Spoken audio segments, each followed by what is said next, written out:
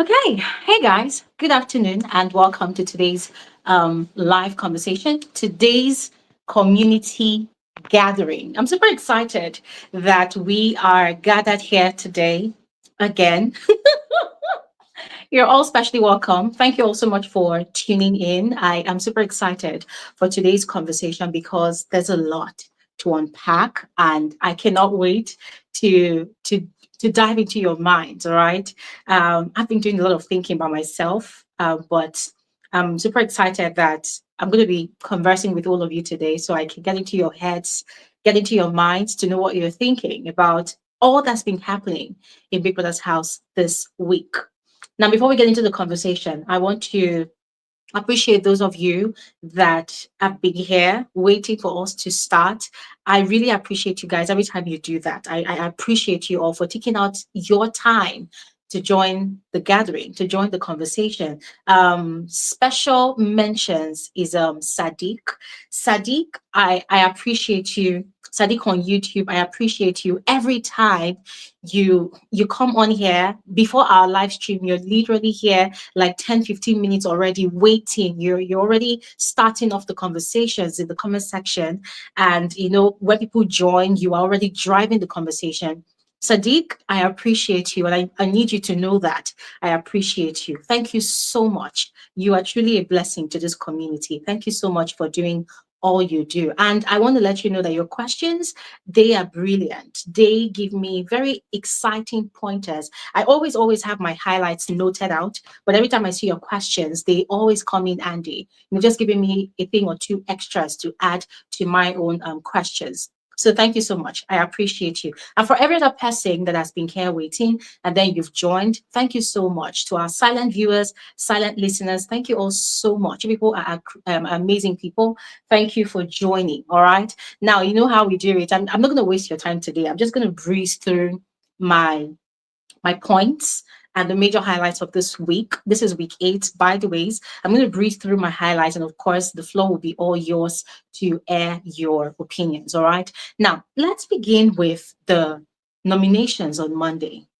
I put out a video reviewing on Monday's nominations. That's the 8th nominations of the season, real or fake, but it still stands as the 8th nominations of the season.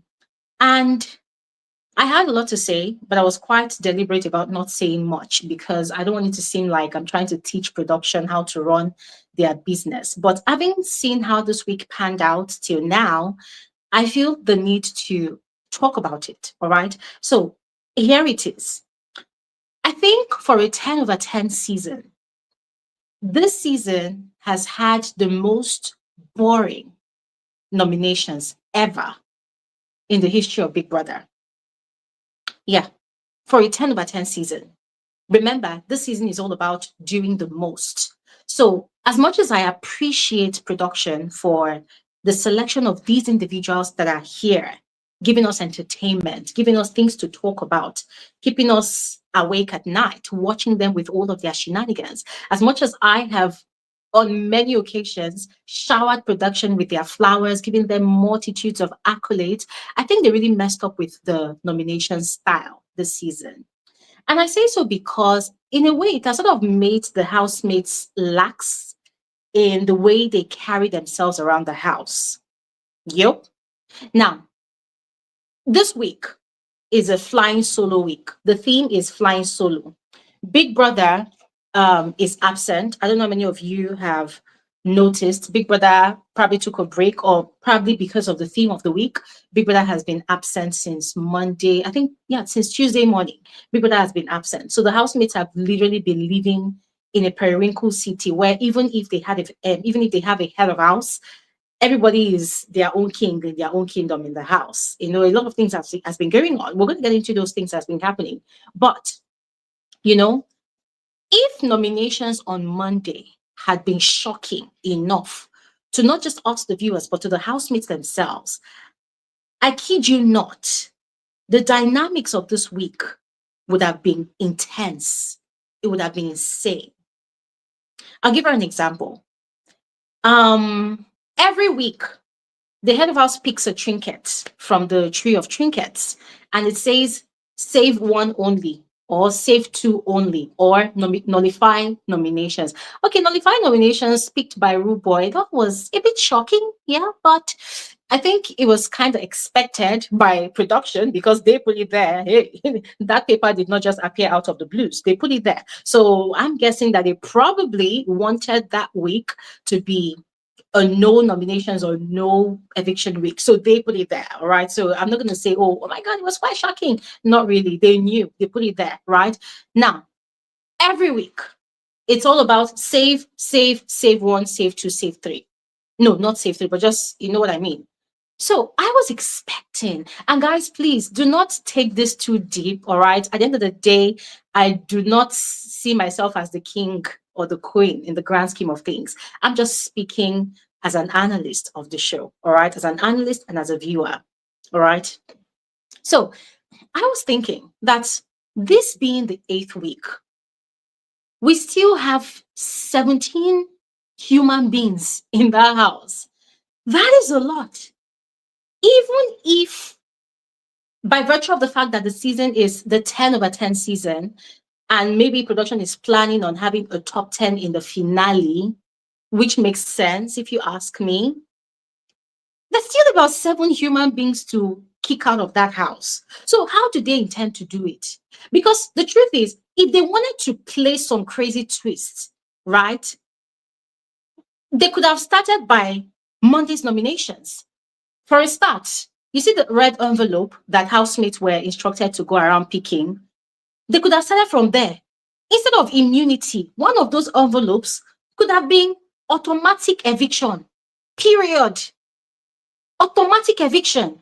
And the way Big Brother could have done it was, of course, they would have known where they kept that particular envelope.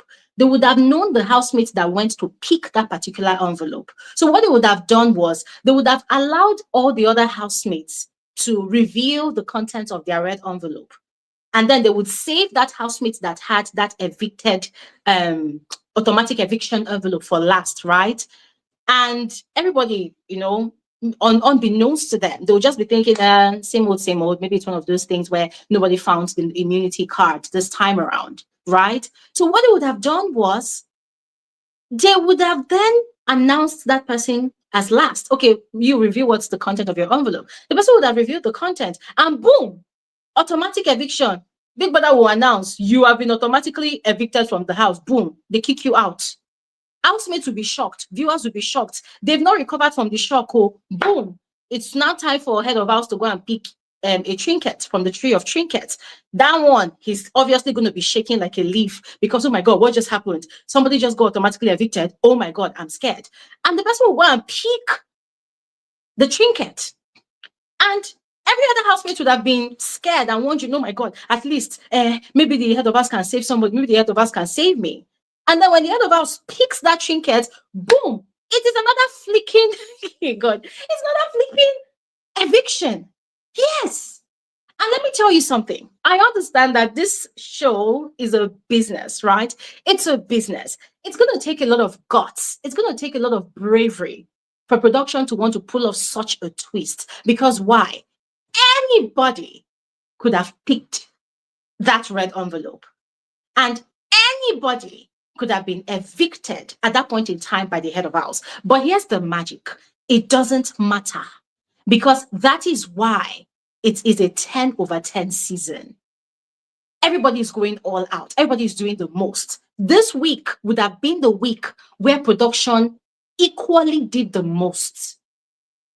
Housemates have been doing the most, right? They've been giving us content. And aside the content, they've been very, very disrespectful to Big Brother's authority. So for whatever it is, they would have probably been thinking that, oh my God, Big Brother is angry with us. This is the day of retribution. Big Brother is getting his own pound of flesh. Put fear in their body a bit and let them understand that, this is serious business. Ebuka has been saying, give us content, give us content. Make it spicy. And let me tell you why such a bold move would have been better for this season. Because anybody can be chopped off. Anybody. Anybody could have been chopped off. If there's one thing I respected from the Big Brother and Zamzi season 5 that happened earlier this year, it's the fact that a similar kind of eviction happened, right? Housemates had voted for the person that they want to kick out of the house. So there was a tie between two people, Ashley Ogo and Nsuku. Ashley Ogo, very, very annoying individual. She's always at loggerheads with certain housemates in the house. Nsuku, very loud. When she's caught up in confrontations, she's going all out to attack, or whatever, whatever. She has a very, very sharp mouth, right? So the head of house was instructed to evict one person immediately. Guess what? The head of house evicted Ashley Ogu. Who was Ashley Ogu in that season? You see how production glorifies shipping, how they glorify couples who give shipping content in the house. Ashley Ogu was the female premium shipper of the season. You know, a lot of the viewers, the South African viewers, they loved the ship that she was in because one, she's colored, you know, in other words, she's white colored. And then the guy that she was shipping in the house, the guy is Black Zulu South African. So it was like a forbidden love type of relationship. So people liked the ship. And of course, she had a massive following, and her fans, who were very, very toxic, they already believed that she was going to win the show. So guess what? When that nomination style happened, it was automatic eviction. Why? Because the head of house was given an instruction to evict one person immediately. So the fact that production knew that the head of house and Ashley Ogo, they were not on good terms. Ashley Ogo had said a lot of nasty, derogatory things about the head of house. The head of house too does not like Ashley Ogo, you know. Now, the head of house was previously at loggerheads with the other girl, but they kind of made peace and they smoked together in the garden. So it was going to be like a 50-50 situation. Who was he going to evict?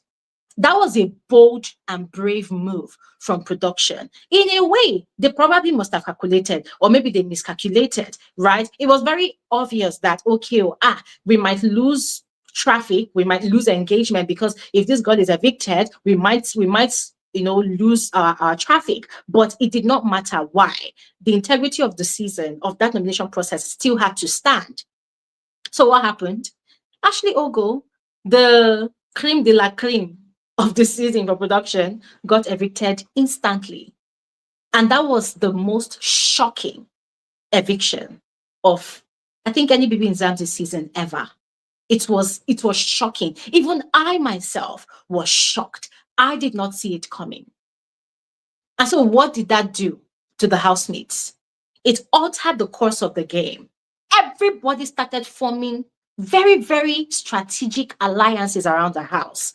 People who never used to talk to each other, they started gravitating towards each other. Why? So that they will be on good terms. Why? Because, well, you never know. Maybe we are quarreling tomorrow, and then it is your turn to be head of us, and then you evict me. Who knows? Strategic alliances, strategic friendships, strategic relationships.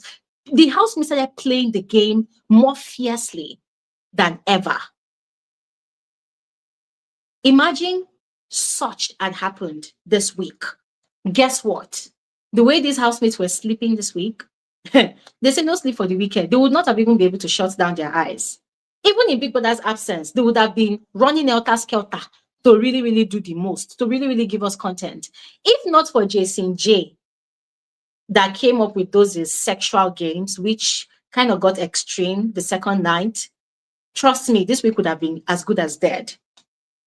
Because Big Brother was not in the house. So everybody was just chilling. It felt like they were on vacation. You know, everybody was just chilling. The house has been just pretty much quiet, you know.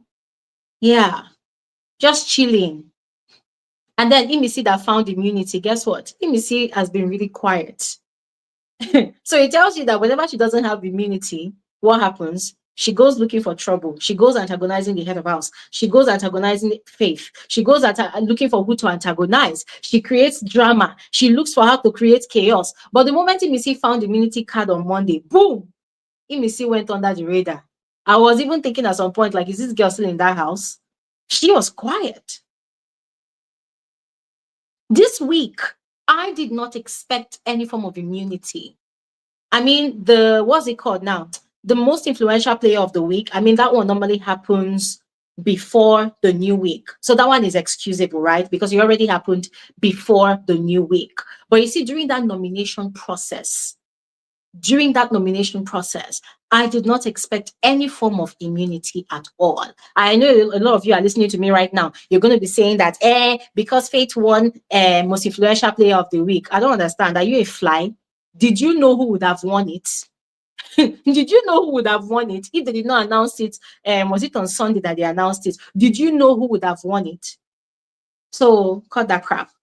But as I said, ladies and gentlemen, I was quite disappointed in how this week's nomination panned out. I felt like it was such a bore. I felt like it was a waste. The fact that we had another save on the tree of trinkets, that was such a joke. And it made me wonder, come, production, are you put tired? Do you need extra help? I'm available to help you. But really, it was such a bore. I expected more, you know, I expected more. And now I'm thinking about it, I'm doing my calculations. 7 housemates, let's assume that 10 housemates will be in week 10. That's in the finals, right? So let's do our calculations. 7 housemates left. How do they want to do it? Obviously, there's not going to be any surprise evictions tonight. So we're going to have to wait till tomorrow during the live eviction show. Ebuka will talk and talk and talk and do recap of the party, recap of the this. And I'm sorry to say, I love Uncle Ebuka so much, but in my frank opinion, I feel like a lot of those recaps are just very unnecessary sometimes. The amount of time that they used to do all of those recaps, they could use it to evict at least even 3 housemates or even 4 if they want to. It's such a waste of time. I'm sorry to say, but it has to be said. It's such a waste of time. And it's going to be very, very disappointing if tomorrow again, but Ebuka comes and do 30 minutes of recap and then 30 minutes, is it 15 minutes of eviction and only 2 people are evicted? I said I will curse production. I go swear for honor because it's going to be really annoying. Tomorrow, we are expecting at least 3 to 4 people to be evicted. And then in week 9, maybe they can do a surprise eviction during the week and then evict maybe 2 people. And then on Sunday, evict another 2 people, however you want to do it. And then in week 10, obviously, they cannot evict 10 people on the day of the finale, except they want to give us a 3-hour show or they want to give us a 2 hours, 30-minute show. Because normally the day of the finale takes at least, I think, about 2 hours sometimes for the show. So when you do your calculations, you begin to question, how are they going to successfully go through the top 10 before they now declare the winner? It's going to be boring, to be very honest. It's going to be boring. So we are expecting surprise evictions. This is a 10/10 season, for crying out loud. We do not expect mediocrity from the eviction process. It gets boring. It's like, okay, now tomorrow is live eviction show. I already know what to expect. I know that, okay, fine. Ebuka might just come and evict only 2 people. If they evict 2 people, honestly, it's just going to show that production has lost touch for the rest of the season. It's like, oh, they've had a good run from day one, and now they are very, very lax, and they feel like, the season is about to end. So whatever happens, whatever. Please, just like this season started with a bang, we would love for it to end with a bang as well. All right. So I'm going to stop talking about the nominations because I would love to hear from all of you. And let me remind you all, this is just my opinion. All right. Don't get offended. This is my opinion. Okay, Big Brother's absence. Well, in a way, I kind of expected it because this is not the first time it's happening. It happened during the lockdown season. And if you all recall, during the lockdown season, when Big Brother was absent, Kidwaya was head of house, and Big Brother told Kidwaya to take care of the house, that he would give him a reward when he returns. And Kidwaya decided to turn the house into a porn house with his girlfriend at the time. Very exciting period we had that time. They were doing the most. Those 2 were doing the most. You think Brett Morgan and Mide are doing the most currently? You never see anything. They were doing the most. I'm telling you. And there were a lot of rules were violated that week. A lot of misnomers happened that week. A lot of nonsense were happening that week. What's his name now? Kidwaya did not necessarily live up to Big Brother's expectations 100%. I think it was in that same week that Kidwaya would sit on the throne of head of house and Erica would come and sit on his thigh, and then they were ruling the house like the king and queen of Zamunda. I say, now, wow, power is indeed sweet, I mean, these people kind of got drunk with power. A lot of things were just happening. And then there was that season, and then there was the last, was it the last season? The all sorry, not all stars. This most recently ended season, the No Lose Guard season, yes. I think one of the highlights of that season too was Big Brother's absence, and then housemates being instructed to pose as their own Big Brother to one another, their impromptu diary session. That was quite exciting. Although I'm going to be frank with all of you, I was kind of disappointed with the diary session that these 10 over 10 housemates had. It felt like a lot of people were playing safe. It felt like a lot of people were threading carefully, and I was kind of hoping and expecting that with the instructions that came, and especially with the questions, I was kind of hoping that the questions would have been more direct. I was hoping that the questions would have been more throat throat cutting, that kind of question like, who do you think is being fake in the house? I wasn't expecting fake friendship kind of question, because some of the questions are like, oh, do you think any friendship or relationship will be fake? No, I was expecting questions like, which housemate do you think is being fake? That kind of direct question. And then questions like, oh, the person you recently had an issue with, do you think if you had the opportunity, you will have a clash with that person again? The questions like that will trigger these housemates during the diary session, so that when they are talking, people are getting angry. Boom, after diary session, you see people, they are entering the house and everybody is quarreling. In Big Brother's absence, what do we expect? We do not expect peace. We do not expect kumbaya. We expect chaos. We expect violence, so that when Big Brother comes back and he hosts his diary session with these housemates the next week, Tuesday, Wednesday, these housemates are going to come bearing a lot of complaints. And Big Brother, when you were not around, let me report this thing that happened. Let me tell you what this person did. Let me tell you what that person did. But instead, I don't understand. What was the agenda for production this week? It was really boring. The questions were boring. What kind of question was, if you had the opportunity to switch wardrobe with somebody, who would it be? What the fuck? What? Who sets those questions? Come here, report to headquarters. Who sets those flipping questions? Come on. What is, if you had the opportunity to switch wardrobes with, so I don't understand. Did we come to the house to come and exchange wardrobe? What the fuck? If you had to switch wardrobe with somebody, which person's wardrobe will you switch? I don't understand. Are we all walking naked in the house, like we don't have clothes to wear? It was such a mediocre kind of question. And it seemed like whoever asked that question was lost for ideas. You don't know what to ask. What kind of question is that? And then what was the other question that I saw? What was the other question? No, guys, I'm sorry, but the questions were kind of a disappointment. I was expecting a lot more, questions that would trigger the housemates to talk. And it was only a few housemates that were brave and bold enough to speak their minds during their diary sessions. We had Imisi that boldly, outrightly told Mide that she thinks Mide and Thelma's friendship will not last, or they secretly do not like each other.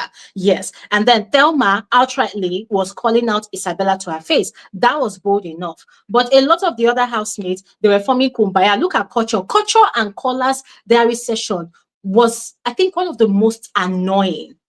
Culture, of course, we know that Culture has a culture. No pun intended. Okay, let's say pun intended, of course. Culture, he has a culture of overhyping his fellow housemates, of over singing their praises. The guy literally acts like a sycophant. He acts like a fan, especially when he likes a particular housemate. You see him every time, my guy, hey. He's always hyping housemates. And if there's one housemate that Culture hypes a lot, it is Kola. He's reminding me of a particular housemate during the No Lose Guard season that was so, was literally kissing the ass of certain housemates that, oh, when they go out, oh, they're going to give me connection. They're going to give me connection. They can't reach outside the connection. They no see. So when Culture had his diary session with Kola, it was so annoying.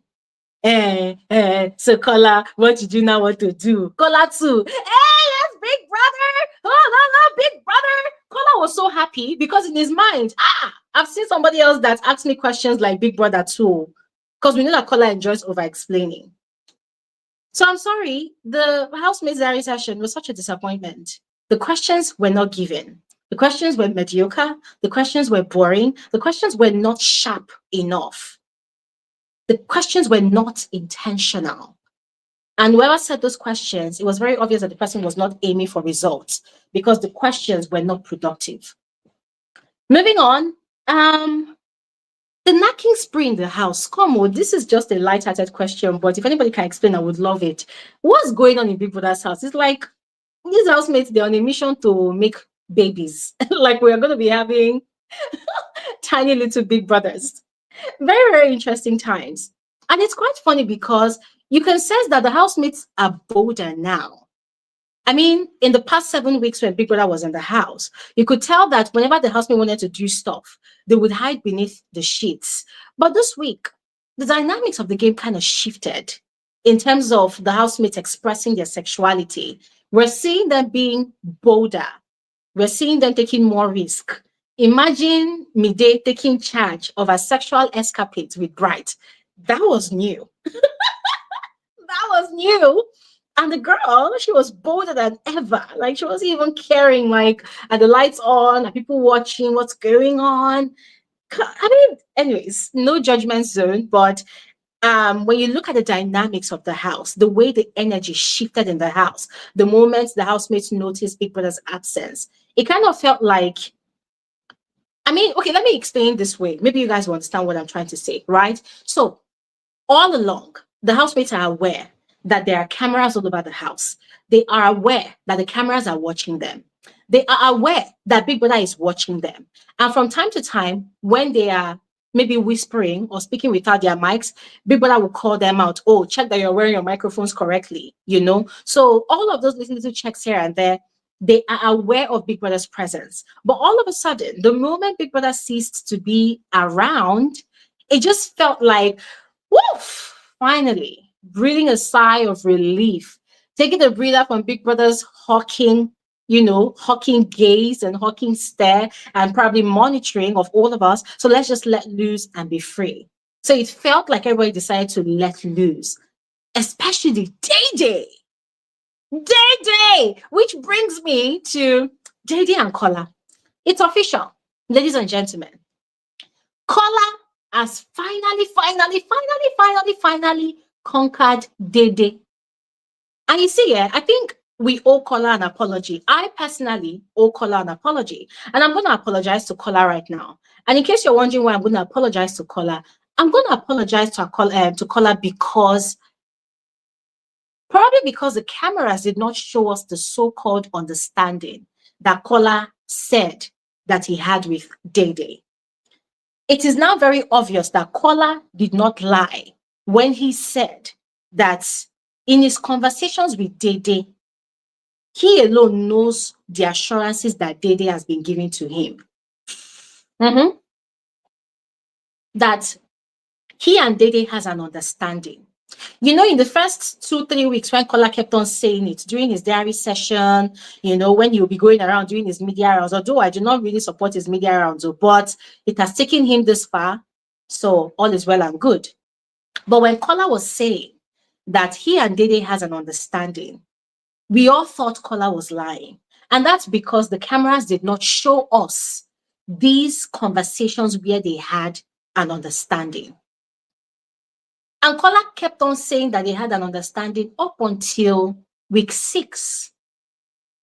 And we still did not really believe KOLA. Because Dday will go into the diary room and she'll go and tell Big Brother, hey, Big Brother, I did not promise anybody anything. Oh, I did not promise anybody. Oh, we'll come and sit down here. We'll come and say, oh, yes, go, Dday. Defend yourself. Defend your honor. The woman with standard. The woman with boundaries. Yimu. The woman with boundaries, call. The woman with standard, call. Because now, looking at the events playing out in the house, I am shocked. I am shocked, ladies and gentlemen. I am shocked.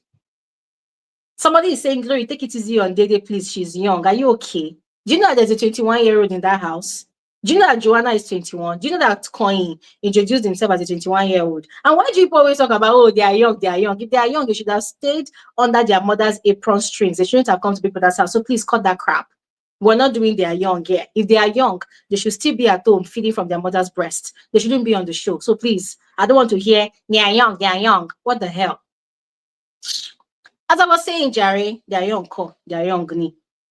As I was saying, so my sincere apologies to Kola Omotosho because Kola chopped dragging from my hand.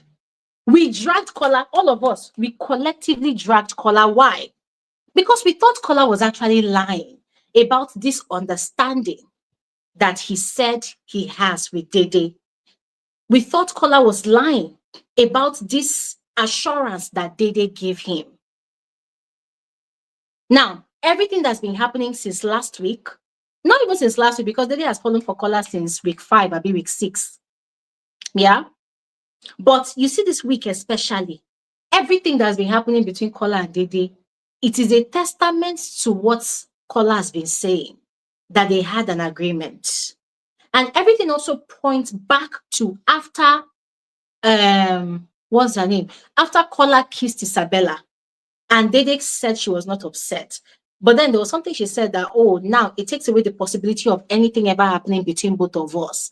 Now that solidifies Kola's claim that Dday had probably assured him of something happening between them. Because my brothers and sisters, a lot has been happening between those two people. We saw both of them kiss this week, but I tell you for free that that is not the first time they are kissing. And you see on Saturday night after the party, Sunday morning, when they both did things, when they carried duvet to create a tent over themselves to shield themselves from the piercing eyes of the cameras. I tell you for free that a lot of things happened because both of them literally entered into each other's body. And I don't know why the cameras did not show us the conversation between Kola and Bright Morgan, because Bright Morgan had asked Kola about it. Was it on Sunday morning? He had asked Kola about it. That did something happen? We were hearing sound. We were hearing movement. What happened? And Kola was like, don't worry, I'll tell you. They said, oh, was it like last time? Kola said, a lot, even more than that. I say, last time you people kissed and you acted like it was just peck. So now, what could have happened? And the funny thing is, it seems like Dday does not know, or there's a possibility that she knows, but it seems like she does not know that the cameras have been capturing all these things, because you see all these things that have been happening, most of them happen around 2 a.m. in the morning, 3 a.m. in the morning. So they probably think, or she probably thinks, that all the viewers are asleep at that time. She doesn't know that there are people like us that we don't sleep. We are watching. Our eyes does not shut down. And so the one that happened some days ago, when she and Kola were busy chopping each other's mouth and tongue, and she saw the cameras do chakam, she was like, fuck, damn it. Shebido's new name now is damn it. So they've been doing things. And that is the reason, this past few weeks when Dday comes into the diary room for a diary session, she does not give a long episode about how horrible her day was or how traumatic her week was, because there's no lie to tell anymore. There's no story to tell. Before, it used to be, big brother, I did not promise anybody anything. I told these people that I have a relationship outside and I'm not going to jeopardize my relationship for anything. Nemo, relationship. We don't know if the relationship has been jeopardized though, but we know that the mouth, has been kissed several times. And listen, there's nothing wrong about it. Don't get me wrong. I don't want any of you to think that we are slut shaming any of the housemates or judging them for expressing their sexuality or going by their urges.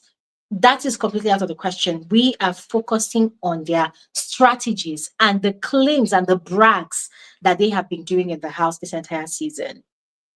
So if you all were here last week, Saturday, when I analyzed Coin's game with Isabella, where I said that Coin's fans, they have no reason to say that Coin has conquered Isabella, because Isabella was never the prize to be conquered in the first place. The person that was the prize to be conquered for Coin was Dday.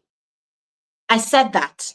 And I gave an example of how it would have made more sense for Coin to be properly praised as the king of the season if he had conquered Dday. So, ladies and gentlemen, we have a new king of the season in terms of the ships and triangles in the house. And that person is Kola Omotosho. No caps. Give him his accolades. The guy tried.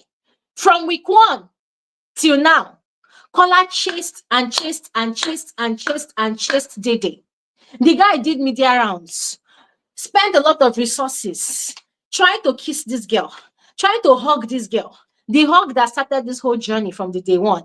This guy now, Kola has gotten multiple hugs in different positions, in different styles. He has hugged Dday in bed. He has hugged Dday in the arena. He has hugged Dday in the house. He has hugged Dday in different corners of Big Brother's house. That hug, Kola don't chop hug tire.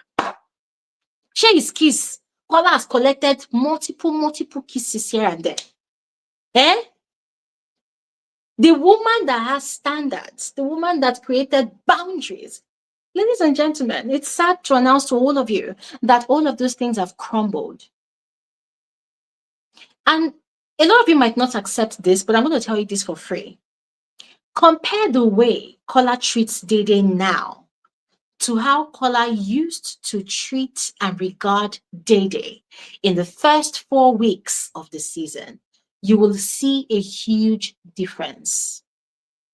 Kola treats Imisi way better than the way he treats Dday. Kola would go all out to defend Imisi because, of course, that is part of his game. He'll go all out to defend Imisi, but when it comes to Dday, Kola would crucify Dday to no ends. The ball has switched. The ball is no longer in Dayday's court. If Kola decides now that, okay, I've conquered this girl, I've kissed her, I've hugged her, I've cuddled with her in bed, I've done everything I want to do. So all the brag that she has been bragging, I've done everything I want to do. I don't want to talk to Dday anymore. Ladies and gentlemen, nobody's going to crucify Kola for it. You know why? Because Dday brought it upon herself. Yes, the boundaries have been destroyed. The standard has been destroyed. There's no standard anymore. I see a lot of Dayday's fans saying that, oh, but she tried. She's the only housemate that a guy chased till week 7. I say, people lie to yourselves. Kola had started conquering Dday gradually from week 5. You see that week that Dday put her head on Kola's thighs. That was the first conquering. You see that week that Dday allowed Kola to even come close, hold her waist. That was another conquering. See, and I don't know anything. Anyways, Kola's new title now is Kola the Conqueror. Yes, give the man his flowers. He tried. He played the solid game. He chased and chased and chased, was called a lot of names until he got what he wanted. Kola conquered. And that's it. And yes, Eskuku said sea finish will begin. My sister, the sea finish already started since. So the sea finish already started since. It started since. It did not just start. It started since. The sea finish, it started since. I'm going to leave it at that because I would love to hear from all of you. I know I'm wasting time, but I'm going to try to be quick with the rest of my highlights now. Okay, so this one is about Faith vindicating himself to the housemate. That conversation happened on Sunday last week. Yeah, it happened on Sunday. And it was such an interesting time out, you know, because Faith took out time to explain himself to the whole house. And it became very glaring that all the housemates were just collectively hating on this young man. A lot of them did not know, like a lot of them were not, hey God, English, how do I put it now? A lot of them were never really aware of most of the things that caused all of the issues that Faith was having with different housemates. So for them, whether by virtue of the fact that they saw him as a threat or whatever reason that they have, the moment they see anybody antagonizing Faith, the moment they see anybody having issues with Faith, they just join the bandwagon. They inherit that beef and they go all out to join that person to attack Faith. So that is what has been happening this entire season. And so on Sunday, they had that conversation. And all thanks to Yolanda for standing by Faith and defending Faith, they started understanding him, especially Jason J. That one for no reason whatsoever, just decided that he hates Faith. And if Faith wins the show, make him bend. That was what he said with his own mouth. So now he has come to realize that he was just unjustifiably hating on this young man. Even Bright Morgan, too, admitted the same thing. So it was quite refreshing to see. I thought I should chip that in. And Thelma, oh, ladies and gentlemen, Thelma, madam, it can never be me. Madam, as a mother, as a woman that has a child, you should not be coming on live TV to come and be kissing anybody. You should not be coming on live TV to come and disgrace yourself. Look at you. I am above this. Who am I? Like, why should I be dragging nonsense with you? Thelma is always in a bragging spree. How much is egg? Egg is only 400 naira. Why should I come and be dragging egg with you? Da, da, da, da. I cannot kiss anybody in Big Brother's house. Da, da, da, da, da, da, da, da. Ladies and gentlemen, Olympus fell last night. Olympus fell last night, though. Kola was receiving tender, loving care from K-Bobo last night. She was kissing. They were kissing her. She was kissing back. They were rubbing her back. She put her hand under duvet. She was rubbing back. And I was looking at Thelma. I said, Chai, my sister, in this life, if you know say your body no be firewood, don't go about bragging that it can never be you, because it will so be you. It will so be you. You will see yourself with shame and disgrace like this, bagam, live on 4K TV. You will not even be able to explain yourself. This morning, Dday was telling her, she was like, she was laughing like all these witches and wizards from all these Yoruba movies. I said, see your teeth. Now you are laughing. Now you are shining teeth. But the way Thelma has slut-shamed Isabella this season, you would think Isabella snatched Thelma's baby daddy from her. You would think that Isabella was the reason Thelma is no longer with her baby daddy. You would think there was something that Isabella did to Thelma. Because tell me why Thelma would decide to make herself Isabella's body counter. She's the one counting how many people Isabella has kissed in the house. She's the one monitoring if Isabella and Kai Kumi had sex in the house or not. She's the one always reminding Isabella, as a mother, you should not be doing this on live TV. Apparently, Thelma and Ortega, they actually kissed the night before Ortega got evicted the next day. It was a housemate that saw both of them under the staircase. Actually, I'm thinking if it's Coin, because that person was explaining what he saw that day. I'm thinking if it's either Coin or Faith. One of those two people saw it live and direct. And they were explaining it. So for me, it's Thelma's hypocrisy. It's Thelma's hypocrisy. Oh, Isabella is not our only victim. There's also Zita. Always having something to say about the people that are kissing or people that are having shifts in the house. If Thelma was married with kids and she had her husband intact, like she has a full-fledged family, I can even say that, okay, at least she has a complete home. So, but, sister, the same way Isabella is a single mother, that is the same way you're also a single mother. The only difference is that Isabella's own happened quite early in her life. So you can say that she was very naive. Maybe she follow boy, and then she did not use protection. She can't go get belle, and then she gave birth to a child. Instead of doing abortion, she or probably her family decided that, no, you're not going to abort the baby. You will have the baby. So now, to the glory of the Lord, the baby is 14 years old. But you, Thelma, my sister, my holier than thou sister, your own happened when you are an adult. Because the you that were watching on TV, you have sense. So your own happened now that you're an adult. So we can say that you are a full-blown adult. Your brain is working and very, very functional. You can decide that when you want to engage in sexual intercourse with a man, you can use protection. So in your case, if we want to judge you harshly the way you have been judging Isabella, we can say that no, the fact that you did not use protection, you too, you are loose. Because a reasonable person that wants to do what they want to do, you will use protection. But you do not. See, guys, let me not even talk too much. It will not look as if I'm coming for Thelma. But watching Thelma in HD quality on channel 198 last night, kissing and smooching with K-Bobo, I say, ah, ah, ah. Never, ever, ever in my entire adult years did I think that I will see someone with that level of hypocrisy fall so flat on their face. Fall so flat.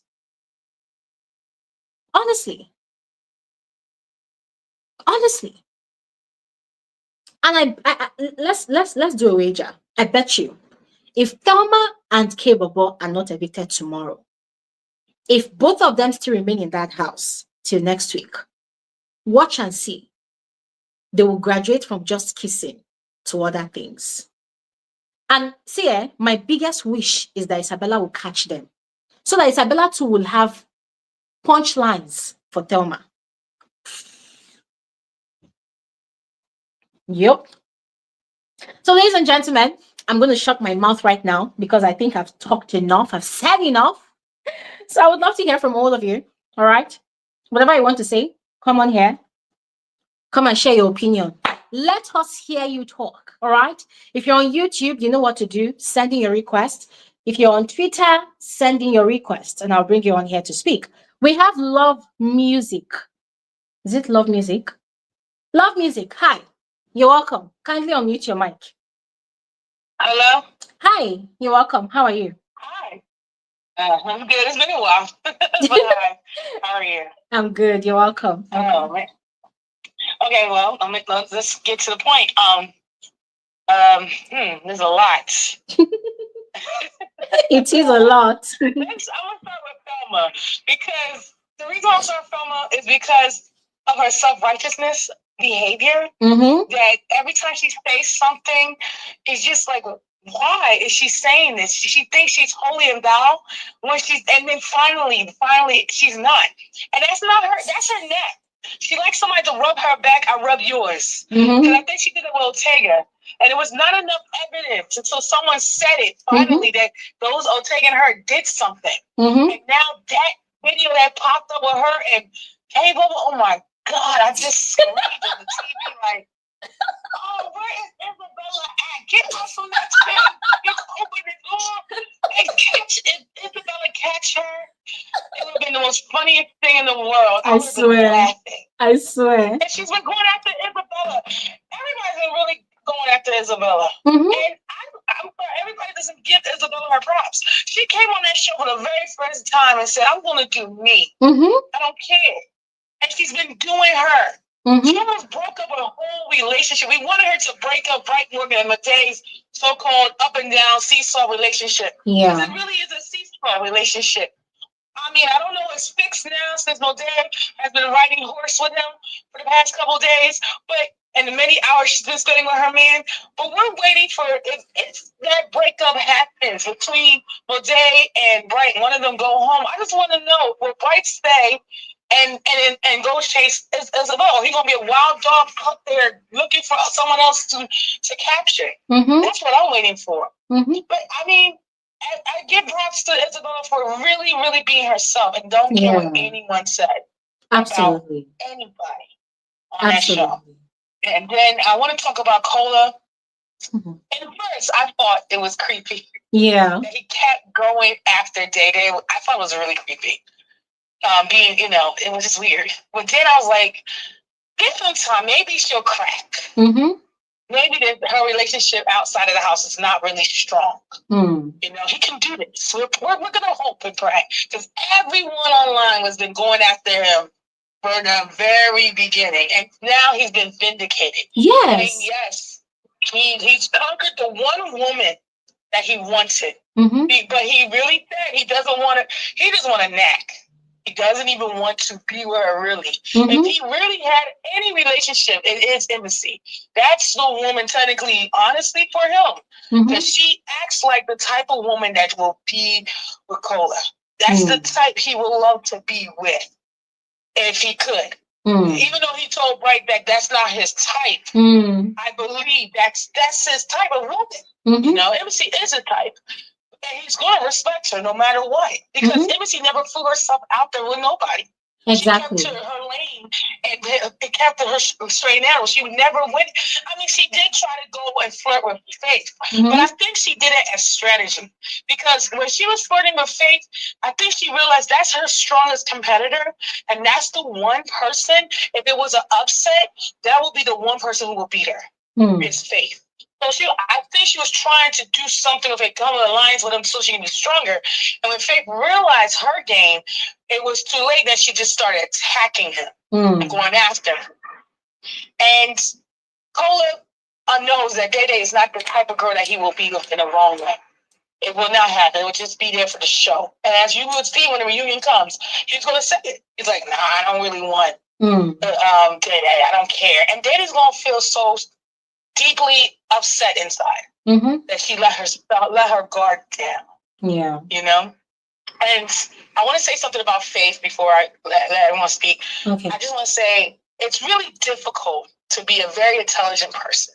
He has a Napoleon complex, which a lot of short people have, which makes them great.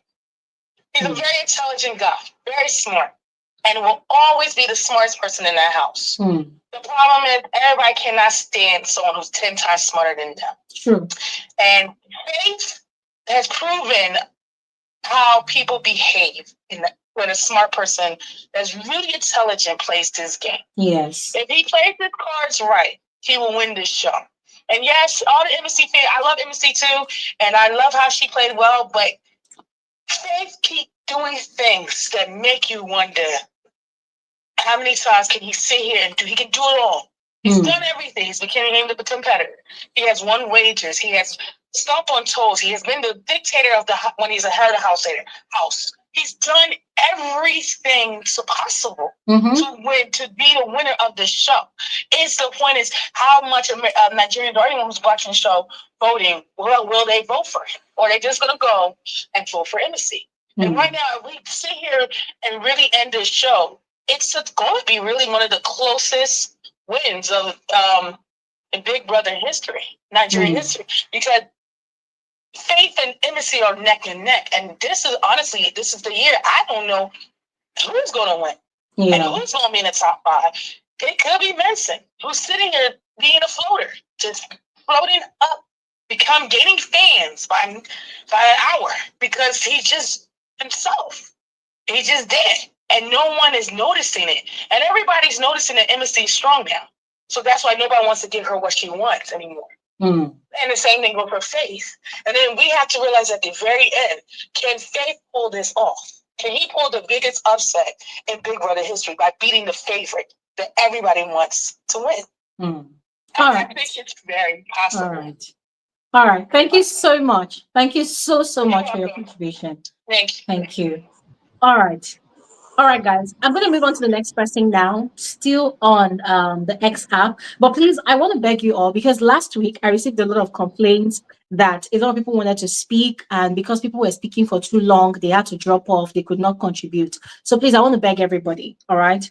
I'm giving everybody 10 minutes each. So please, wrap up your point in 10 minutes. I'm begging everybody, please. There are a lot of people that wants to speak. If you go beyond 10 minutes, I'm just going to impromptu remove you. Please don't be offended, but I'm just begging because I really need as many people as possible to contribute to the conversation, all right? So that everybody will be happy at the end of the day, please, all right? Okay, let's speak with Sparkle on X. Sparkle, you're welcome. Hi, Gloria. Hi. Thank you for having me. You're welcome. Yeah. First off, I want to commend you for doing a great job always hosting these spaces and coordinating them so well. Thank you. Where everyone has the opportunity to just air their minds and speak their opinions respectfully. Thank you. Having said that, I'd like to commend all the players as well. I think that Biggie did a great job at his selection this year. We can all attest to that.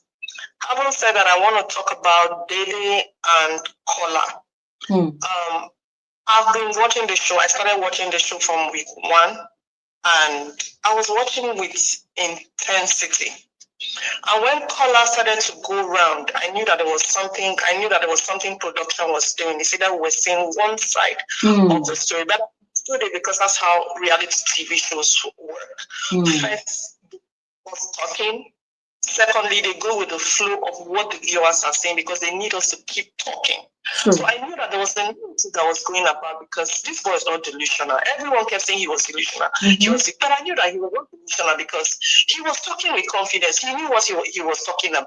But I think production too was showing us just one side of that story. Exactly.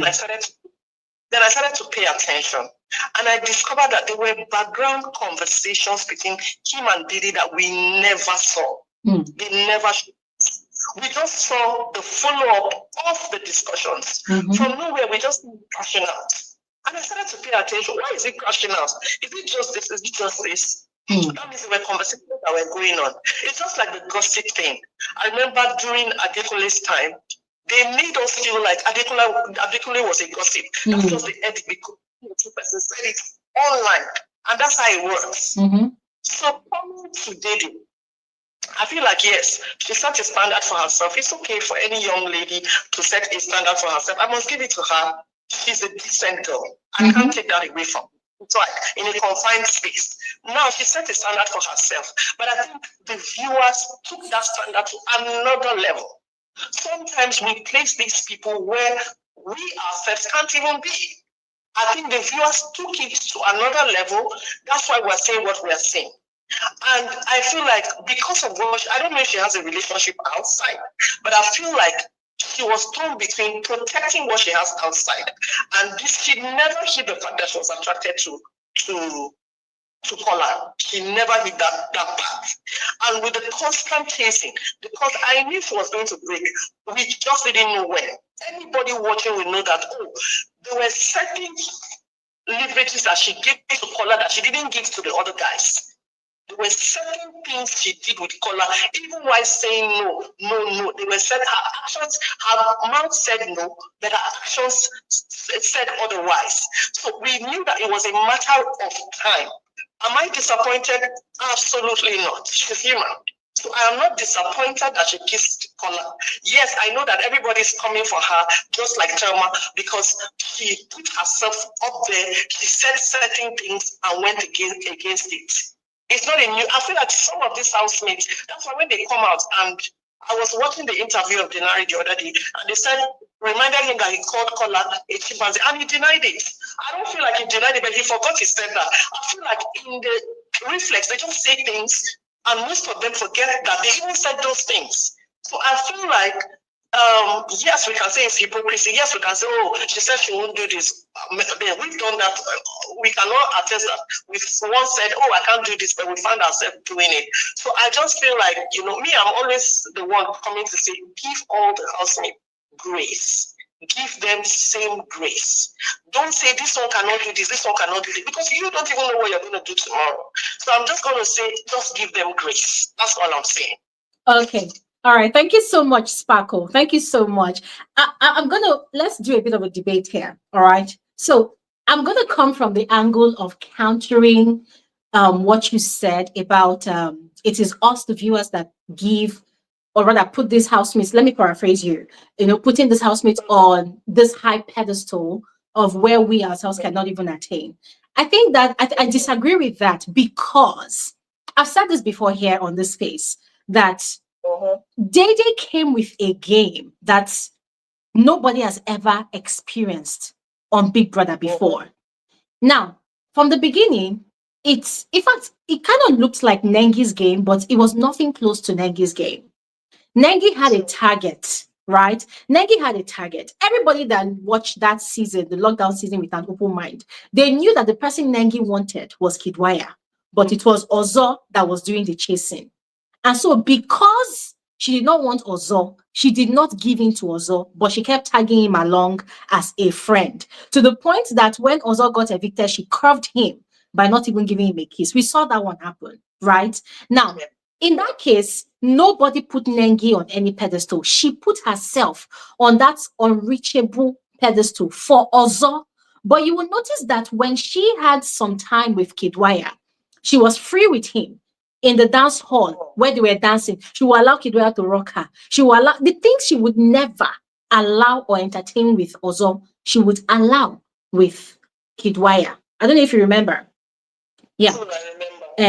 Now with Dday, Dday came with a game. I don't know. Okay, at this point now, I'm now confused as to if I should call it a game or if that is how she is. But she sort of buttressed her stance and her game via her confessions during her diary session, where she was talking about boundaries, where she was talking about what she would allow and what she would not allow. And Big Brother was even giving her accolades for standing her ground. And you remember his statement Big Brother made that maybe this is the time for Kola to learn about boundaries. I don't know if you remember. Yeah. So Dede was the one that put herself on that high pedestal. And remember, yeah, aside friends, family members, lovers, maybe colleagues at work of these housemates who know them to some extent, the rest of us, the viewers, we don't know jack about these housemates. So the perception we have about them is what, one, they portray on TV, and two, what production shows us. It is from those two views that we are now able to form a perception about them. So I don't agree that viewers put some of these housemates on a pedestal. No. I mean, look at, for instance, now someone like Thelma. She's always bragging about how she's a rich girl. She's a big girl. Egg is cheap for her. She cannot fight over food. She cannot fight over eggs. But exactly. So so I think it's weird. It's how these housemates portray themselves to us. That is what we take, and that is what people run with. And then also, like you said about Kola, what production chooses to show you, the conversation they choose to show you, that is where you draw your own perceptions from. I don't know if you get what I mean. Yes, I agree with you on that part. I agree with you. I just quickly want to say something I forgot to say about Imisi and Kola, because someone came here and said Imisi is the person that Kola needs, and I don't think there's a romantic likeness there. It's just like when you have that special friend, sometimes it's okay to show jealousy, sometimes it's okay to show no one to share because of how special that person is to you. Yes. I don't think Imisi sees Kola in a romantic way either. I feel like the person that Imisi truly did like, but when she moved on, was capable. I don't think Imisi actually adores Kola as have that brotherly love, that agape love that was between those two. They actually both cherish each other. Sometimes Kola may not be able to handle certain things the way that he should. You expect him to handle, but you cannot take away the fact that they genuinely do care about each other. They genuinely do look out for each other. Our Kola will show you that he will pick Imisi anytime when the opportunity is giving itself. I don't think it's a romantic thing. I just feel like it's a mutual love for one another, having each other's back. You will see in the diary room, he will tell you that if he's given an opportunity, he will even pick her before Dday. The person that he's kissing and all of that is going to pick. And I think Dday knows. Dday knows that. Okay. Everybody knows. That's why you see, even Isabella, everybody knows their place when it comes to Kola and Imisi. So I don't think it's a romantic, it's like it's a mutual agape love. Okay. All right. I mean, to some extent I agree, to some extent I don't, but we will see after the show. All right. Thank you so much. Thank you. Thank you, Brian. All right. Thank you. All right. We're going to speak with the third person, the last person on X before we move on to YouTube. Soprano, are you there? Please unmute so we can hear you. Soprano on X. Hi, good afternoon. Good afternoon. You're welcome. How are you? Yeah, I'm fine. I decided to try the X app today. Okay. Because I know I speak on YouTube most of the time. Okay. How are you doing? I'm good. What's your name on YouTube? SM. SM. Oh. I remember. You're welcome. Yes. Thank you very much. When I saw that Thelma's kiss yesterday, I was shocked too. Because I was looking, I saw how the housemates were moving yesterday, and I knew that things were going to happen. When I saw Mide, I think Mide and Bright even did something. That one, I'm tired. Something happened. Something happened that yesterday. There was hand movement. Yes. Yesterday. Yes. I didn't know what happened with Dday and KOLA. I don't know if there was, maybe there were, it was cuddles, but you see that Mide and Bright, I saw it, and me, I don't even tire for the two of them. Me, I'm tired. And then I saw how I saw how Isabella and Coin was doing. When I saw Isabella stroking his face, I knew that something was about to go down. Sure. And I don't know what Mensan went there to do. Mensan just went and spoiled the whole show. That I was so upset with Mensan. Very, very upset. And I knew that Rude Boy knew that something was going on. So immediately, Mensan came to the room. Rude Boy just woke up. I knew that Rude Boy was this sleeping. I'm sure their mornings were disturbing him. Then I then saw Thelma. Immediately I saw Thelma, I just shouted, Jesus, Thelma, the better kiss to.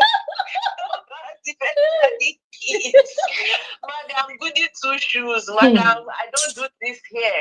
I don't do, and I'm sure she must have noticed that, because this afternoon I realized that she was talking, she was saying Rude Boy was saying this, they were talking about. I think I might be very wrong now. I think that maybe she has noticed that something is wrong, like there's a shift, like she doesn't have that much aura that she used to have then. I feel that way. I might not be very sure, like I said earlier, but the aura around her sort of shifted. Feels like she has guilty conscience. You understand? So if they even as much as talk, she feels like they are talking about that. I'm not going to say that they were not talking about her. Yes, they might be talking about her, but I feel like she has guilty conscience for what happened yesterday, right? I don't know if anybody has noticed in Missy. Since she got that immunity, she has not been dramatic. I said it earlier now. Madam has just been quiet. So she knows exactly what she's doing. And I don't know if you caught when she was talking to Koya, Isabella, and Rude Boy, that she said that she graduated with distinction from Yabatek. So that girl is brilliant. She's brilliant. She knows what she's doing. I don't like her game, right? I think I said it the last time I spoke on your channel. I don't like her game, but she's doing a fantastic job. I won't be surprised if she's among she's between the people that will switch off the lights on the last day. I won't be surprised, because she played a really, really good game. She's one of the 10 over 10 housemates. She was the one that gave her, I think the only thing she didn't do, if Faith had given her the opportunity, was to have sex or kiss or something. But she did every other thing.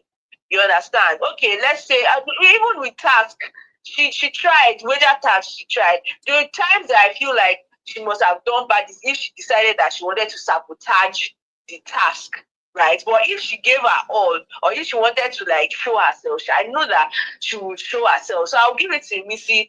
For KOLA and Dede's dynamics, really, I feel, and this is my opinion, I can be very wrong. Anybody can come up and counter what I said, but I feel like Dede is giving off the air of pretty privilege, right? I think that she's not really giving her best. Like the wager yesterday really upsets me. And she does have noticed it. The last wager too, when the whole balloon pop thing, those sprinkler thing, I don't know what the name is. When they didn't come out, I saw her reaction. She's very nonchalant. She doesn't give her all. I saw the quarrel she had with Coin, and I knew that was going to happen. I did see that quarrel like manifest in full, this in the whole clip. But when I saw clips of it, I knew that it was going to happen, because before then, Coin was really like trying to get her to, memorize or like learn this thing about the wager, and she was being nonchalant about it. The guy would tell her, "Madam, you are sleeping. I'm explaining something to you. You are sleeping." You could tell that the guy was frustrated, but the guy wasn't even faced. You understand? So when I saw that wager presentation, I was so disappointed, and I just concluded that this girl is just pretty privileged, and maybe you just like the fact that a guy is coming to chase after you, not even knowing what the guy is even busy saying outside or behind your back. You understand? So I didn't like KOLA at first, but I feel like he's very persistent. He knows his game. He knows that this girl he's going to conquer. I know with the with the help of Bright one or two places, Kola also, did his own, right? In making sure that he conquered her, like you said, like the word conquer. I just laughed when you said it. You understand? Kola really tried. Yeah. Who else? Isabella. Okay, then Rude Boy needs to calm down. He needs to calm down at this point. Like, I don't know. It's okay for a lady to say she's not doing. Do you understand? It shouldn't be a problem for you to start doing Midara. I think his own Midara is even viler than Kola's own. Do you understand? Yeah. It's too much. I'm like, what is it? You're a man, for God's sake. You don't have to be whining and nagging about the whole thing. She said she's not doing. You understand? You already know that it was Ortega that she liked. You were angry about it. Move on. There are many other girls there. She doesn't have to like you. If you like her, it doesn't mean that she will like you back. Like, move on. There are many other girls you can meet. And you've been playing solo games for a while. Move on. You understand? I think those are the things that I need to say. All right. Rude Boy really disappointed me these few days. Like, calm down. I'm going to comment quickly. I'm going to comment quickly on the Rude Boy part. Thelma already said it, that Rude Boy came with a strategy to play what she called the Laycon and Erica's script. In this case, Rude Boy wants to be the Laycon, the guy that is undesirable, chasing after the girl that is desirable in the house, right? So I listened to that conversation where Rude Boy was telling Thelma that he was part of Laycon's, what's it called now? His PRO team, Yes. Yeah. So when all those things were happening between Laycon and Erica in the house, they were leveraging on all of those events to create the narrative of Erica rejected Laycon. Erica rejected Laycon. So they were busy twisting the whole thing. They were using it to their advantage. Now, Thelma is a very smart woman, aside her hypocrisy. She's very smart. She has watched this show for years with her mom before her mom passed. And that's why she, it saddens her that her mom is not alive to see her playing the game inside the house. So she's very smart. Yeah. And she said in that conversation, she was able to clock that, oh, this is what this guy did. Because according to her, the guys came into the house on Sunday, and almost immediately afterwards, Rude Boy came to her and was telling her, I love you. I like you.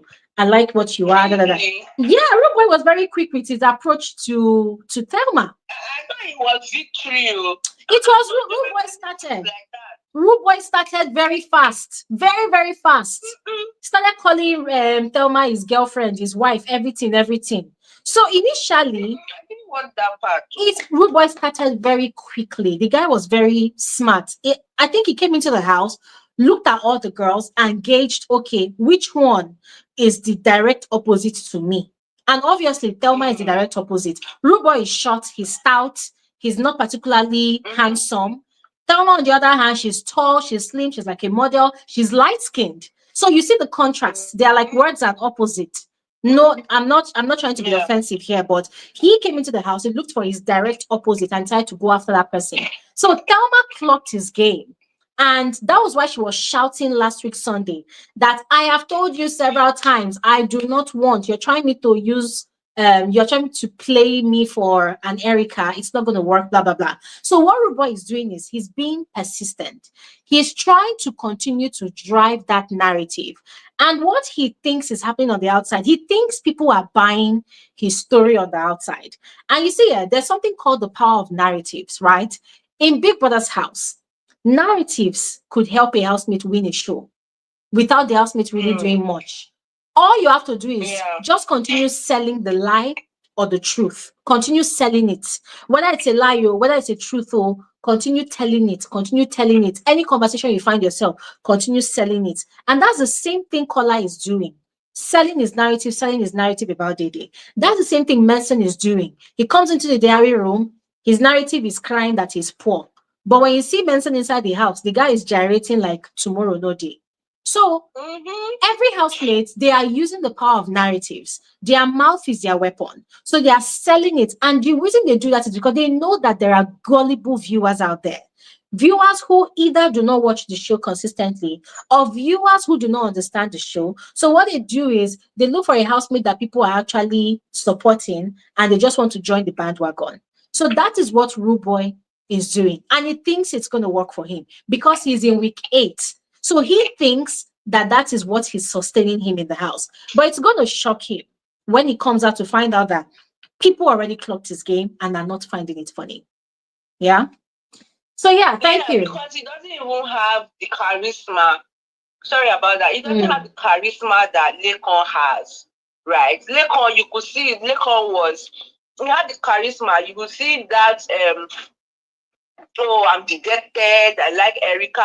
The way he talks to you, see that oh, he was composed. You understand? He was also talented as an artist in task 2. Then I think if I could remember, Lekon was also pulling his weight during tasks. You understand? But yes. Boy, he's just all over the place.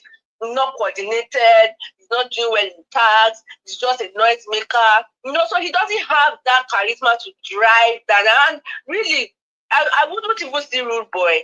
I won't blame Thelma. I won't see Rude Boy and say, oh, I want to have something with him because it's not really like that. I beg no verse, no, not talk that one. Sorry, let's not say that, please. Let's just restrict our opinion to the boundaries of the show, right? But really, thank you so much. Okay, thank you so much. Don't drag me. Thank you very much. Thank you so much. Yeah, have a good day. You too. Good work. Thank you. Thank you very much. Thank you very much. Please, I'm not saying that Rude Boy is ugly. He's not ugly. But when you look at these housemates, you will see that a lot of them are stark opposites, right? For instance, if you see a Mide in a ship with Rude Boy, just know that a lot of people are going to consider it a forbidden love. They're going to consider it a forbidden ship. Why? Because such a union does not fit societal standards for the aesthetics of a ship in Big Brother's house.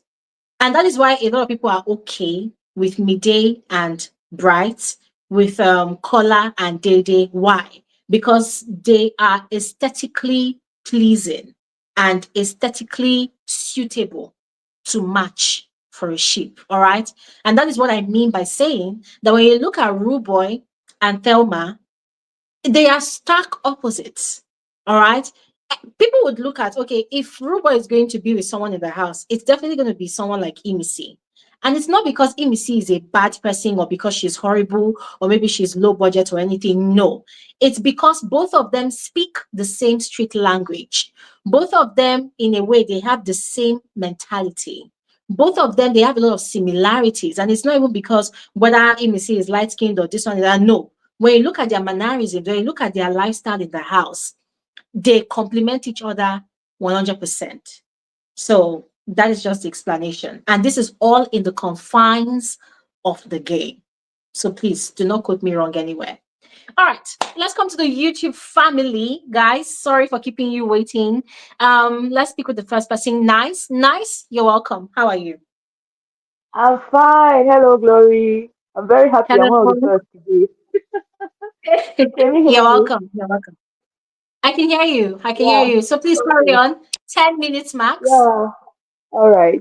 So I want to start with Thelma and Dday because when this week when we saw Dday and Kola's kiss and then seeing Thelma and K-Bobo's kiss, there's just one song in my mind. The walls of Jericho fell down flat. So I know I've been seeing their fans, like especially Dede fans saying, she's playing a game, she's just a housemate, she's a small girl, whatever. But come on, I won't look anything about these two girls. It's just that they said mean things about other girls in the house, other girls that were like Isabella. We heard Dede saying a lot, like when she was having this conversation with Jason J, I think, and then she was telling him that he got the easy girl.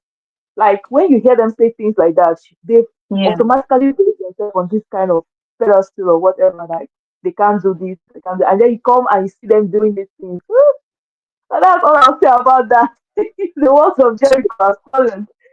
Then Kola is a real gamer. Kola is a real gamer. I think one of the speakers said something about Kola does not treat Dede the same way he used to treat her before. Like the respect he gives her. And that's true. Like, for example, today when we were sharing this Dano breakfast, someone asked Kola, what about Dede's plate? And Kola was like, excuse you, you they craze or whatever. I was like, so Kola is saying something like this now. I'm sure if it was like 3 weeks back, he'll be like, it's true. Dede, are you going to take breakfast or something like that? Yeah. Yeah. Yeah. So he has really played his game out, and I'm happy for him. It's working for him. Inside the house anyway. It's working for him. Maybe Mm. outside as well. Yeah. Then I want to also talk about production again. I said this in last week. Like they did well picking this housemate, but it's like their creativity team or their creative team is like, I don't know, they don't have many good ideas.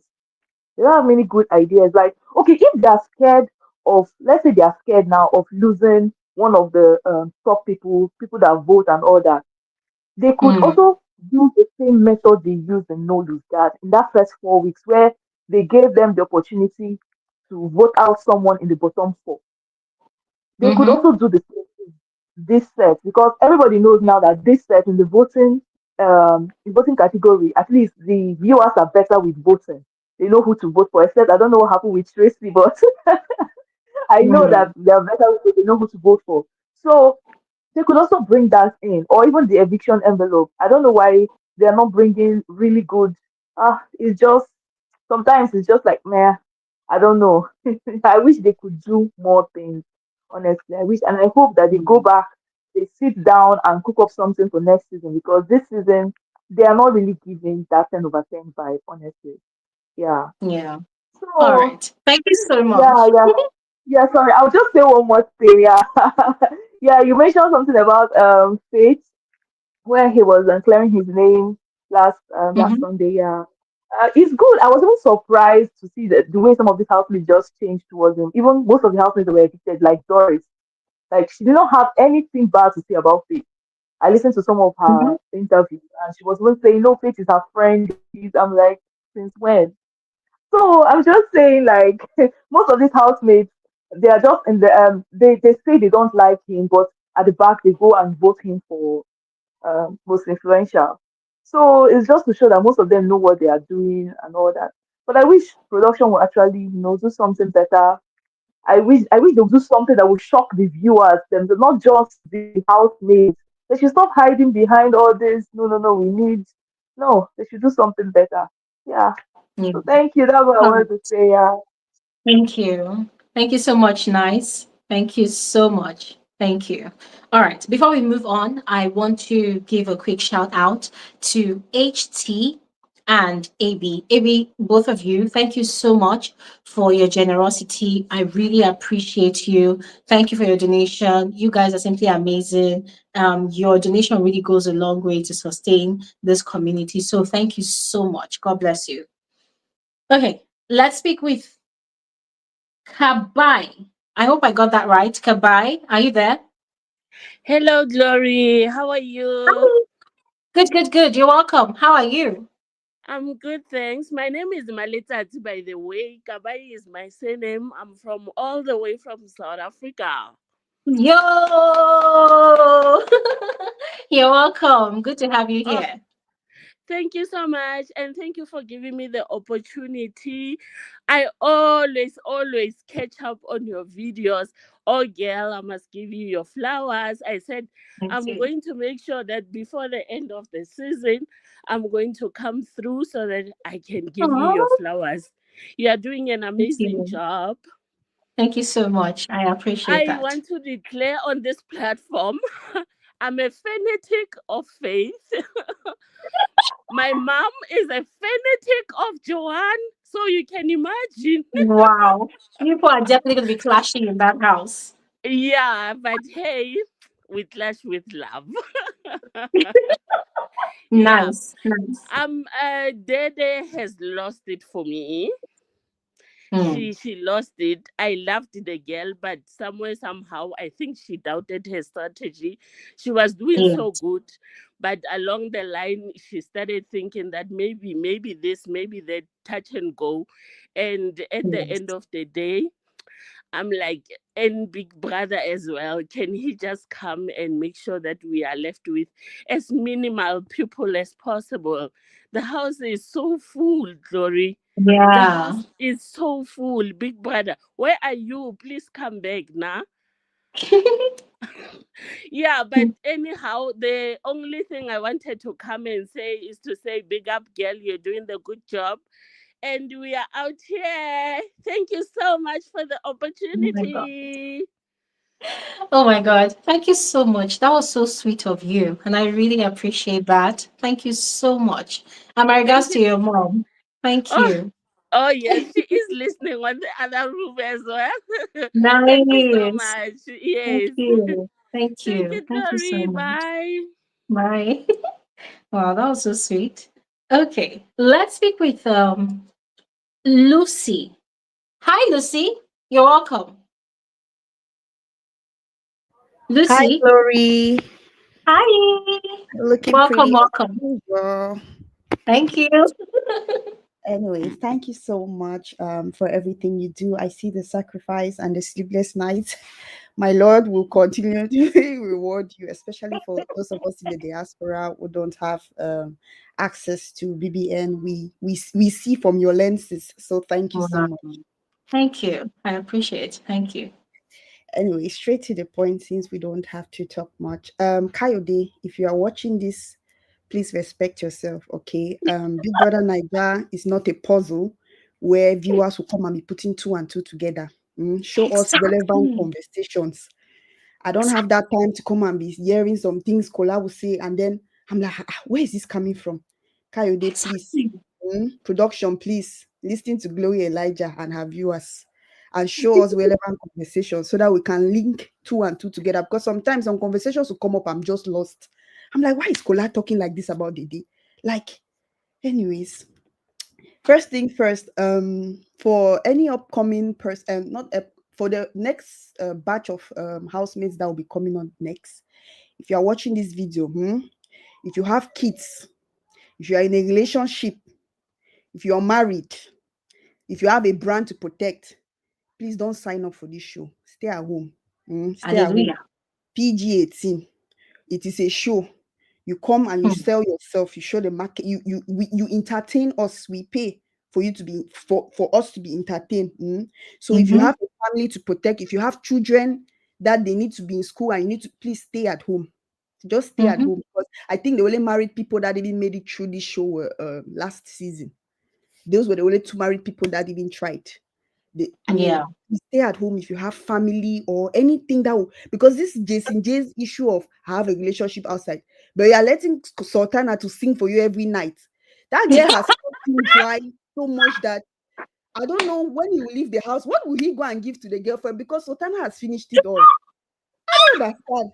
You have a Yeah. relationship. The day you have relationship, Ola is sucking you dry. The day has cut down one kiss. The day lost color. I'm like, relationships. So if you have relationship, if you have children, stay at home and take care of your family. Protect your brand, protect your family. Don't come and be telling us, I have a relationship. By night, you are a vampire. I have a relationship. By night, you are kissing somebody. Who dig this pit for them for this show? I don't understand though. That is one thing I wanted to address, Glory. And I feel like make a valid point because I am constantly tired of hearing, I have a family, I have a child, I have this. What are you doing on the show? Stay at home. And the second point I want to say is the game is becoming overwhelming. Not only for Yeah. me, I think some viewers can contest that it is becoming overwhelming, and the house itself is becoming overwhelming. Like the last speaker said, they are not production is no longer innovative. Glory, you rightly Yeah. said all. That day they picked that call, they say you have been evicted, they should have gone home. Yeah. Gone home because it will make them know that listen, during arena games, you want to be saved by all chance. You want to be head of house. Because sometimes, even when Mm-hmm. they're playing arena games, I'm like, look at Mensah, where is the pressure? What happened to the chicken? Because the chicken is not killed. Mm. It's very much affected. So they are losing their games as a result. The house is becoming overwhelming. What if Big Brother Mm-hmm. had not left this week? Jason J disappeared. I don't know if Mm-hmm. Jason J wants to be enrolled for XXX star movies or Mide. That's all they can do. So I feel like the house is becoming overwhelming and the housemates are lost. Some of them are too relaxed. Some of them don't even have screen time. Before, there were people that were on the screen most of the time. Now I can't even find some people like Jason J. I said Jason J was almost lost. Thank God that Big Brother left, and then he had the opportunity to come up. It's as if he knew he had the opportunity to come up with this master of the games and stuff. Emisi is safe. So Emisi had no drama to give us this week. That just I don't clock her game already. Mensan is like Ivata was the reason why you will be crying every week. But it means since Ivata left, Mensan has not cried. Pressure has not been delivered. Chicken is very much alive. And Isabella promised so much to deliver. Just like African politicians, Isabella no deliver. Nothing. The house is becoming over. They should leave. I don't mind having 2 entertaining viewers in that house. They should leave. If production does not take matters into their hand, like you said, there should be a trinket that says evict one housemate immediately. Why is it that boy? I don't know. Maybe should have picked evict one housemate immediately. Then people body for the hot pressure. It would have been there. Because at this moment now, I am enjoying Kola's game. He's my steady media rounds guy. Before the reunion, Kola is already doing reunion in the house. Constant media rounds before even leaving. So I feel like they need to up their game, and the house is becoming overwhelming, and most of the housemates are lost and stuff. And last but not the least, I don't understand. During this Aquafina challenge, what was that look they gave JCJ when he did his speech? On yesterday, this Dday. Like, what was that look? Was it like my sister? Like, what are you talking about? Oh my god, this girl, anyway, Sha. Glory, what do you think about this money, the prize money? How much is it now? Last they will leave the house with 20 million naira. How much No. So the money is, I think, 32 million. But here's what I think will happen. They will get the money. This same system is what happened in People and Zamzi. Production just had to look for a way to wrap it all up. That okay, this because remember they had a contract, and it was stated in the contract that this is the prize money. So production cannot just come and slash the money, because Faith was mentioning it the other day that this is the amount that was stated. So they would put it all together. Even if they don't amount up to that amount, they will put everything together and give it to them. Because I was looking at like these people will live with 10 million naira because the way they are going, the house is still full. Money is not going up. I'm like, maybe they should reduce some people and increase the money because I don't know how Big Brother wants to do it. I don't know the magic they want to pull up, but I'm hoping that maybe we get like 4 people out of the house tomorrow, and then we get more competitive games and some Big Brother tricks and productions, to get that up. I think that was just all I wanted to say. This Thelma kiss, it shook me because Thelma of the Most High. The way I held her, I swear this has made me to just look everybody neutral because the way I was holding some people, the way I dropped them like pinch of salt, I'm like, Thelma. Bobo. I didn't see that coming. I knew they cuddling, but they kiss. Because the way she was talking about Isabella, I'm like, Thelma of the Most High. Okay, only for you to go and catch Bobo. And I did not know that she kissed Ortega. Kayode, show us things we need to see. Let's not be looking. So I'm like, so this girl has kissed 2 guys and Isabella. And even Dday that was even saying, oh, you got the easiest girl in the house. Last they have kissed you. Like everybody don't chop mouth for their house. And I just hope and I wish all the housemates the best. But like I said, Glory, I feel like maybe next season, all these people, relationship, brands, children, family, stay at home. Stay at home. We want freelancers. People that are ready to risk it all. You see, Missy, if Missy has to tie Gele from Monday to Sunday for that money, she will do it. Those are people. If Faith has to speak grammar from one end to end, you will do it. Those are my people that I feel like they are giving it the most. If Coin, see, anyways, Glory, I think that's all. I don't know about Coin's game. Some housemates are fluctuating like market value. This week they are up, next week they are down. What do you think about Coin's game before we end this? See, Coin's fans do not like me, and I don't give a fuck. But I'm going to say it again. Coin, for me, has not done shit this season. The guy is just there. See, and this is the problem with some of the viewers. But at the end of the day, I can't blame them because At the end of the day, people will like who they like, people will support who they want to support. But the guy is not doing jack. The guy is not contributing jack. If you remove coin from that house will still be as it is. There are housemates that when you remove them from the house, it will shift the dynamics of the game. That's true. Coin, remove him, nothing will change, nothing will shift. And that is a fact. Remove K-Bobo, nothing will change, nothing will shift. Remove Manson, nothing will change, nothing will shift. That's a fact. Because these people, they're not pulling any weights. They don't even get weights. They've lost weight. Nothing. Coin That did is not even carry any weight into the house, if we're being honest with ourselves. The only thing you see about wiping him on the streets of social media, oh my God, he's so good looking. I'm sorry, even the good Gen looking Z. self is not even up That to Gen par. Z fans, So so they will come for you, Glory. let them come. Let them come. The Gen Z fans, because all his fans are Gen Z. They like him, his face is this, the Coca-Cola ad. So because he featured in Coca-Cola, he did not put effort in Pepsi. I'm like, I I did don't not know even what see this the ad man. to Yes, begin with. some of them were saying that he's already with Coca-Cola, so he doesn't see the need to put effort doing the Pepsi tax. Please. Please. The only highlight Coin had this season was that crying he cried with K-Bobo.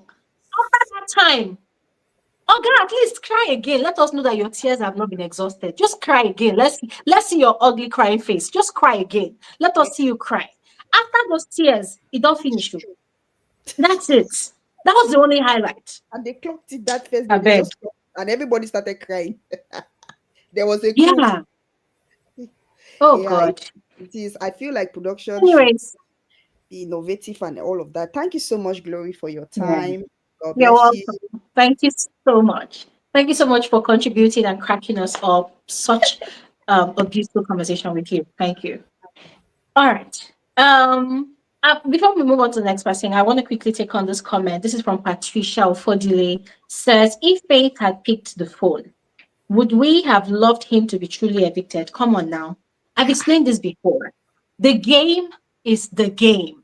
Period. Even when Dede picked up that phone, if Dede had been evicted, the only thing that will happen is we will shout and shout and shout. But we Because the know. truth is, the housemates had been warned. Yes. Anything can happen. It's a 10 over 10 season. With the telephone, the housemates were informed. You could get treats or tricks. Treats could be gifts and rewards. Tricks could come in the form of anything bad. Yeah. Exactly. So when the phone rings and you are rushing to go and pick the call, the highest thing you would do is just pray that if nobody picks the phone, that the head of house does not nominate you to be the one to go and pick the call. But so long as the phone rings, just try to dismiss yourself so that you are not the one that picks the call.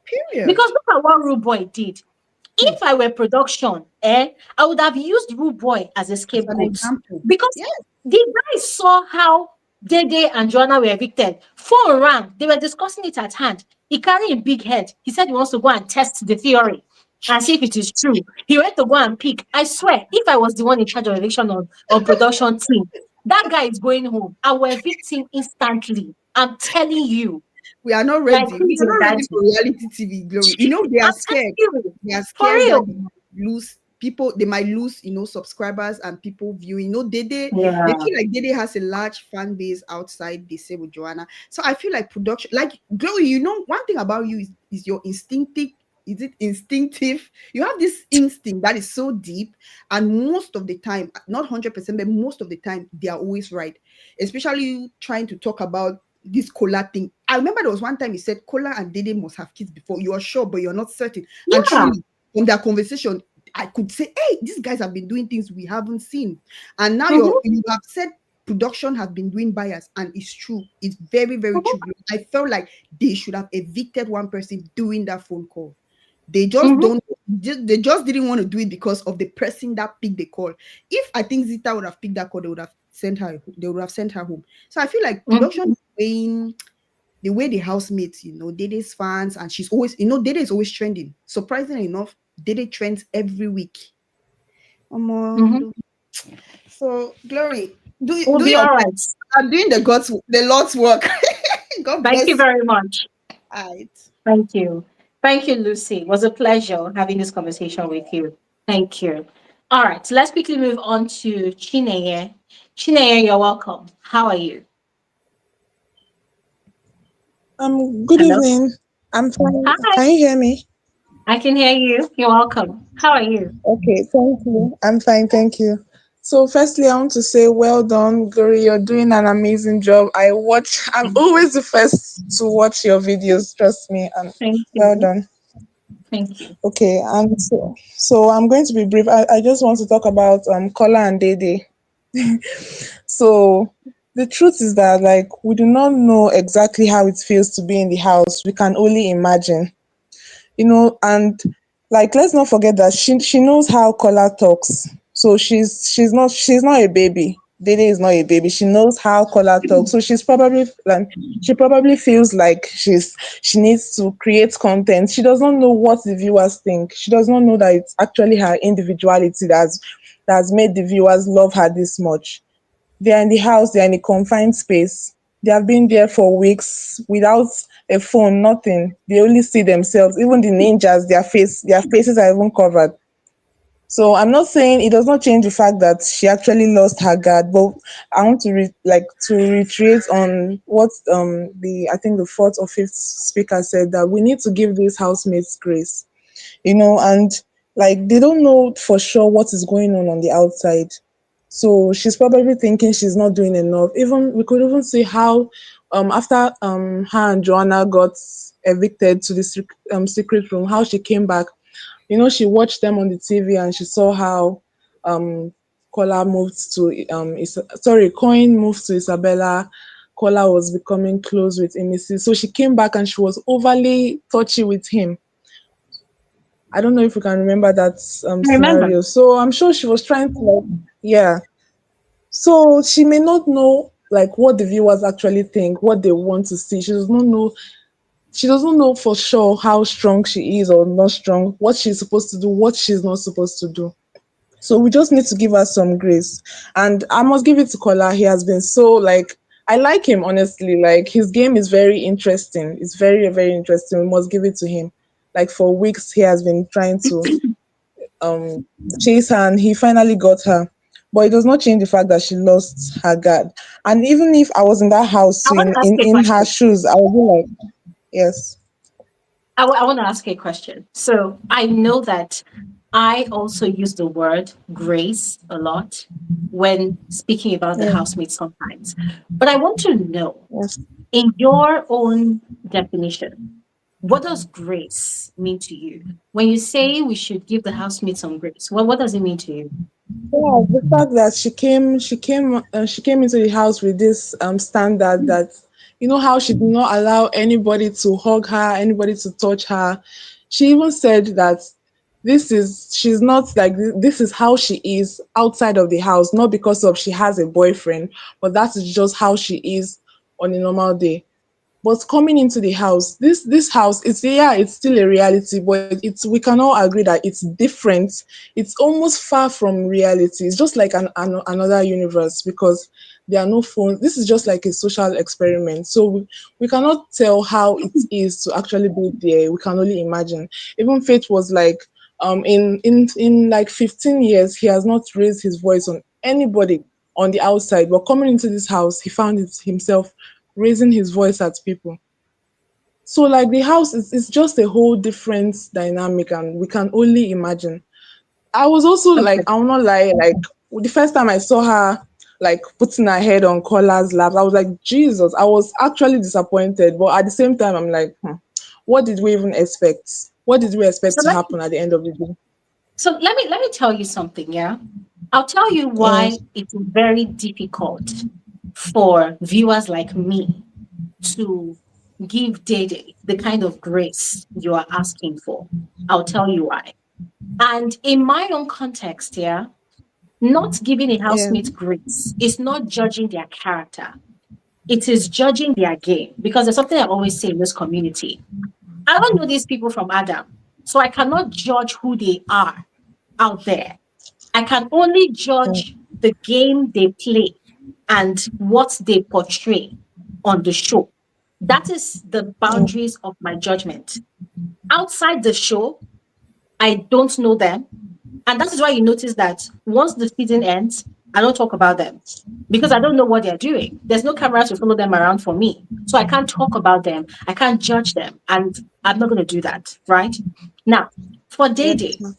the reason why it is very difficult for someone like me, let me use myself as an example, why it's difficult for me to give her that kind of grace in terms of the game is because Dday knows what she was like. She knew what she was doing.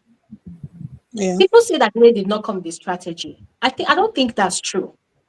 Dday knew what she was doing. Even in her Yeah. conversations with me, even in her conversations with Big Brother, she knew what she was doing. Even when she discovered that Jason J kissed whoever, Sultana, when she told him, Sultana. you picked the easiest one. That was her Mm. looking down on Sultana and saying that Sultana is a loose girl. She easily gives herself to Yeah. guys. She does not allow guys to chase her, right? Because she says she loves to be chased. Now, for someone that knows what she's doing, she saw the effect, yeah? And then she Yes. knew that Paula was running a smear campaign against her.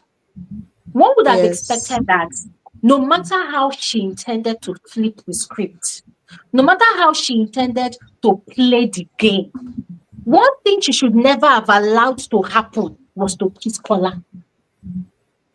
Do you understand Mm. me? No, see, Yes. they had options. People keep saying, oh, we don't know the pressure in the house. She said, Dede had options. She had several ways she could have maneuvered her way around that collar situation. Dede could have done anything. I don't care.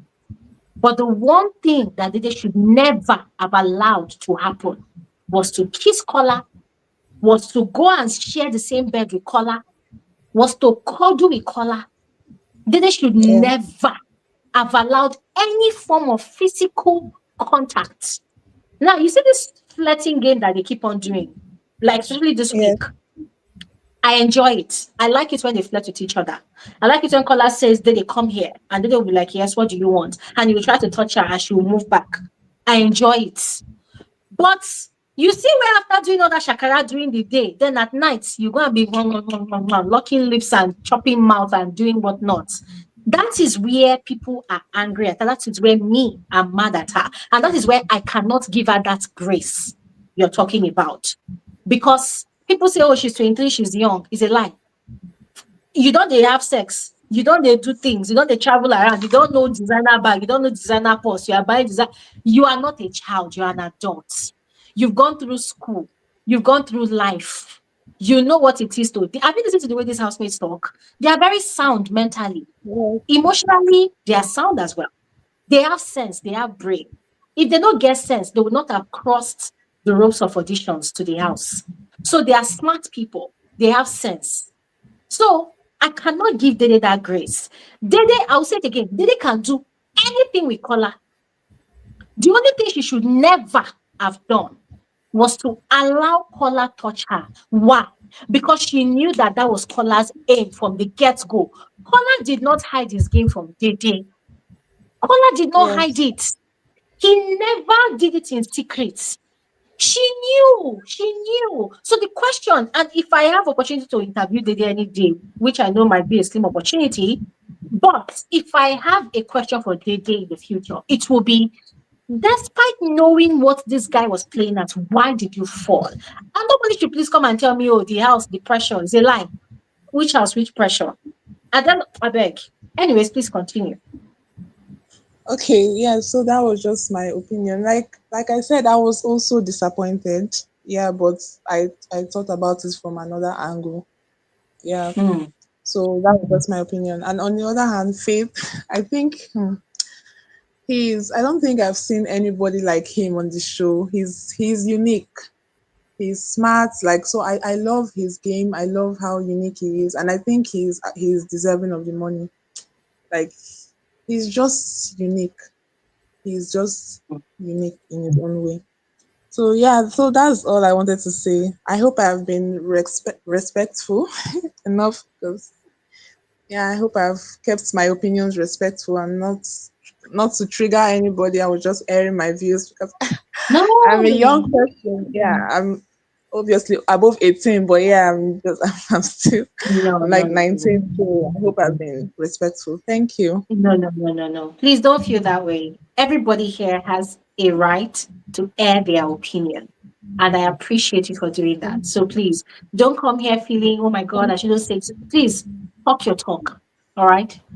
Thank Talk your you. talk. Yes, ma'am. You're welcome Thank you. anytime. And thank you. And thank you for Yes. coming with your perspective. All right. Thank you Okay, very much. thank you. All right. You're welcome. Okay. Let's speak with Okonkwo Ifunaya. Your devices cannot join the conversation. So I think you need to log out and try to log in because I'm trying to add you, but I cannot add you. All right. So please log out and log back in. Okay, OV man. OV man, you're welcome. How are you? Hello, Glory. Can you hear me? Absolutely, I can hear you. You're welcome. How are you? Yeah, yeah, I'm fine. Thank you. I hope you're fine too. I am. Thank you very much. Yes. And the speaker that just finished, don't worry, you are Dede's fans are very respectful. You in fact you Yeah. are very respectful. Well, Yeah. um for somebody like me now that we don't take these things too much, I noticed that the show kind of I think that's why it's so popular. It's Yeah. people, there's a lot of engagement emotionally and all that from the viewers and all. But for someone like me, I see it in a different way, kind of for the most part. And I think the main thing here about Dday and KOLA, um, well, to be honest, I think one of the main reason people are feel, some people feel the way they feel is because of just its color. And for me, from the beginning, I don't know if you've noticed, I don't really have so much issue with color that much. But I Mm, understand, I understand, from because of the way he came in, the way he approached the whole thing from the beginning, which is, you know, if I don't get you, he actually wanted to use the same Rude Boy thing, but at least they liked him kind of. You know the difference between him and Rude Boy. mm, Rude Boy is just like you said. I think it's a strategy with that Lekon kind of mm, since it's already familiar with that. But luckily for Kola, they decided they didn't push him away totally, and for so that's the difference, But mm-hmm, well, and another thing is, Dede, the girl has been trending from the first week till now, whether for good reason, for disappointment reason or not, she has been trending, and mm-hmm, she's now like part and parcel of the. I think she's one of the housemates now. Like you said, there are some housemates that things will not shake when they remove them, and there are some that obviously. I think she's among those ones that if you remove them from the show, a lot will change. For example, I think her. I think someone like Faith also. I think someone like Thelma. I think someone like Imisi. Yeah, Imisi is also, her drama sometimes can be somehow, but the drama is still giving some level of entertainment. So mm-hmm, uh, I think another thing is I feel like um, she's probably feeling confused, like that housemate said. I think she doesn't know exactly. I think she even feels like she's having a bad image kind of outside. I feel like, no, I might be wrong, but I feel like yeah, because if you look at the way the whole approach Kola used, that mm, approach can also make you feel like, and Kola is still in the house. So mm-hmm, imagine if Kola has been maybe evicted 2 weeks ago or 3 weeks ago, it would have given us some feedback that, okay, she handled it well. But Kola is still in the house, so maybe I think she's reading the game wrong. Obviously she's reading the game mm, wrong because yes, yeah, she's reading the game wrong. So to her, this Kola might be liked though and even pitied outside. Maybe he's mm, having this pity, this thing of Nengi versus Ozo. So she's thinking that you see the way people felt for Ozo, and maybe now Kola himself is the Ozo, and she has to be better than Nengi by being nice and accommodating. So if she looks at it that unfortunately now that's a wrong assessment of the thing. That's a wrong Mm. assessment. So that's because of your reading. She's reading too much into how the game is looking outside. So, and Mhm. I feel like if Kola goes home, things might be easier for her. But Kola won't go, and I'm surprised why Kola has not gone. As much as is very much important in the house, I Mm. don't think he has so much people, singing his praises outside. So, but let's see what happens tomorrow. I feel like there will be some shock. Is it shocking eviction? I think there will be some shocking evictions tomorrow. And Mhm. for the grace thing, yeah, I understand. We have to look at this thing from a game angle, but the girl herself, because there was one conversation she had, and I had her say something like she's she's tired or something. She's tired. She wants to go. You can't be saying you're tired. You want to go if you feel like you're so much in love with Kola. So I don't think it's a love thing. I think it's a solace thing. Number one, so I think it's two reasons. Maybe she needs a companion, solace, and number two, uh, she's misreading the whole thing. She thinks maybe Kola, maybe she's looking bad, kind of, or looking mean or hard. Mm. There's one of a diary session in the with the big brother himself, and I heard him saying things like you should open yourself up and be vulnerable and be, and there's a way people can misunderstand that kind of advice. You might think like, okay, does it mean that I have I'm being perceived as so uptight and so hard or mean on this guy? So that one also, plus the fact that she also, and it's still in that same diary section, she said something like she miss cuddles or something. She miss her, is it something like Mhm. that?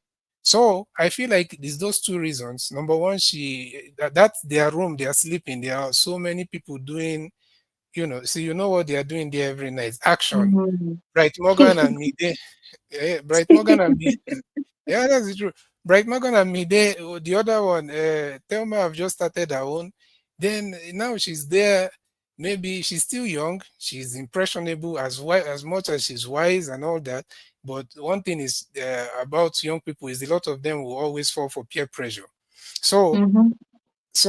and that's adding up to the fact that she also feels like she needs to be a nicer version of Nengi.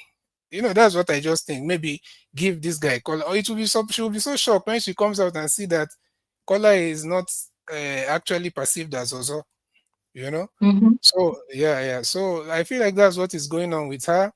And for Thelma, I know some people, sometimes it's good for us to put things in a little bit kind of a perspective. I know, yeah, she might have been doing holier than thou, but I think she was really talking to Isabella based on the sexual thing. To me, or maybe some other people, it's a big deal, but to me, I think I see a big difference between kissing and the real thing,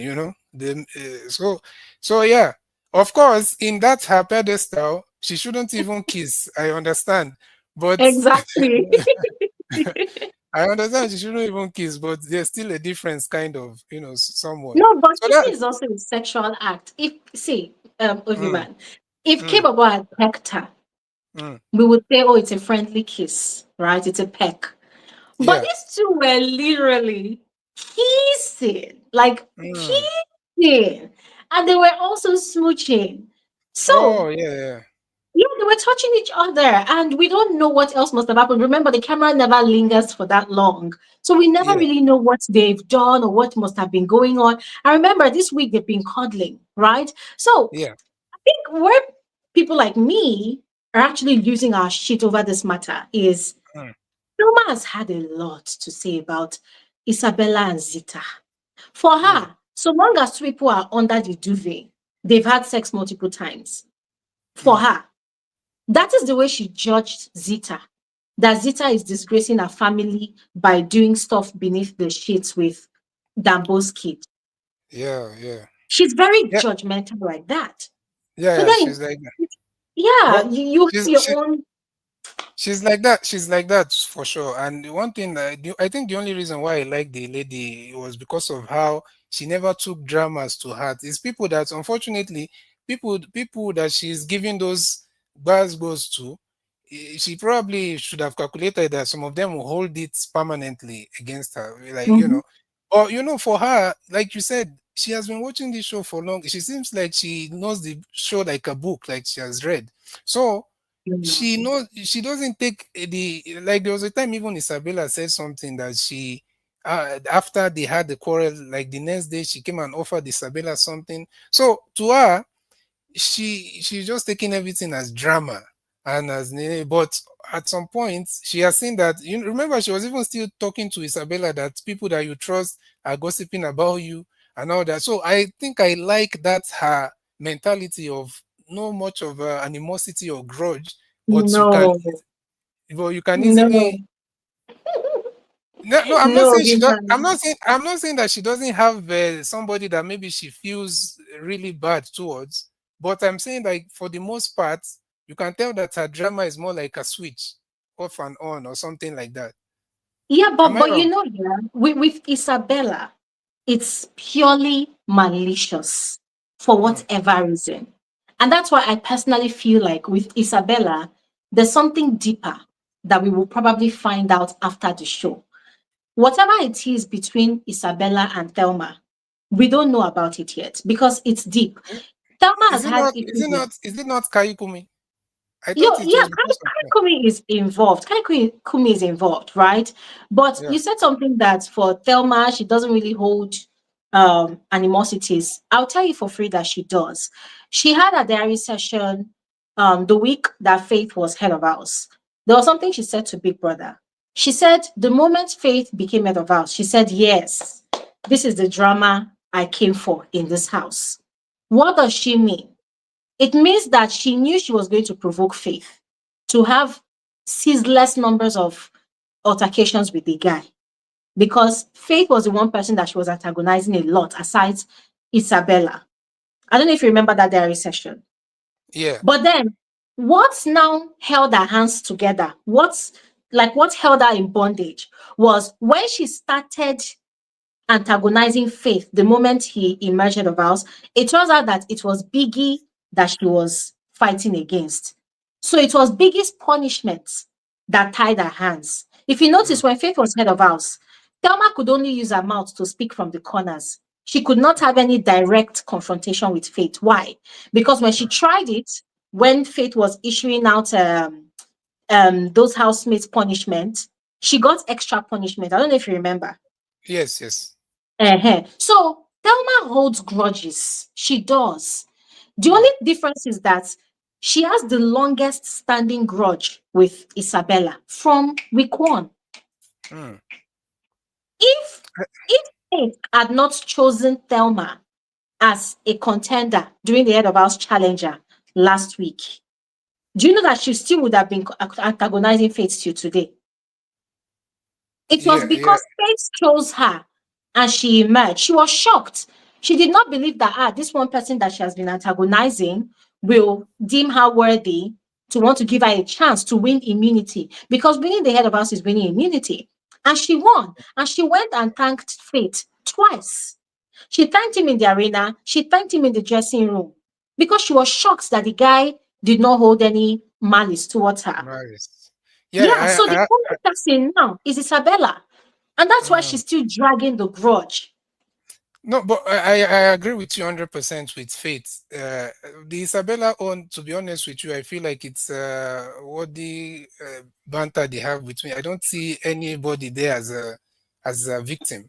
But for Faith on, I understood that it seemed that even at some point it was really getting me upset because I felt like she was not able to, she was not trying, like she couldn't stand the guy and for unjustified reasons.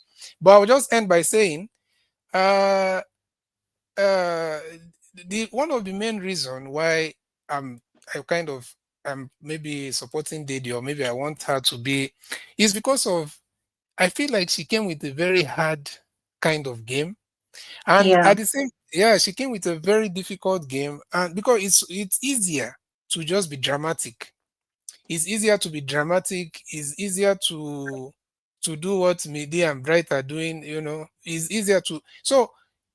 But I think her game is so sophisticated, and she was able to. So I see her as someone that, okay, she might have not, she might have made some mistakes, like with this her analyzing of her and Kola's situation, But Mm. I still feel like because of she came with such a difficult game, and to stay away from gossips or maybe antagonizing housemates, then it means that she's very clever upstairs, and she's able to take that risk. So I still feel like, and apart from that, the thing that they took them out to the room also showed that she has a very, she's a huge contributor of the feeling of the show.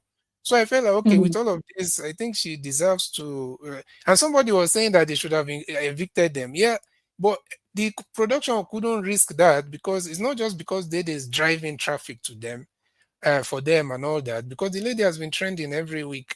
Whether she trend for positive or she trend for whatever, she has been trending every week. But it's also because someone might start analyzing and say, okay, why did you ring the call when Dede and Kola is at the lounge? So is it that are you trying to take Dede out? Or so I feel like they are trying to also be safe kind of from some kind of criticism. Yeah, because if maybe they were all sleeping upstairs or something, and the call rings, and the first person to go down, it would have been more justified, if you ask me. Maybe I'm wrong, but if maybe some people are close to the phone and you ring it for eviction, uh, somebody might look at it in a certain way. So that's just how I feel about it. And please, whether you accept Dede or not, whether you like her disappointed or not, one thing you cannot deny is that she is one of the main pillars. I won't say she's the only one, because there are other people doing their thing, but she's one of the main pillars of why the show is what it is at this season. Yeah. All right. Thank you. Thank Thank you, big man. You see, one thing I like about you, Dede fans, is that you people will hype Dede, even though Dede cuts off somebody's head. You people will hype her, you people will defend her, you people will support her. The only difference between you people and Mrs. fans is that you people are not exactly toxic, which I really appreciate, you know. But I agree with you. Dede, in fact, she's not an ordinary pillar. Dede's storyline, in fact, her presence alone, shaped the season up until halfway through the season. Remember, in the first 5 weeks, everybody back to back on every single day, they were talking about Dede. That's to tell you that that girl, without doing much, she was carrying the show. But now, if you notice, the housemates are not talking about her anymore. That's to tell you something. It's to tell you that whatever magic, whatever aura that she carried at the start of the season, it's diminished. Hmm? Sorry, guys, I need to cough this out. Yeah, it's diminished. It's no longer there. It's no longer there. I also see a lot of Dede's fans in the comment section saying that Dede never knew. Guys, sorry. A lot of people keep on saying that, oh, Dede never knew about Kola running a smear campaign against her. Except you're lying to yourself. But if you're being honest with yourself, you will admit to yourself that Dede knew. Jason J told her. Mide, even though Mide has not really been a true friend, Mide told her. She told Big Brother during her diary session that she never promised Kola anything. She never agreed to anything. She has been very, very clear that she has a boyfriend, she has a relationship, and she wants to stick to her relationship. She said that she doesn't understand why Kola has been going around telling people things about her that she did not promise. She explained that to Big Brother in 2, if not 3 different diary sessions. Week 1, week 2, week 3. I think week 4 as well. So Dede knew. And here's a question to all of you Dede's fans especially. For a guy that has been constantly telling people things about you, things that you are not. They've been giving you labels. They've been calling you a mean girl. They've been saying you've been leading them on XYZ, XYZ, XYZ. What's the smartest thing to do? I mean, in your own real world now, what's the smartest thing to do? A guy that's has toasted you, you refuse to give him face, and then he's going around the whole world, going to BBC, CNN, telling the whole world that this girl, she's leading me on, she's leading me on. What's the smartest thing to do? Think about it. The smartest thing to do is it to now finally go and now give yourself to the guy wholeheartedly. Like, think about it now. Well, she Glory, knew. Yeah. sorry. I know I'm done. Just one line. You're 100% right, but in this case, she's not. They are playing against the housemates and also the viewers, and the viewers on puts them more, gives them more anxiety because they don't know what they are thinking can even be what they are thinking can be the opposite of what is being perceived outside. So like I would just maintain that I think yes, number one is she needs that solace and that friend or that companion, whatever. And I think number two, which is I feel like is the most important, is that she has misread the whole thing, thinking that she's being perceived as mean and thinking that maybe what's the name? Kola is the Ozo of the season, and she's trying to be a better Nengi. But unfortunately, that's not the case for her. But I feel like if Kola goes, maybe she will start to, because Kola is still there, so she's thinking Kola is liked, kind of, So that's how Yeah. that's how I see it. All right. Thank you. Thank you very much, Ovi man. Thank you very much. All right, we're going to move to the next speaker. But before we do that, I want to address this comment from Deepo. Deepo says, I disagree with you, Glory. Dede is still the main character. The reason why housemates stopped talking about her is what Big Soso did to her. And after fake eviction, you see how you just contradicted yourself. I said, in the first few weeks of the season, there's no conversation that happens around the house that you will not hear Dede's name. Every conversation around the house, 90% of the time, revolved around Dday. Oh, she's a snob. Oh, she thinks she's better than us. Oh, she refused a hug. Oh, this and that, this and that. Now, swear to yourself, you Deepu, you, swear to yourself. Do you hear everybody talking about Dday all the time? The way it was in the first 4 or 5 weeks of the season? You just type and type all in the name of stanship culture. Look at you contradicting yourself. The reason why people stop talking about, like, did you read what you typed? Just want to type Glory, I disagree with you. I beg. Let's move on to other people, Jerry. Can we speak to Mara? Guys, please, we're extending the time. Please, let's just stick to 10 minutes, all right? Mara, you're welcome. How are you? Hello, Mara. Are you there? Hi, Glory. How are you? Good, good, good. You are welcome. You're very Thank you. welcome. Good evening Yeah. to everyone. I'm just going to touch on a couple of things. Dr. Faith, of course, is my number one, and that goes without question. And one of the housemates I also grew to love and appreciate her game was Dday. Let's call a spade and not a big spoon. Dday did not need to flip anything.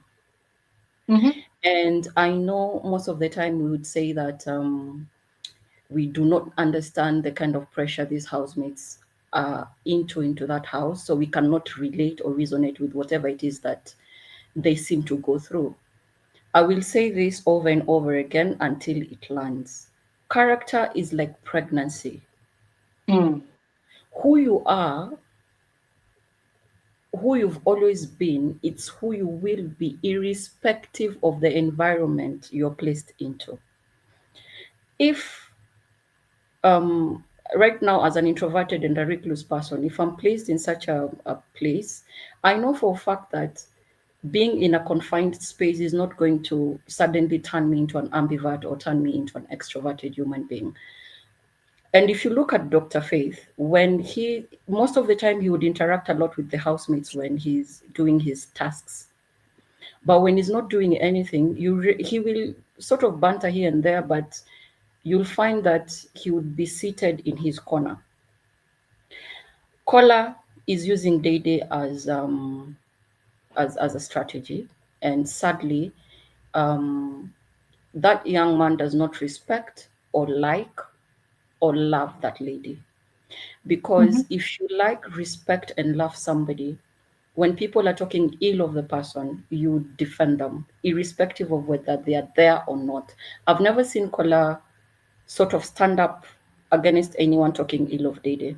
And that says what he's all about. He doesn't like Dede like that. He's infatuated. He has a fantasy in his head that he would love to become a reality. This gentleman has sexualized that lady, and he has bended her over and done all sorts of styles. At one point, he said he wished that Imisi was like in Dede's body. That means if Imisi was physically, in the same, physique bodily like Dede, probably there's a chance that Kola would have moved a long time ago from Dede. Dede, man, she doesn't know what is happening outside. And that's why I still insist that she did not need to flip any script. Dede is one person who loves attention to her. And when she feels that the attention she craves or wants is not to the measure of what she wants, she tends to sleep and do stupid stuff to make the attention gravitate towards her, which is an unnecessary and which is really not needed or wanted. She should have just stayed in her corner and do her own things. But if that is not who she is naturally, at some point she's gonna drop the ball. As for Jason J, I'm so glad that many of them came to the realization that Dr. Faith doesn't have a problem with them. I see Jason J as someone who likes good stuff to happen to him or to gravitate towards him. And when it doesn't happen like that, he will try to do everything in his power to get it. Initially, the beef or the hatred, or let's say whatever it is that he was feeling towards Faith, was because he saw Faith as competition. This is the guy that is standing between me and 150 million. Then at some point when Faith and Sultana used to sleep in the same bed, he saw Sultana as the person to be conquered and be taken away from Faith. He managed to do that. When that was conquered and achieved, at the same time, he forgot that he was running after Dede for a reason. This is also one of the girls he really wanted to conquer. And when that did happen, I think at some point maybe he thought, let me do this silliness with Sultana and see how it goes. Of course, Dede didn't budge because sadly, I don't think Dede sees JJ as JJ sees Dede. That now, when he saw there's this closeness between Joanna and Faith, I think he's upped his game towards Joanna. It's like that is another thing he wants to conquer again. In his mindset, if I can have everything that Faith has, then I have won. Which boils down to the conversation they had about if Faith was given a certain amount, would he kiss Imisi? And Faith said no. And they asked him, and that shocked me a lot because it gave me the realization that people will do anything for money. When he asked Faith, then why are you here? Why are you here? Why did you come to the house? There's an answer that Faith gave that surpassed all of them. They didn't understand. He said, I'm here for the experience. I wanted to experience Big Brother. And that is the achievement that I've always wanted to have. And I've achieved them. To me, that is enough. And that is something that most of us have, is that in life, we like to see the people around us do better, but not better than us. True. And I'm so sad for Dede's case because I wish she would have just continued to her path of nonchalancy. When this young lady comes out, she'll realize that None of the people in that house gave a fuck about her. Not even a single person. And you know what would have made sense to me? Of all the fishes, even if, let's say, Ebuka mentioning it sort of unraveled or unrattled her, she should have, the last person she should have allowed to touch her or kiss or caress or hug shouldn't have been Kola. Absolutely. She should have flipped it and maybe, start spending time with someone like K Bobo, sit down and just banter Exactly. with him and just, have conversations with K Bobo and try to also, I want to understand that also being part of in the house is also trying to know the housemates on an individual level. Everything doesn't have to boil down to sex. Everything Mm-hmm. doesn't have to boil down to exchange of bodily fluids. Exactly. So when you want to be the person that stands out, when you want attention towards you 247, you will sleep because sometimes you'll make decisions that you might think are going to be in your favor, but won't be in your favor. Mm-hmm.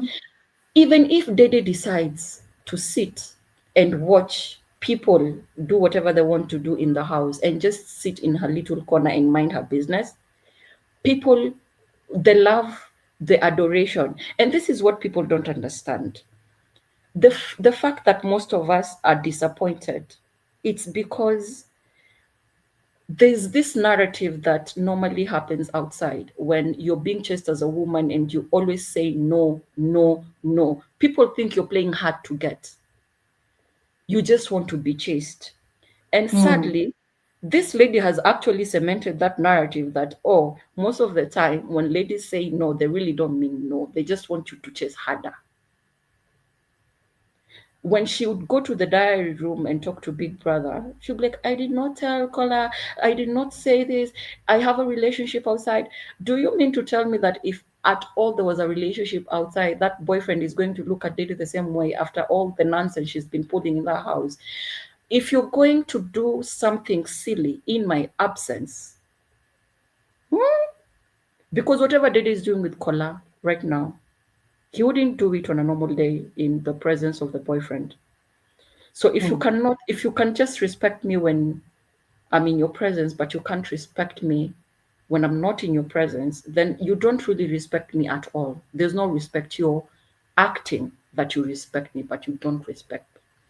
And just that let's not okay, let's just say it's all of it's just a strategy and all this and that.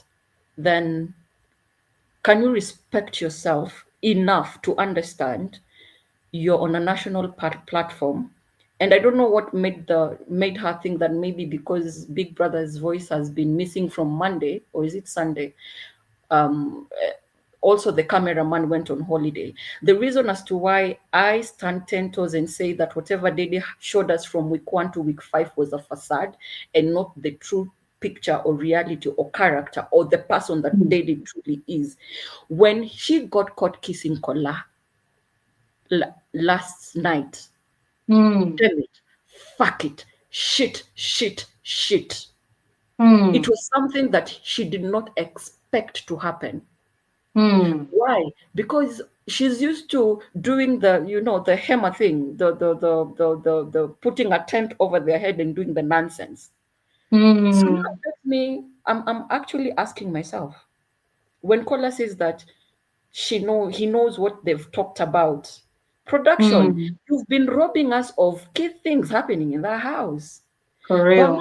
prayer is that mini 10 over 10 minions will come out of all the coitus and sex thing that has been happening in the house.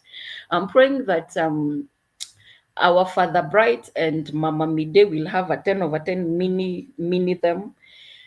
And if Thelma and Cabe and Thelma, oh my goodness, oh my goodness, after everything that lady said about Isabella, only for me yesterday to see one of her legs on top of K Bobo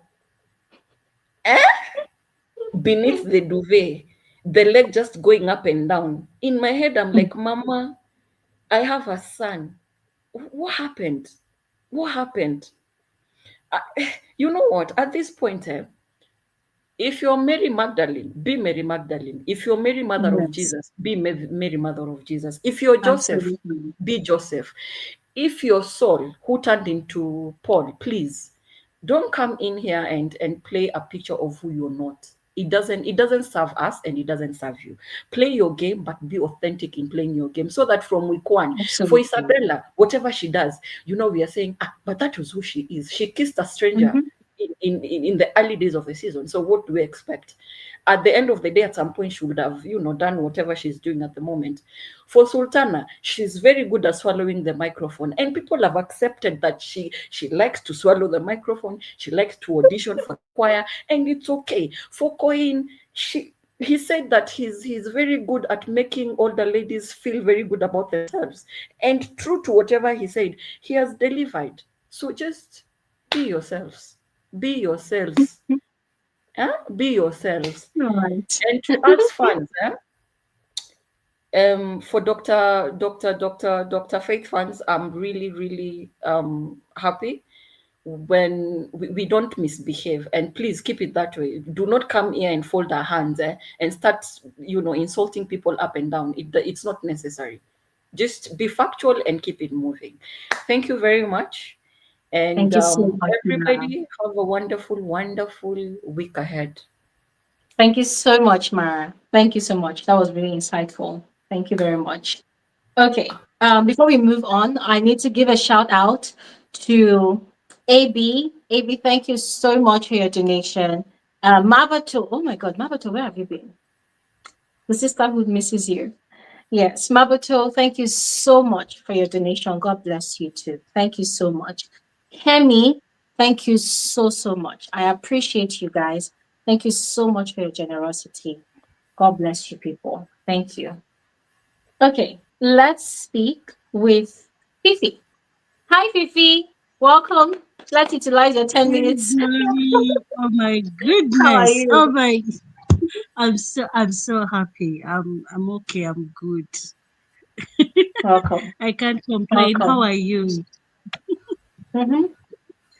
I'm okay. Oh my Oh, God. I've thank you. been I've been laughing. I've been laughing. I'm having this low-key headache, but I couldn't help it.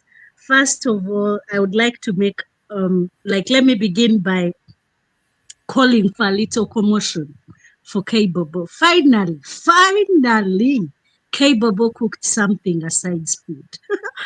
Honestly, I don't care. I don't care about Thelma and her high standards or whatever. I only care that K Bobo got some action. And I'm so happy for him. Because, I've been dude, getting bro, actions now. Remember he cuddled Isabella before. yeah, he cuddled Isabella, but I thought he's going to come out as the cuddler, and the cook. That's it. Because I was like, look at that physique getting wasted. God, show us something, use something. And finally, at least K Bobo can have someone ask him, oh, so what was that kiss with, Thelma and that.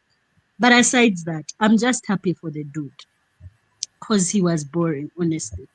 He was so boring. I had resigned to why did you come with that American height, those looks, that physique to only be in the kitchen?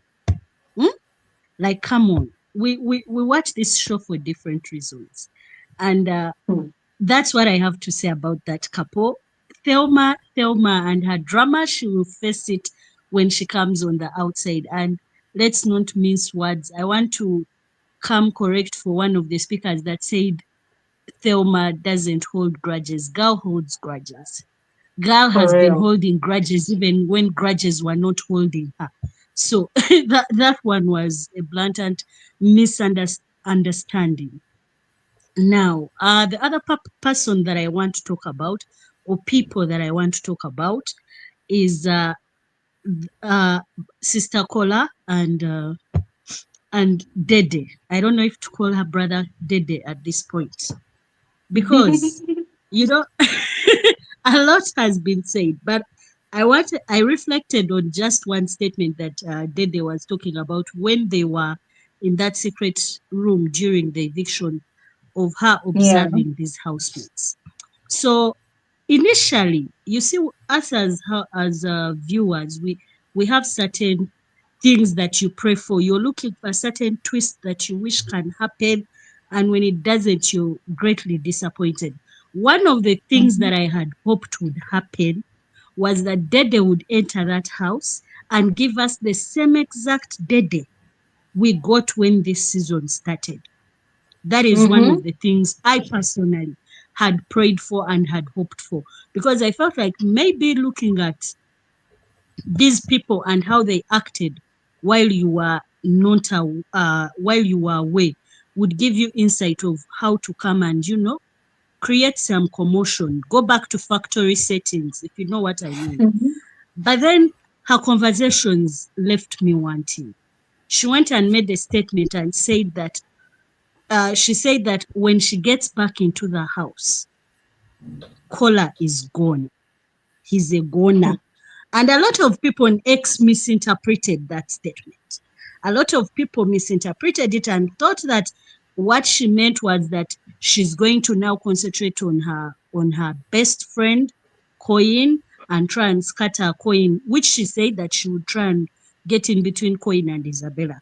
But what they didn't understand about the statement she meant with KOLA was that she literally said the moment she goes back into the house, KOLA is a finished man. She's going to become overly loving. She's going to, you know, and I think if you noticed when she came in, that's when she started that whole thing of not minding his touches, trying to kiss him in public. And she even scared him at some point because he was like, no, this is not the Dede that I expect. Now we come back to the game Dede has been playing. If there is one thing that for me, observing or in my kind of interpretation, I know that this girl 100% prepared for this season. She came into this season. No one will come and tell us that Dede didn't have a script. Dede came prepared for this season. The only thing that we can say and that is disappointing is that unfortunately, her perfect game, the second half of it wasn't great, or the impact it has brought on the outside is not as great as she had hoped it would be. However, it has still kept people talking. That one is there. Now, I also want, like, put it in my mind and I'm like, okay, most people are thinking, oh, maybe she's lonely, what. No, that girl has done reactions that make me feel like if Dede were locked up in a room alone, she wouldn't give a damn. Aside her loving attention, she wouldn't give a damn, honestly, because yes, she's a bit of a self-centered person, and you can see that when you observe her. She's a me. Even in conversations, it will always be more of her. What do I mean? Dede has been overly, her and KOLA have been having this thing that pisses me off a lot.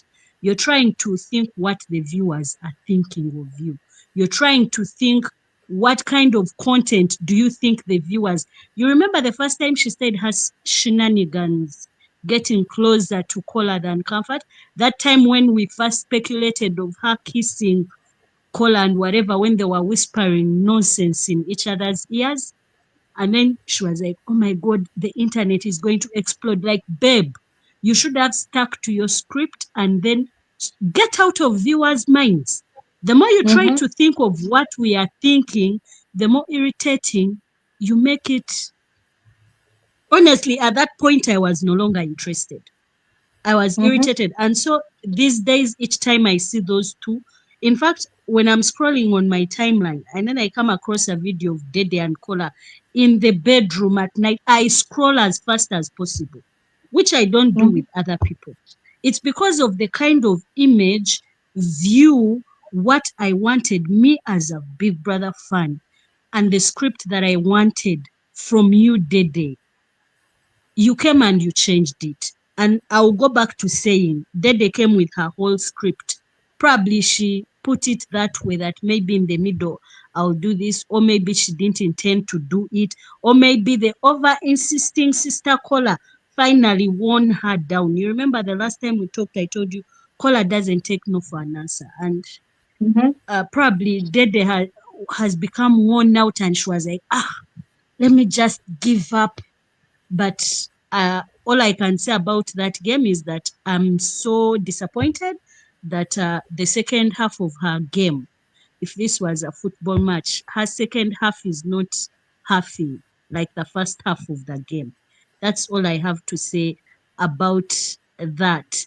My sister Mide and my brother Bright, let me just give them some accolades for this one. They are going to come up with the record of the most shagging in the Big Brother Naija season for all the ones that we've seen, that we've not seen. I just want to look at Mide's face in the interviews. How is she going to, talk about what she has done under the duvet? Because I feel like then again, if we are to look at those two, it feels like they feel like maybe people love their sheep. But I don't think their sheep has caused commotion. In fact, at this moment, I'm more interested in Thelma and K Bobo than Bright and Midday. So I don't know what they are doing. Then one last thing, Jason J has caused us action this weekend. Every housemate had konji. Maybe that also contributed to certain actions. I don't know. Because these games that they were playing for 2 nights straight, and they are planning to repeat the same things after this Saturday night party, you could really tell that these people had become sexually frustrated.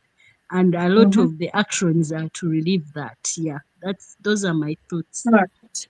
Thank you so much, sis. Thank you. Thank you so much for your Thank you for contribution. having me. Thank you. Yeah. Okay. I'm gonna address some comments I'm seeing. I'm seeing some people commenting that we have too much expectations of these housemates, hence the reason we are disappointed. I think those commenters have got it all twisted. I've said this before, I'm gonna say it again. There's no way you're gonna watch a show like Big Brother. There's no way you're gonna watch a show like Big Brother that you will not want to analyze in your head or discuss it with people the events that play out on TV. There's no way. The only way you're going to be indifferent about the show, about the housemate, about whatever is happening is if you're so busy that you just don't care. Maybe it's just one of those shows that maybe you're just watching something, and for the sake of not having anything better to watch, you just say that, let me just see what's happening. And then you watch for like maybe 5, 10, 30 minutes, and then you switch off and then you go away. But if you watch the show, if you follow the storylines of the housemates, there's no way you will not want to know what strategy this one or that one is playing. There's no way you're not going to want to keep up. And the more you keep up, the more you listen to their conversations, the more you watch these people, the more you get invested, and the more you begin to have expectations. The moment a housemate says, oh, today I'm going to cause chaos, what that does is it begins to build expectations in your head, expectations and anticipations. So you coming to come and say people have too much expectations, that's why you're disappointed. Well, I don't know which Big Brother you're watching, but if it is this same one that we are watching, I don't know what to say to you any more than that. Okay. Let's speak to, let me see, Ruth. Hi, Ruth. You're welcome. Hi, Glory. Can you hear me? Yes, I can hear you. You're welcome. How are you? I'm good. Thank you. It's my first time on your show, actually. I was Yay. here last week, but I couldn't make it, so I had to Oh, leave. I remember you. You're the one that you said you had to go to The work, work, I think. yeah. Oh, yeah. And I was calling for you, but you had left. I'm glad you Yeah. came back. Welcome. Thank you. Welcome. Yeah, I think I commented on some of your analysis, and I said it seems like you really like Dede a lot because, like, almost all of your things were about her. Okay, but first, I want to start with Dede. I think her strategy, like she wanted the guys to fight for her because from the beginning, when she started the fish thing, like she wanted Kola, Jason J, and Coin, maybe another guy to fight for her. But and Kola was ready, or he's always ready to fight another guy for her. But the other guys were not giving him the attention because even when he called them names and everything, they did not answer him. And I think what's his name made it clear that what's his name? Coin made it clear that he wasn't in the data for relationship, but rather friendship. So for I see other people keep adding him to the list and other things. Maybe he's masking his feelings, but like he always said to Big Brother and other people, like he only want like only friendship. He's not there for like he love other women. That's why he went to Sultana. Now he's with Isabella and all these things. So I think that's the first issue for them. Another thing, why people have this so much expectation about her is because of what she said. When she first refused to hug the guys, because she said she doesn't like I think body contact with a stranger or something. So that was I'm coming sorry.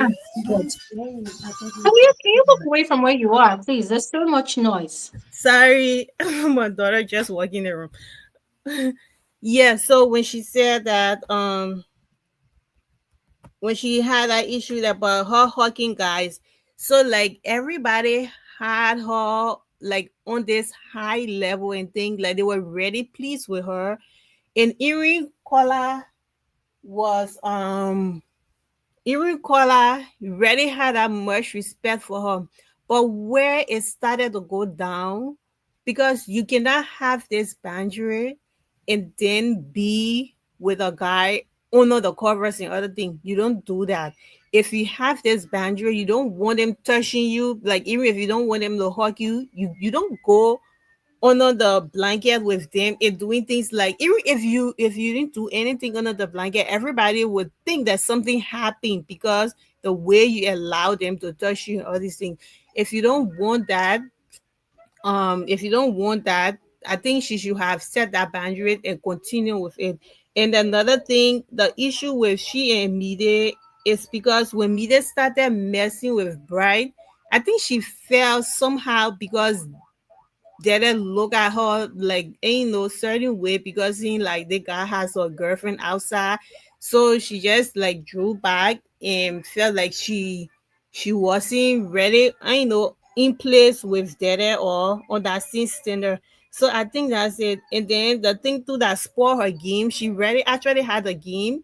It was when Ibuka revealed that fish thing.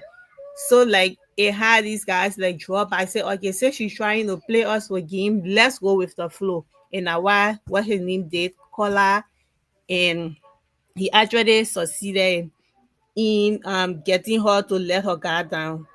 But I think Kola actually, he might say Imisi is not his type, but I think Imisi is actually his type. Maybe from the beginning he was using her as game, but now it's no longer a game. I think there's some level of feelings that is being attached, but he's denying it because even when what her name when Zita was asking him about it, he was like, "Oh, don't say that," because he's like trying to cover it so he doesn't want it to seem like because look at him, who he is in society, and other thing.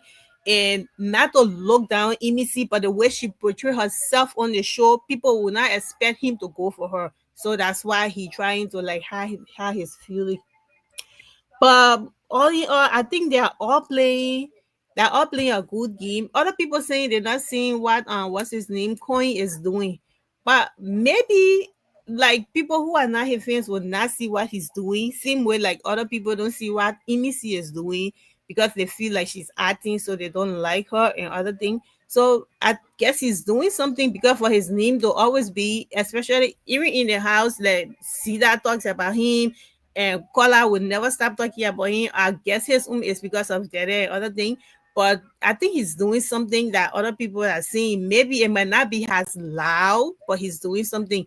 And what's the other guy that was inflated? Dinari. He said something in one of his interview that he had all these plans and other things, but when he stepped into the house and he saw other people strategy, he started to like go back. So it happens sometimes, like you have all these things on stage and other things, but when you enter the house and you see other people, you like, oh, with you try to, you know, read everybody and see how best what you can do to fit in, because he said like they even tried to, he and I think another housemate even tried to plan a fight just to be seen, because they felt like other people strategy were overshadowing them. So Okay. like people always say like the house is All right. like like the game is Fine. a social experiment. So that's just it. Like everybody, most people are playing a script, but if it's not you, it's hard to continue with that script. So I All think that's right. it. Thank you for accepting me. All right. Thank you so much. Thank you so much. One thing you said though that I absolutely agree with. I think feelings are beginning to get involved between Kola and Emisi. If you look closely, you will see it. Thank you very much. All right, let's speak with the next person. Cynthia, guys, please let's try to keep it really short. 10 minutes max, please. All right. Cynthia, you're welcome. How are you? Thank you, Glory. Hi. Don't worry. I love I the give it energy. time. I give I it love time. the energy. You're welcome. You're welcome. Thank you, Glory. Ha, Glory. Let us start with Dede fans. See, Be nice. Dede fans need to pick a side. One Hmm. minute they will come and say, Dede is a smart girl. She knows what she's doing. She's playing the game. Another minute they'll come and say, she's young, oh. Let's give her grace. Let's give her grace. And I'm like, you people should just come and tell us which one we're supposed to follow when it comes to Dede. They keep saying that Kola was chasing Dede and that the pressure was too much on Dede that she had to give in to Kola. Yeah. Um, Glory, Dede Yeah. is not the most chaste girl in that house. Hmm. The most chaste girl in that house is Joanna from Faith. Have you heard the words that Faith uses when he talks to Joanna? Mm-hmm. Have you seen how he looks at her? Somebody that is using the money that is supposed to eat to be buying ice cream for Joanna.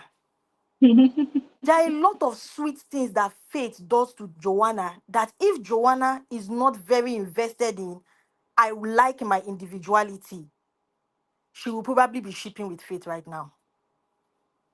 So Hmm. I don't want to think, yes, I don't want to believe that the pressure from Kola was too much on Dede, that Dede gave in to Kola based off of the pressure. No. What happened to Dede is that Dede lost her guard. Dede lost her game. And for those people that are also saying that Dede is not in the outside world and is probably not aware that her individuality is what has carried her far in the game, that is a lie. Dede has been up for every time that there's a nomination. And even when she was not in a ship, she kept surviving. How then do you want to tell me that you are now confused as to if your individuality is what has carried you along all this while? In fact, you are there in that house, Dede, watching people that are in ships leaving the house. Damboskid, Dinari, Doris, Gigi, Jasmine, and Victory. So how are you confused and saying that you are not sure if it is the pressure, or you are not sure if housemate or the viewers, you don't know their choice. So you're thinking that, oh, maybe if you get into a ship, No, Dede lost her game, and it's as simple as that. That game that she came into the house with, she came into the house with that game. And I'm not even saying whether it's her personality or not, because I can't say what her personality is. I'm saying what they came into the house with, how they portrayed themselves. And Dede portrayed herself to be, I have these standards, I'm not letting my guard down, I have a boyfriend, and so on. So we are judging her based off of that. What else are we supposed to judge Dede on? What else are we supposed to judge Dede on? So Dede is not any under. What is Kola? The only thing that Kola has done that seemed like a sacrifice for Dede is the 10 eggs that he gave because he wanted to partake in that show so that he can rock Bom Bom. That's the only thing Kola has. In fact, it is people like Koyin that is making breakfast for Dede.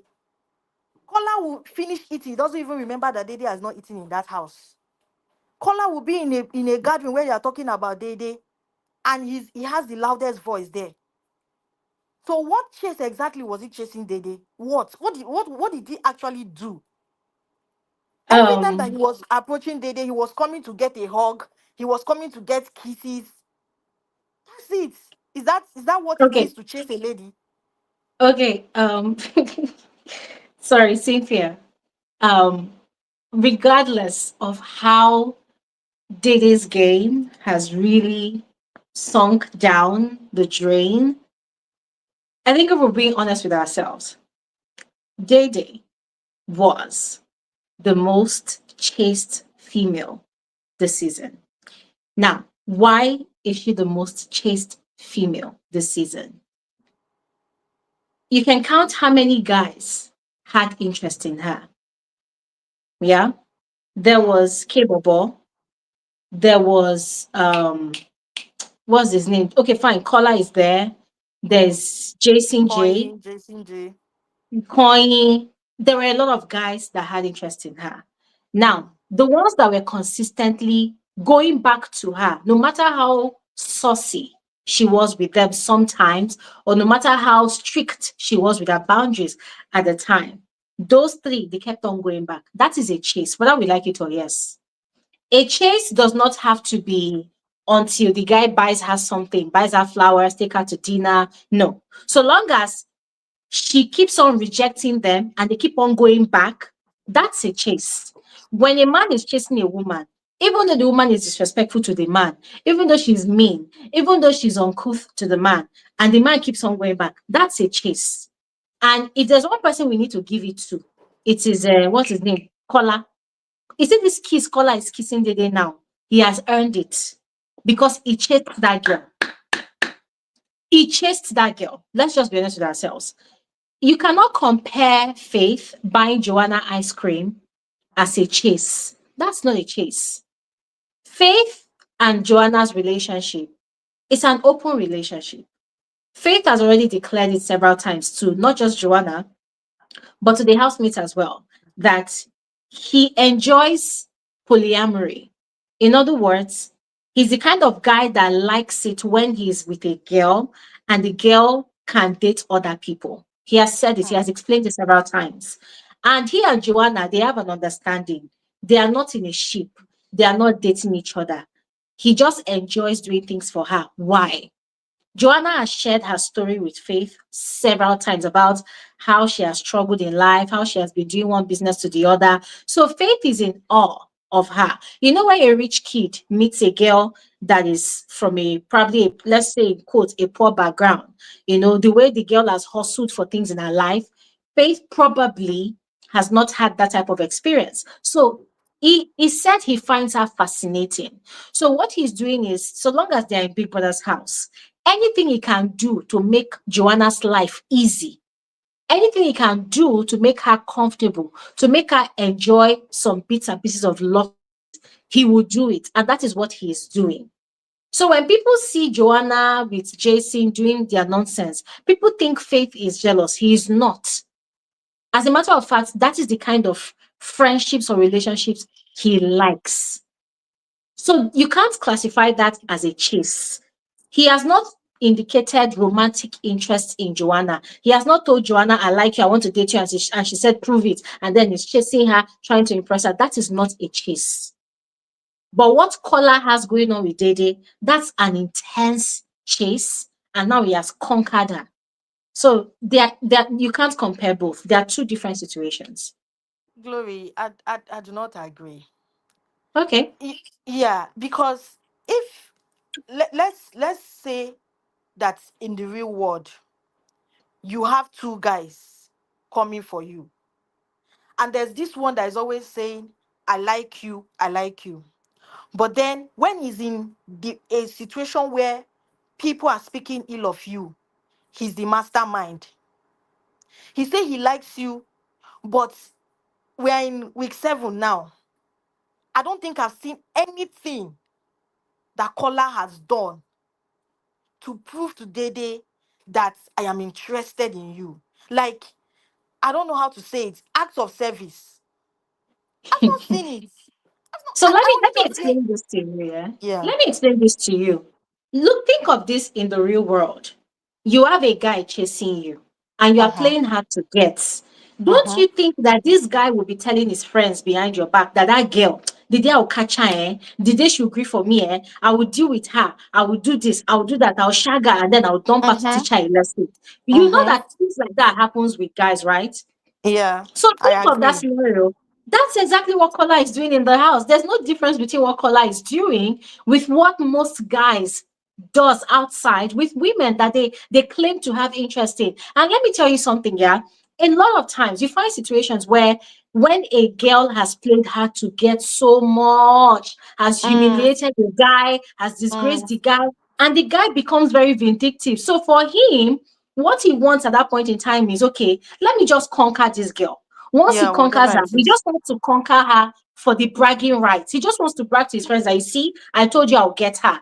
That's exactly what Kola is doing. Kola is playing the game. And the truth is, at the end of the day, it's a game. Kola does not owe it to anybody to prove anything to Dede or anybody that he truly likes Dede. For him, Dede, first of all, was the one that slighted him. Oh, she refused the hug, she refused the handshake, she Mhm. refused this congratulatory hug in the arena in the first week after the head of house game. So for him now, he just wants to conquer this girl. And that's what he has done. And for him to do Glory, that, he had to chase the girl. And that's what he did. glory. That is why I am particularly not happy that of all the guys it had to be Kola. Ah, the game is the game. The It game is shouldn't the have game. been Kola because Kola will not see. You remember that day when we were not certain if it was a kiss that Dede and Coin had. I think it was around that time that Dede was not taken to that secret room. Everybody wanted to know if that was a kiss or not. But Coin did not even give anybody the the right of an explanation. It was when Dede came back from that secret room, he kept telling her, oh, he heard that they said we kiss and this and that. But Dede did not even give anybody that explanation. But the day that Kola kissed Dede and we were still confused, it was Kola that began to tell the whole house that him and Dede had kissed. So for me, That's I'm the like, game. why should it be this guy? This is one person that you know that is slighting you the most in the house. Is going to take this gist around the house. Is not going to give you a breather. And you decided that this is the person that you would. So for me, I'm like, I don't see. I'm just saying I don't see the so much that Kola did for Dede to have given in to him. I just feel like, Mm. yeah, that's like my point. Then Thelma, let me just talk brief. No, I don't want to. In fact, if I want to drag Thelma today, I will use 20 minutes. But let me be brief. I feel like I said this thing in like I think the first or second week that the problem with Thelma is that the people that Thelma likes in that house, they did not necessarily give her that green light. That was why it seemed as though she was upholding her standard. Thelma liked Bright, liked Kola, and Tega. It was not even about to start getting somewhere with Tega. Then Tega got evicted. It is Mm-hmm. not because Thelma is necessarily upright. It is just if the people that Thelma liked had liked her from the beginning, what that girl would have done in that house, Isabella would be learning. Hey. Hmm. Isabella would be learning. Big, big, And big. that is another reason why Thelma came into that house and felt like I'm educated, I'm doing well for myself. If they ask a lady, what do you bring to the table? I have a lot that I bring to the table. And she thought that the attention that Isabella was now getting from some certain guys that she likes, she thought it was going to be on her. The fact Hmm. that it was now getting to Isabella, Thelma could not understand because she has already placed Isabella to be a nobody when Mm-hmm. compared to her, because she's always saying, oh, I'm more than that, I'm bigger than that. So she did not think that all those guys will leave her and now be going for Isabella. She didn't believe it. She thought that it would be her. The only reason why Thelma, because I feel like the only thing that she has not used to shade Isabella in that house is that Isabella is a single mother. And that is because Thelma is a single mother. If Thelma was a married woman that had a family and came into that house and Isabella was a single mother, that is one insult that Isabella would have not escaped from. Because Thelma will be telling her that it is because she is so loose and useless. That is why she can have a child. For some, Thelma will not give that grace to understand that it can happen to anybody. The one reason why Isabella is escaping that insult is because Thelma is also a single mother. For somebody that claims to be so upright, holier than thou, I don't even expect Thelma to be holding hands with anybody, any boy in that house, let alone peck, let alone kiss. Worst of all, end up on the bed together. So I'm not surprised that this happened with Thelma, but I'm just happy that Thelma gave it this show to us before she left the house. If not, she would have said, regardless, she left the house on a clean slate. We would not understand that it is because the people that she wanted did not want that. And I feel like she just settled for K-Bobo because I don't know from where to where. Yep. I don't know. I agree. I feel like she settled from K-Bobo. I didn't see it. I can't even remember any time when the both of them were even having even a friendly conversation.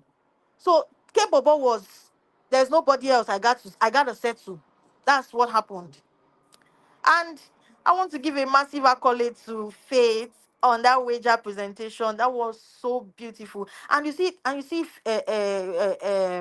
I'm rounding up.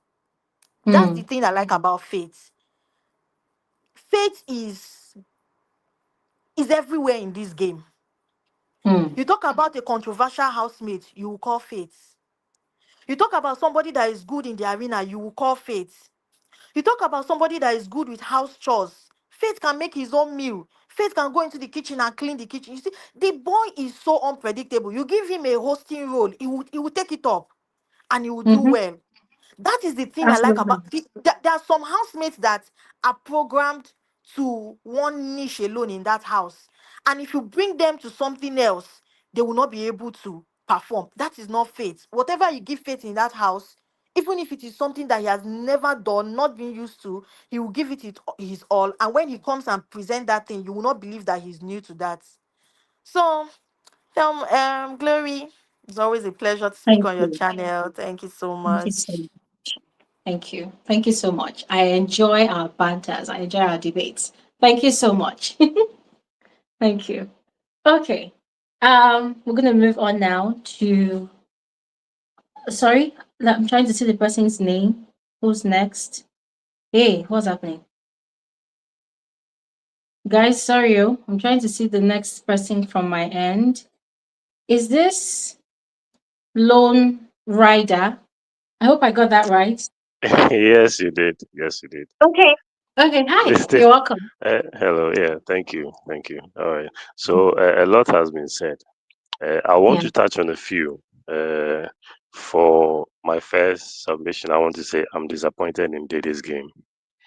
She Okay. has confirmed to most of the guys who are players that, I mean, if you're persistent with a lady, you surely get to her. And this being a social experiment, it carries a lot of weight when it comes to perceptions about how things go in life. Absolutely. Yes. So this is a game, but in a way, is it features in what life gives to us. So I Yeah. don't know how we can say we can exclude our emotions from the game itself. I feel is a reality. These are things Yeah. that go on. Dede came in as a very strong lady, but somewhere along the line she has fizzled out. I agree. I don't want to talk a lot about her because I mean we are not in the shoes, and neither can we tell if she's truly with someone and committed to the person. I won't attack Yeah. her personal life, so I'll just leave it as such. The second point I want to address is the production. Mm. I think they've lost the title themselves. They haven't lived up to the power of the 10/10. All right. Yes. So this is why I'm saying this. One, there are lots of housemates in that space, and Mm-hmm. they need to do a clean out, Mm-hmm. regardless of whoever is playing the game. This game has lingered so long that it has left viewers in anticipation of what is going to happen, which shouldn't be so. Mm-hmm. Evictions are supposed to be carried out when they are supposed to be carried out. We should so you realize that the housemates have clocked the production's game itself, so they can predict how many people are going. True. Once two or three goes, they are more relaxed. It's like that's the end of the day. And there are no surprises for them. In the course of the week, Mm-hmm. there are no surprises. They know Mondays are for this, Tuesdays are for that, Wednesdays are for that. So when Mm-hmm. eviction comes up, they tend to put up their best. Those who are not up for eviction, they tend to relax and not give us a show. So I think they should up their game. And then what is happening when conversations are going on? They tend to shift the camera into someone who is doing nothing. Exactly. Why can't they play the voice of the most important things and then show us the picture, just as when conversations are going on about other Mm-hmm. housemates, the camera moves and then shows the person's reactions or face.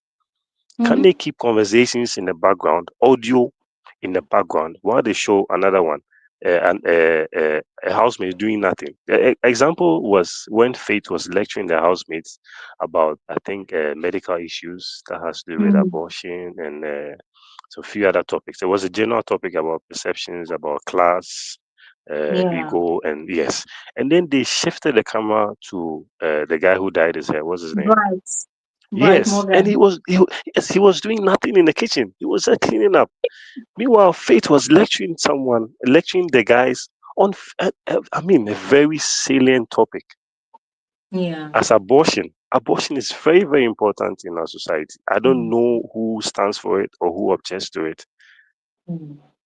So I think I don't know. mm, I think, in that conversation, he was also talking about IVFs. So he mentioned the name of a Japanese scientist that can actually create the perfect embryo for expectant couples. So it was the moment he made that reference that immediately they increased the volume of music and moved to Bright Morgan. So I am thinking that maybe they're just trying to cut off the free advert he was giving to this Japanese doctor. But I was thinking, just like you, that after then they would have gone back to the conversation later, but they did not. Yes, yes. Which to me, I mean, I was picking up some one or two lessons from what he was saying. Yeah. Yeah. So the show in this all, I mean, it's 8/10 for me because production itself is just lacking. I Yeah. don't know what's going on. I don't know what they want to do. What do you think will happen tomorrow? Hey, God, I'm going to be honest with you. They have a pattern, and I'm afraid it just might be another boring eviction show. I'm afraid. I'm afraid it might be boring. You know why? They had an Hmm. opportunity to evict two people on Monday during nominations, but they did not. I explained earlier that via the red envelope, there could have been an automatic eviction envelope there instead of Yes. immunity. Then from the tree of trinkets, there could have been another eviction slip because the tree of trinkets has been saving people and has nullified nominations. So a shocker could have been, oh, somebody is automatically evicted, and this time around it will have to be the head of house that will use their power to evict one person. It could have been like that. So they had an opportunity to remove two people on Monday. Then tomorrow, Sunday, they could have decided that they will evict maybe one person or maybe two people. And then next week, they could have had a king size eviction, just like they did some years ago. A king size eviction where they evict four people.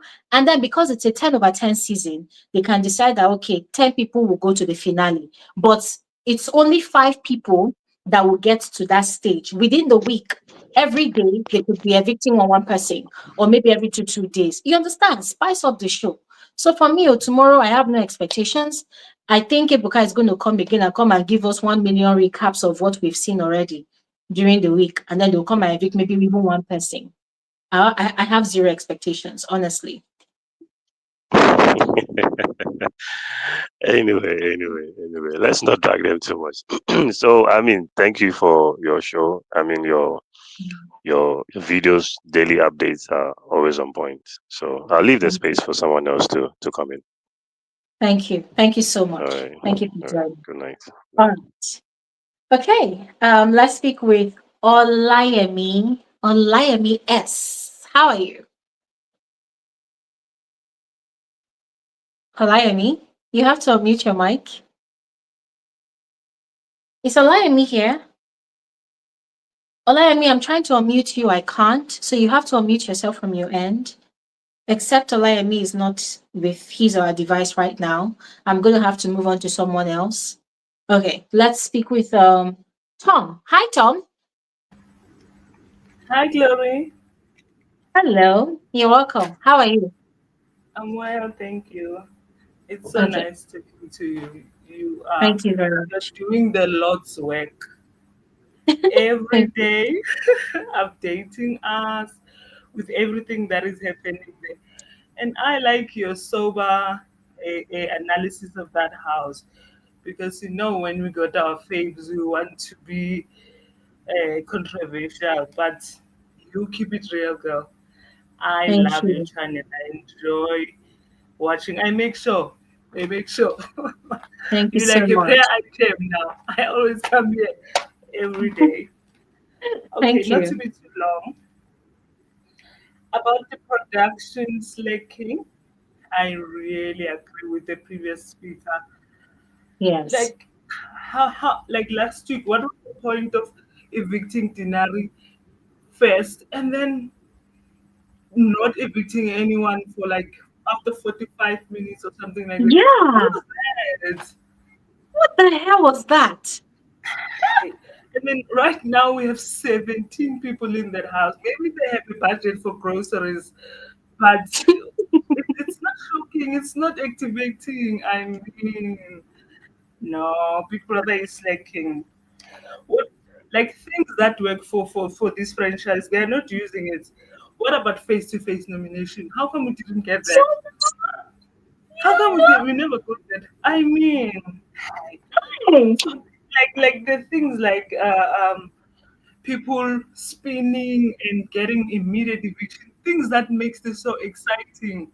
Yes. Face-to-face And eviction this should have happened last week. Last week. exactly. Okay, what is so exciting about this Big Brother's disappearance this week? What purpose is this serving? I For don't real. understand. For real. I know. So up back to so about David's fans is that I like Dday as a housemate. She's great, but maybe she's fatigued like everyone else. Maybe when you're acting, you get tired of acting. So maybe that Yeah. is what is happening. I have the same issue with Dede in Emisi. If you come to a reality show and you don't get to know the real, we are going to be a bit more critical to you because We don't know who are you trying to fool. So that's my take on Dede. I like her as a human, but yeah, these days. And Okay. also, I enjoy Faith a lot, and I want a top 10 glory. By Sunday, can we have a top 10 maybe? Is that possible? Sis, I don't know. I No, don't know. I we'll don't keep know. hoping. Yes. We keep hoping. Oh, let us see what production is going to dish to us tomorrow. I don't know. All right. Thank you, Thank Glory. you. That's all I had to say. Yeah. Thank you Yes. so much. Thank you. All right. Quickly, let's speak with S. Cuckoo. Hi, sis. Hello. Hi, hi, Glory. Just give me 1 minute. Hi. Okay. All right, give me Okay. one. Give me 1 minute. Let me go to somewhere that has network. Okay. Okay. Oh my God, the network has been messing with me today. It's like so unbelievable. Yeah. Let me try to go towards the front. Okay. All right. So sorry about this, everyone. Okay. This is fine. Yes. All right. This is I fine. think it's much better now. Yeah. I can actually see it much better. The network a little bit, the signal a little bit better. I had to turn off the Wi-Fi on my phone too, because for some reason it's like that was just messing things up for me. The sound here is even Anyway, better. where do I? The echo is there. Oh, okay. Yes. Okay. All right. I'm so Okay. You're sorry. welcome. So anyway, where do I even start? So this week, I don't know what Big Brother was trying to achieve with this flying solo theme. Glory, this is the. I don't know if I don't know if this is the what he intended this to be, or I don't know how he wanted it to be or turn out. But this was a total flop. I'm trying to understand. It's like flying solo. It just showed that this social experiment pretty much just expressed that people really need guidance and direction and authority True. from everything. It's like rules flew out the window. Even decadence just flew out the window. Hmm. Like a desical act, people just, it's like not even with the very few people like you mentioned already. I don't want to go reiterate all of them who actually did something really wonderful for the wager, which was beautiful, Mm-hmm. by the way. Thanks to Faith. I went back and watched I had to go to his Instagram page, and I don't know who his handler is, but they did a good job trying to put like all the intros that he did and things like that. Mm-hmm. And it was so beautiful to even listen to him, and I learned so much from whatever parts of Nigeria that he was even trying to introduce and things like that. And it was really wonderful. But Mm-hmm. the other side is like it's like this is just, I was shocked. It's like for some reason, because Big Brother, it's like they assume that Big Brother is not there. It means that he's not watching. Yes. It just it just showed like when the parents are out of the house, the kids go crazy. It's like I'm trying to understand what is going on. Oh my God, this is. I'm still. I can't even find words for this. Honestly, I cannot. These housemates have been on. It's like they were on steroids this week. Yeah. And don't even get me started with all the knocking that was going on in the house this week. It was just I can't even understand. I cannot. Like you said, we should you all will be uncles and aunties coming soon. I think so. You will be For online real? uncles and aunties. We all are, and we'll gladly get ready for that. And I hope I hope their fan bases are getting ready to put money together for baby showers too, because this is going to be a long one. Oh, honestly, it's like I cannot understand how the housemates it's like the little ounce of like little hope that I had in her just flew out the window. I don't. And if I caught one of her conversations when I don't know if it was Kola who was talking. She was talking with Kola, and he was asking her about her boyfriend outside, and she meant I don't know if she was serious or something about because either if he knows her, if he knows the person, and things like that. And in that conversation, she slipped that you don't know the person because he doesn't exist. I was like, okay, wait a minute. Did you say he doesn't? Did you just say he doesn't exist? For real, for real? And you've been out here trying to make people think that, and I think she's trying to make it seem like maybe she's trying to switch it now, like she doesn't know where they stand. I think she's But playing mind games with Kola though. yes, she is You know, she that's told, exactly what I think it is. yeah, you know, she told me Day that the guy is a medical doctor. He has a farm and he also has a healthcare app. Yes. And then she also told Kola when Kola asked her if she had a car, she told him that, oh, that the guy bought her a car as a birthday gift in December. Wow. Yeah. And they both traveled to, is it Cape Town, South Africa? You know, they travel a lot together, they do things. And then Kola went to go and tell Pride that, oh, apparently this guy is very rich. That's why Dede does not want to leave the guy. So she's trying to play mind games with Kola. Oh my God. It's like I can't even understand. And it's like for some reason, why you allow yourself to be brought down. I don't even want to stress on that.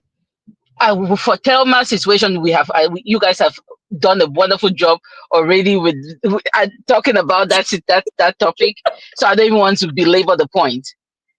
But I just wanted to just express my shock, my admiration for the wager and how brilliant Faith was during that wager, and all it was just so wonderful. And I don't need to say, I had a list of stuff to talk about, but with everything going in and out, I just realized a lot of people already addressed it, so no need to bring it up.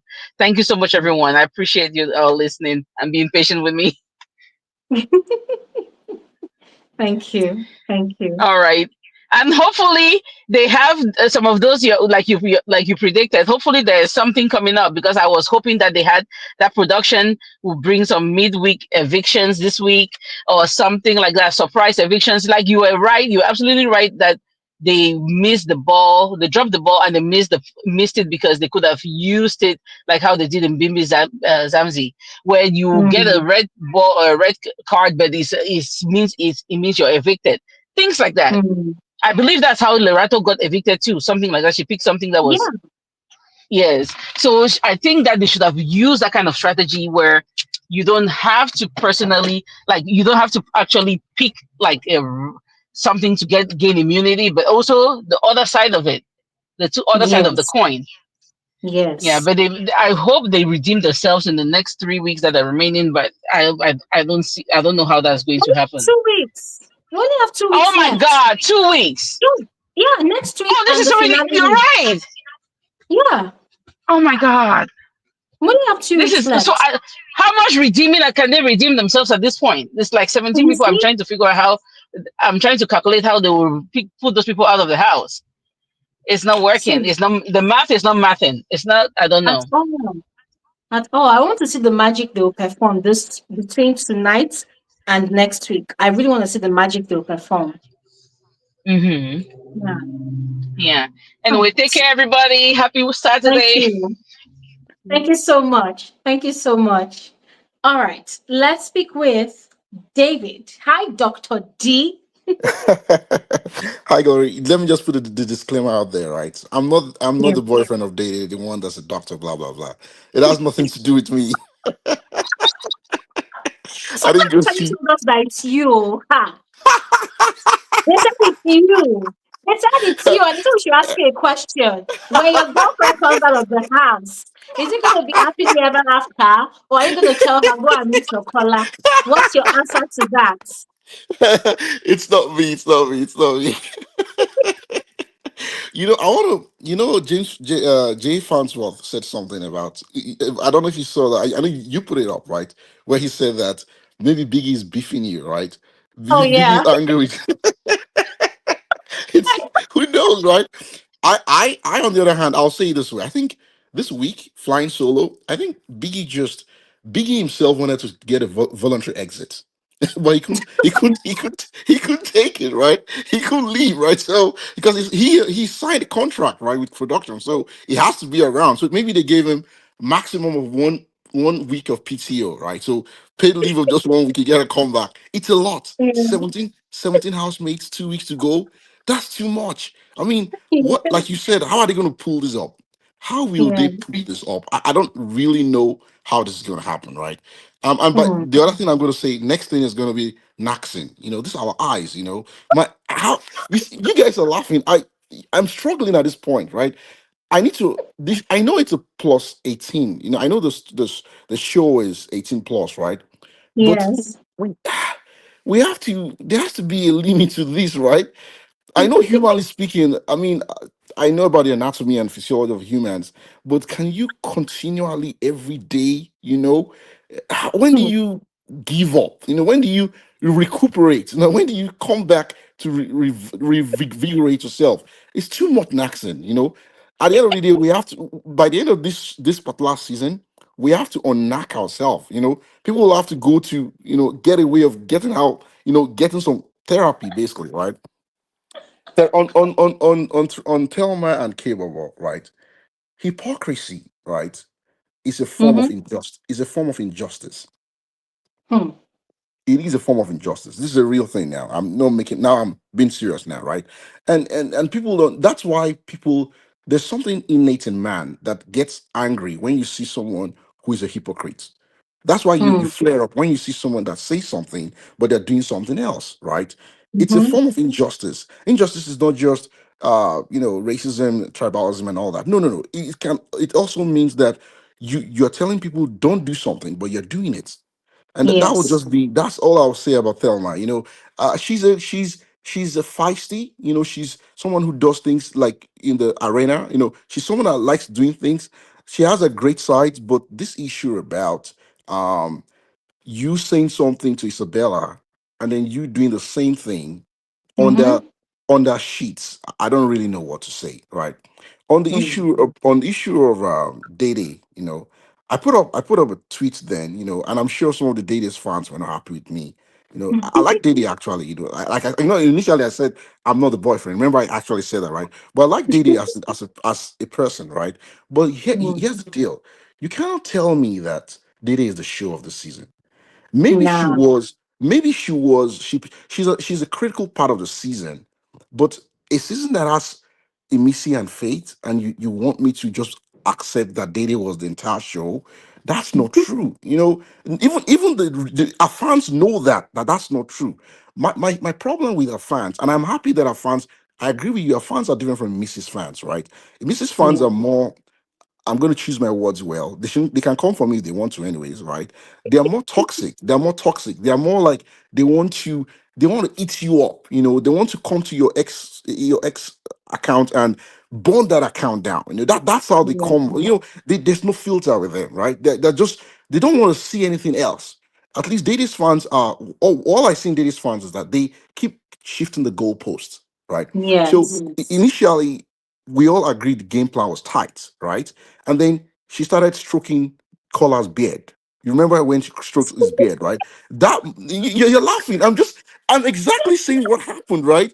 That at that moment, the moment she stroked his beard on that bed, and the bed they were on was not his bed or her bed, it was someone else's bed, Mm. right? So they were playing Yeah. neutral on neutral grounds, right? I knew that the plot was it's either the plot was going to thicken or she's lost the plot. It's one of them, right? Yeah. And we gave her grace. We said 2 weeks. People came here, our fans came and said, "Oh no, no, no! She's cooking up something.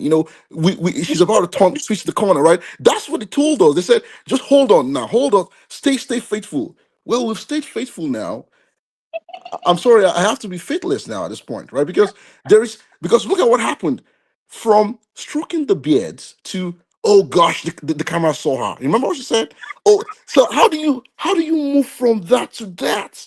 And then the next thing that our fans are saying now is they're saying, you know what?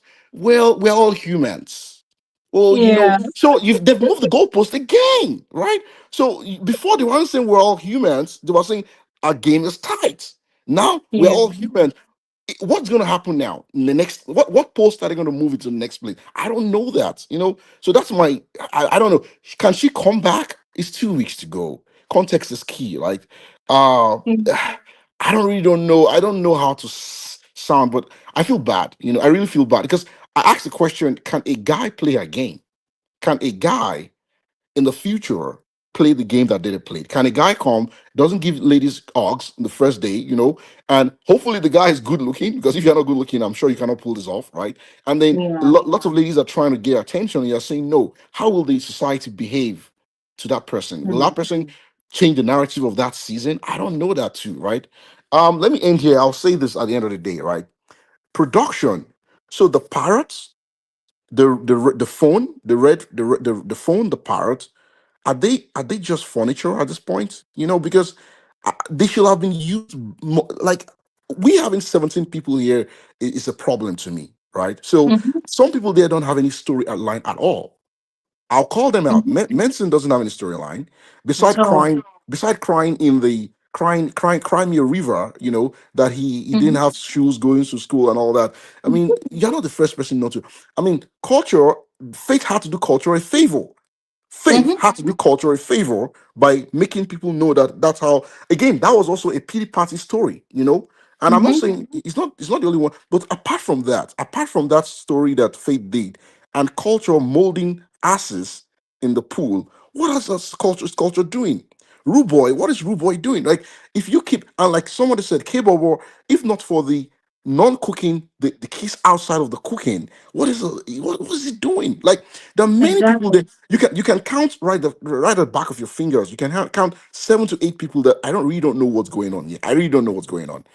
Yeah, let me keep quiet here, but it's the final thing is this: if you have a strategy like data strategy, or like whatever emissary strategy, or whatever strategy, right, and you are slipping by, or you make a mistake in your strategy, right, you can, if it's not you, right, it's going to come out at some point. So Mm. if you have a 10-week show, and the problem is when Dede did not give that hug, right, the question was, is that her, and based Mm. on her home training, or was that a strategy, or was it both, right? Mhm. Now, in hindsight, the question is no more. That's no more the question now. The question now is, maybe that was, because if it's you, right, you will not change. So, Mhm. like, if that's how you are, you continue being like that, because that's who you've been for 23 years, or however old you are, right? But if it's Mhm. not you, and there was a strategy, and then you see someone who counteracts your strategy, you will fall. you have Mhm. to give you have to give some kudos to Colado. In all of this, when it comes to strategy and wearing down someone else's strategy, you have to give it to Collar. He's played Yeah. a game that, for every person that says that he does this media rounds and all that, he had to be doing those media rounds. I'm sorry to say that is Mhm. part of his strategy. Yeah, Mhm. let me stop here, because there are lots of people in the so back to Yeah. that stuff. I don't know her. So I'm like you. I don't know these people from Jack, right? So I'm just looking at it from the outside, and it's fascinating to me. We have 2 weeks to go. They have to turn this around. They have to kick a lot of people out. I don't know what they're doing there. They're just furniture at this point. And people have to, I don't even think there's a need to up your game again. At this point, it's almost like the die is cast. People are already Yeah. taking sides. I don't know how much movement traction you can get now to move one fan base to another fan base. I don't really see a lot of it. Yeah. Yeah. Thank you so much, David. I mean, I saw your question, the one about if a guy can play Dede's game, and I think it's gonna be, what's the word I'm looking for? It's gonna be groundbreaking to see a guy play such a game, because it's going to change a lot of societal norms. Yeah, In society, there's this I don't know, what do I call it now? it's like a It's like, mindset, like a yeah, there's this mindset. Yeah, it's like words written on marble. It's okay. unchangeable. That only women can have boundaries like that. Don't touch Mm, me. Respect my space. Everything has to be consensual. When a man raises such standards, people think he's being full of himself, and he he's has no proud. right. Yeah. to create. Yeah, he's proud. He has no right to raise such a bar. So, like you asked, I would really love to see such a gameplay in the house. I would want to see, more importantly, how the viewers will react to such a Correct. housemates gameplay. Because for me, at that point, it's not even going to be about the housemates. It's really going to be about the viewers. Imagine a guy now saying, "Oh, you touched me without my consent. You hugged me without my consent." I really want to see how society is going to react to that. Interesting. Interesting. Yeah. Yeah, always good. Always a pleasure. Thanks. Thank you. Yeah. And by the way, people have already merged you with Dday in the comment section. So everybody believes They that you are the should dog. not. They believe it's you. I don't. All I don't want right. Paula to come from my head. Don't worry. And I'm not a fish. I'm not a fish. So that's it. Okay. Thank you. Thank you so much, David. Thank you. All right, let's speak with is your chef Mr. What's your name? Is your chef Mr. Are you there? Please introduce yourself. Hello, Hello. hello. Hi. What is your name? It's your chef, Mr. Romantic. Ru- Oh, it's your chef Mr. Romantic. Oh, wow. Very interesting. Spicy. You're welcome. Yeah, thank you, Gloria. I would just want to first of all appreciate you for a Thank work you. well done this season. You have done so amazingly and awesome. Thank you so much Thank for the you. update. At times, even if I don't watch the show 247, I'm always like, okay, if I come to your channel, I will always have everything figured out like it is. Thank you for that. And Thank you. also, I will also like plead for you. I will also plead that you should take it easy on Emisi. Like, Can you be I more don't know audible, how please? You're fading away. I can't hear you. Like, increase your volume. Yeah. you can get me now. No, no, no, no. Maybe you're far away from your device. Can you be closer to your device? I don't know if I should remove my earpiece. Yeah, remove your earpiece because you're fading off. Okay, okay.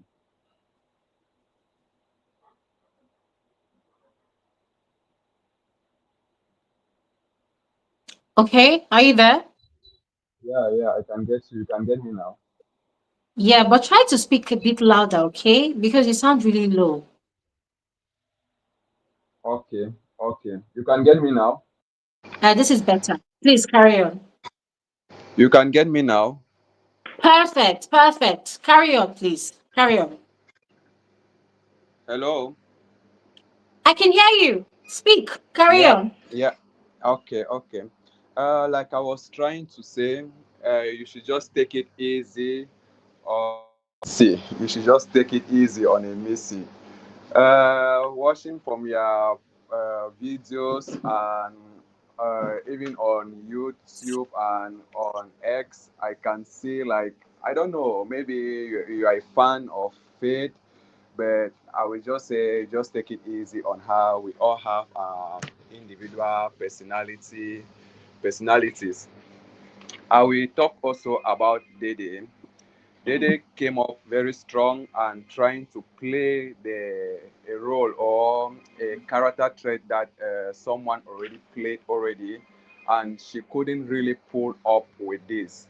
She tried to play what Kosi did years ago in Big Brother. I think it's Titan. Yes, she tried to play this role, which she uses, which Kosi used Yemi, Miracle, and Tabang, and she came in with that force, and it actually worked for her from the beginning. But going as the show went on, she lose everything. I don't know if it was an interview that Eboka did, or if it was a question that Eboka questioned her that make her to lose track or to go or to depart away from her strategy. I don't really know, but as for Thelma, I will just say it is easier said than done. Everybody can always criticize a situation when you are not in that situation. Everybody can always speak about something when you are not there. Like they always say, do not condemn someone if you haven't been in that shoe. So, like you said in your videos, her hypocrisy has been shown, and everybody already know what or who she is. Yeah. Okay. Moving on also, you and other people suggesting about the eviction, like the housemate, like Biggie should have make something like the housemate should evict, to give the power of the to another housemate, or maybe the head of house to evict another housemate. Yes, we see that from Hello? other, yeah, I'm getting you. We see that from other reality show, but it's not really fair unless if they give this power to the head of house. Let me say, like what happened last Sunday, after the eviction, maybe on Monday before the live or after the live nomination, they should come up with the bottom four of last week of last Sunday and put it on the tree, and maybe they without, because us we know, like okay, they have these are the bottom four, like what they did in the All Star. These are the bottom four of last Sunday, and they bring it this Monday. The housemates are not aware because they don't know this bottom four, and put there for the head of house to like evict, or maybe any other housemate to like evict these two people from the bottom four. It will be fair enough, rather than giving the housemate the power to evict. Or just imagine, maybe they give the housemate, maybe Zita is the housemate, to evict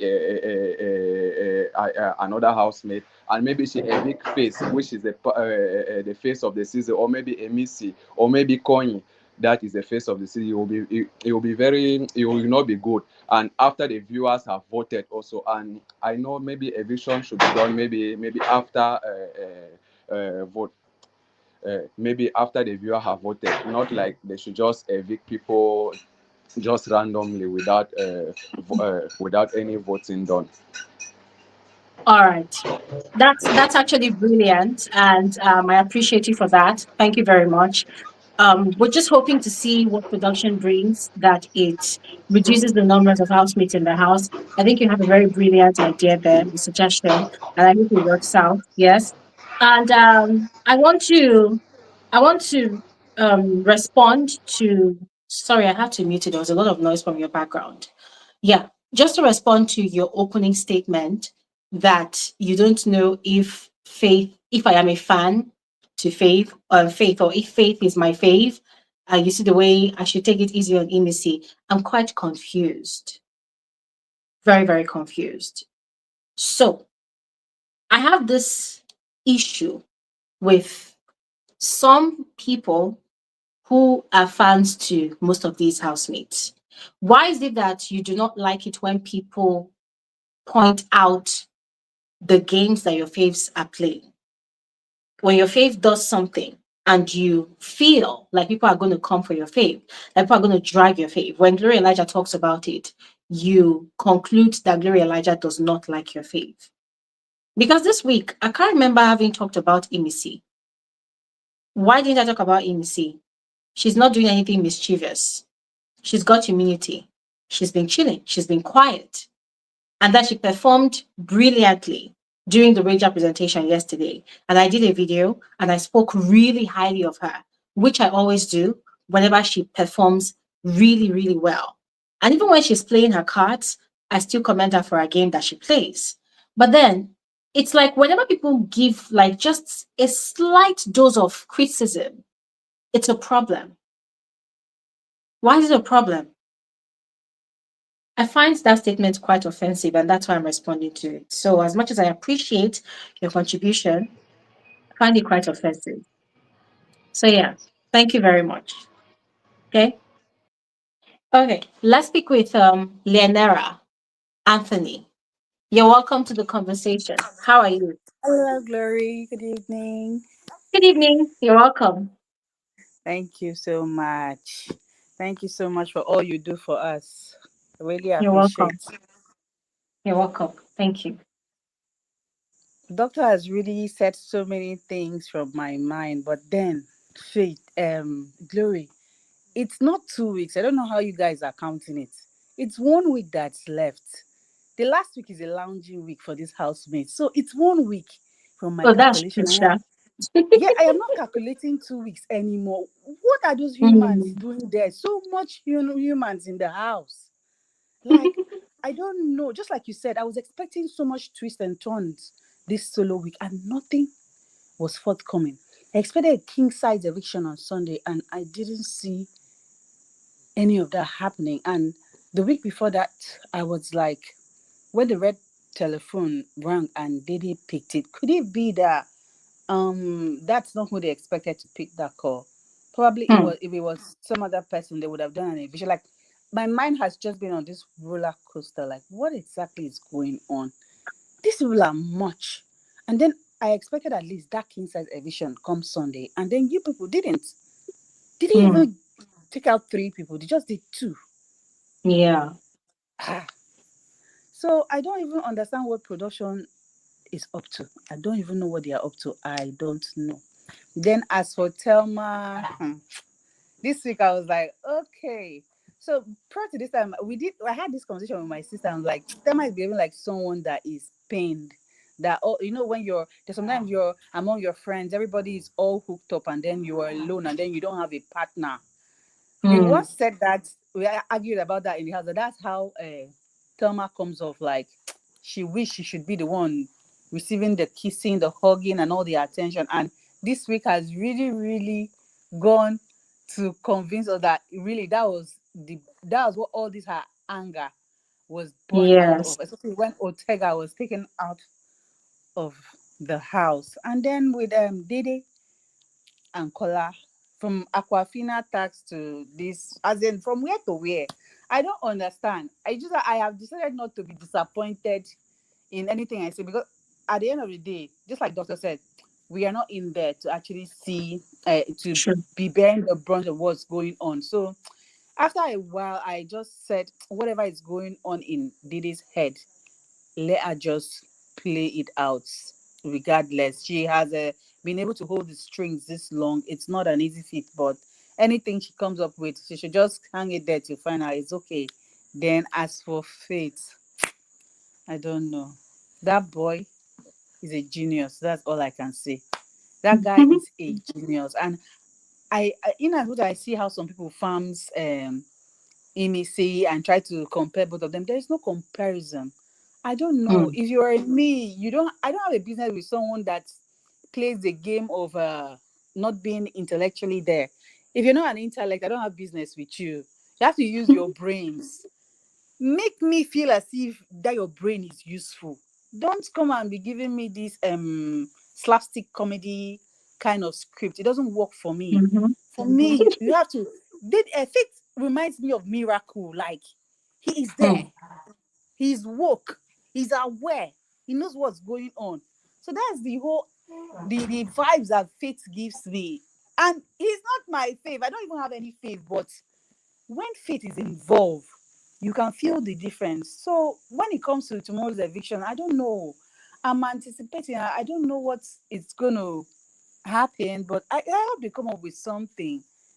How to Yeah. get those 7 people out of the house? Because in my head, I'm like, okay, final week, at least let's get 10 people for finale, but 17 people. God will help us. Thank You're you so still doing much. calculation. I don't want to take up too much time today because I came on All late and a right. lot of people have really said so much, and it just took Yeah. it right out of my mind, and I'm satisfied with the way it's been going. Yeah. All right. Thank you so much. Thank you. Thank you so much. Have a lovely evening. You too. Thank you. Okay. Let's speak with Olayemi S. Olayemi is back. Olayemi, are you there? Hi, Glory. How are you? Good, good, good. You're welcome. Pleasure to have you here. So I'm a first time, will I say, caller, but I do Oh, listen to you in stealth mode. And welcome. I'd like to give you your accolades. You're rare amongst all Mm. the the show, Thank and that's you. why I've decided to come on your show and share my own thoughts. Thank you. Um, my thoughts are definitely different from everything everyone's been saying, because I'm going to Okay. be coming from the angle of a fan of the show and not a fan of any of the housemates. Do I Mm. like housemates? Yes, I do. Do Mm. I think some of them have their scripts. Oh, yes, a lot of them came in with their scripts. I like to see the show, especially this 10 over 10, as a limited series of 10 episodes on Showmax. And I'll tell you why. If you're a fan of limited episodes or limited series on any of these streaming platforms, you know that usually you will have 8 episodes or 10 episodes. And every week, each episode is going to pick you to some sort of climax where you're eagerly waiting for what's going to happen next. Now, with Big Brother, the fact is that a lot of the fans are used to a certain way of the show running over the years. Yeah. So if it doesn't run in that way, then we keep blaming production. Now, we need to understand that production will always have its own script because this is a show they've been for a whole year. Now, tweak in this script of theirs will only come from the narratives that the participants, and by that I mean the housemates in the show, gives. So they'll tweak their own script in line with that, because whether we like it or not, the show is there to make money. Of course. So whether your feelings are hurt, whether your feelings are valid, you will have to just go with production based on the narrative these housemates plays. Now, coming to 10 over 10. The way I see 10 over 10, there are 3 major players, actors. Every other housemate is just a supporting cast. Of course. And the 3 major lead actors, we have 2 male and 1 female. The 2 male actors is Faith and Jason J. Real recognizes real. The lead Jason female, J. Okay. Jason J. That's what I'm saying. Look at my side of the coin. We've been looking at one side of the coin based on emotions. Now we're being rational and we're watching it as a fan of the show now and not a fan of any of the housemates. 2, Faith and Jason J. The lead female actor for the female is Dday. Every story in 10 over 10 revolves around these 3. And I'll tell you why, my opinion. When Jason J came into the house and Dday came into the house, the first 3 weeks of the show, it was all about them. It was all about them. The narratives, the love from the viewers. People were eager to listen to them when they are doing their whoosh, whoosh, whoosh, here, there, and there. You know, people were falling sick if they're not talking for days. People were imagining things. It wasn't as if there were no other storylines. And I want to believe that in those 3 weeks, they must have shared certain information between themselves that is going to help them grow in the show. Because if you come back to week 7, week 8, or maybe week 6, week 7, week 8, when they were starting to get closer again, they started slipping in some conversations where you say, oh, remember we said we're going to win Guinness together. Remember we said we're going to win Pepsi together. Oh, I'm so sorry if I'm not in your team. I'm sorry too if I'm not in your team. So you realize that these are 2 people that have sat at the beginning when they were building their bond, understood what their scripts were, and said, you know what, we're going to help each other through these scripts. But then what happens? Glory, ask me what happened. What happened? Feelings got involved. Yes. Feelings got involved for 2 people that were so sure that we're going to be each other's safe space. And you know how bad it was? It was so bad for both of them. But you know, the society we're in is a society that would allow the male to get away with certain things and not the female. And that's where Day's hurts came from during that crash out with Jason. We can't agree, we can't both have a plan. And then you're doing this, and I'm not permitted to do this. And Jason is living it through, even with his supporting cast with Sultana. You will find out that that is what he's also doing. I'm going to give you my loyalty. I'm going to be with you. But since we have this agreement, I'm the only one that is allowed to do X, Y, Z. You can't do X. But it's different with Sultana because, hey, she actually feels that I need Jason in this game. And I'll tell you why. Or maybe you should ask me why again. The Why? reason, the reason is because Sultana played a street game on Dday with Jason. And whether we like it or not, apologies to all the fans. Anyone that watches the show with no sentiments and just watches the show as a fan of the show will know that what Sultana did from the beginning of the show was to go after everything that makes Dday. Yeah. That's what she did. That's But why I she called did it it, diabolical. yeah, she did it using street sense. And street sense, for those of us that have been in the streets in those days, you will know that if you want to catch a man that know he's not feeling you, you go through his friends. That's where this adage of Yawowa, in Yoruba people, once the friends like you, even if they know their guy doesn't like you, they like you because you cook, they like you because you fit you are the one that allowed them to come and play PlayStation with the husband, you allow the guy to go out. They'll be calling you Yawowa. Meanwhile, they know that the guy has heart to another person. And Sultana played it in a supporting role, using all her friends to get at Jason. Now, it was convenient for her because Jason also represents what every girl will want. And that's why you see everybody tilts towards Jason, to be honest. He's kind, he's caring, he's soft-spoken, he's intelligent in his own way. Do you understand? He's a loyalist. If he's on your side, he's on your side. So every girl would naturally tilt towards someone like Jason. But this Jason you're describing is the Jason of week 1 to week 3, exactly, 4. And he's still the same Jason. Unfortunately, No, he's not on the the side. same. I'll tell He you has why. money. I'll tell you why I say it's still the same. Because remember, I said that every one of them came in with their own scripts. I'm coming to Faith. Every one of them came with their own script. Faith, Jason, and Dday. They came in with their own script, and their script is to be themselves.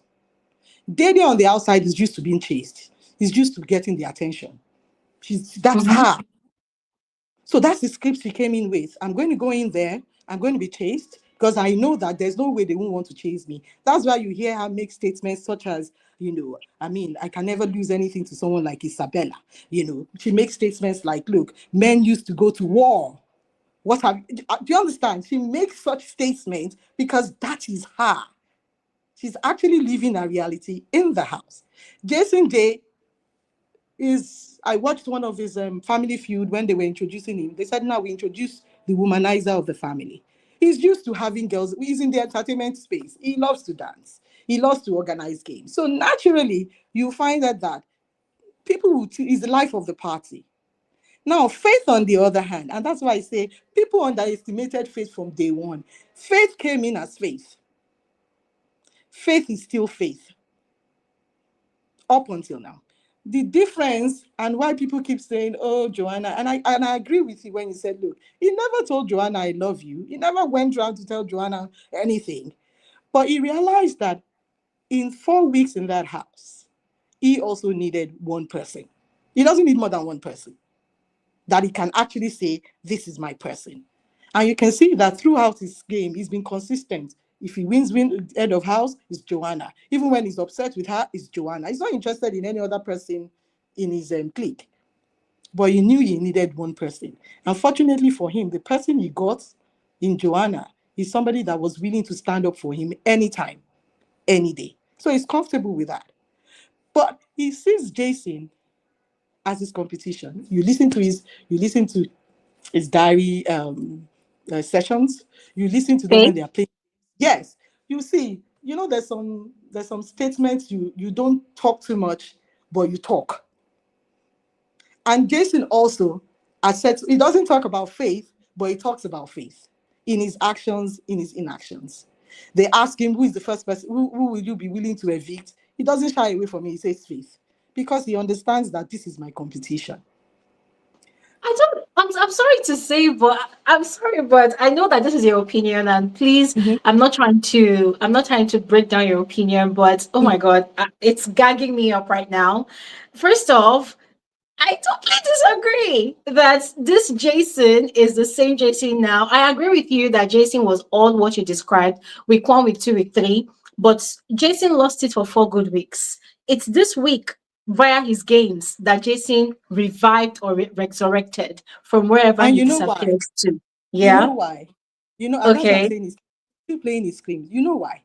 Because when in the first 3-4 weeks, his game was the game because he was with the person or with the group people resonated with. The moment he chose his side with the other group, do you understand? He lost his mojo, but he was still playing his script, which is the loyal script. That's why, look, as much as he's looking downcast, he's looking stressed, he's looking at, because he has pledged his loyalty to Sultana and her group, there's nothing he could do about it. So the few times he had a leeway of escape, the few times he was able to discuss with Dday, maybe in week 5, week 6, during the time where they were the bare minimum, they were doing the games, and you could see him laugh, and people would actually say, oh, that's the spark we missed in week 1, week 2, week 3. But he knew that he had given his word, and his word is bond, and he has chosen his side. So he was still playing his script all through, which is, I'm going to be myself. I'm going to remain the loyal Jason, but unfortunately, he's in the wrong camp. Now, I'm going to have to disagree with you on that. I do not think Jason. Wait, I do not think Jason picked loyalty with even Sultana, because let me tell you what Jason is actively doing right now. Do you believe that it's an idea that Sultana planted in his head? If you No, I remember the don't. conversation there was a conversation they had in the Downfall bus some weeks ago, and Sultana painted a scenario telling him that in Of her the culture, of the Alhaji that has 4 wives, that rotates his calendar on which wife to meet. He told Jason that Jason can go ahead and do what he wants to do. And so Jason and Sultana, they've had that conversation. Although this conversation they had, we did not see this particular one, whether they had an agreement or not. But the one they had in the Downfall, we heard it loud and clear. Sultana presented that idea to him. So that is why he can dance with Sultana and dance erotically with what's her name now, Joanna. Sultana, she presents herself like she does not have an issue with it, even though she was one that suggested that to him. But she kind of does, because it upsets her. However, she's okay with the situation. Why? Because it is not Dday. Now, she had a situation with it before because Jason was first friends with Dday. But I'm going to leave you with your perspective, or I don't want to contest it. Now, on to Faith. You said Faith has mentioned that Jason is his competition. That is not true. I mean, I follow back to back Faith's diary sessions. Faith does not consider Jason J as his direct competition. But if there's one thing that Faith does, he's very good at analyzing the strengths and weaknesses of all the housemates. I've never really heard him say that, oh, Faith is one person that is my threat. No, he has never really done that. No. On the contrary, No, but that's not what I said when I said he's in the diary room.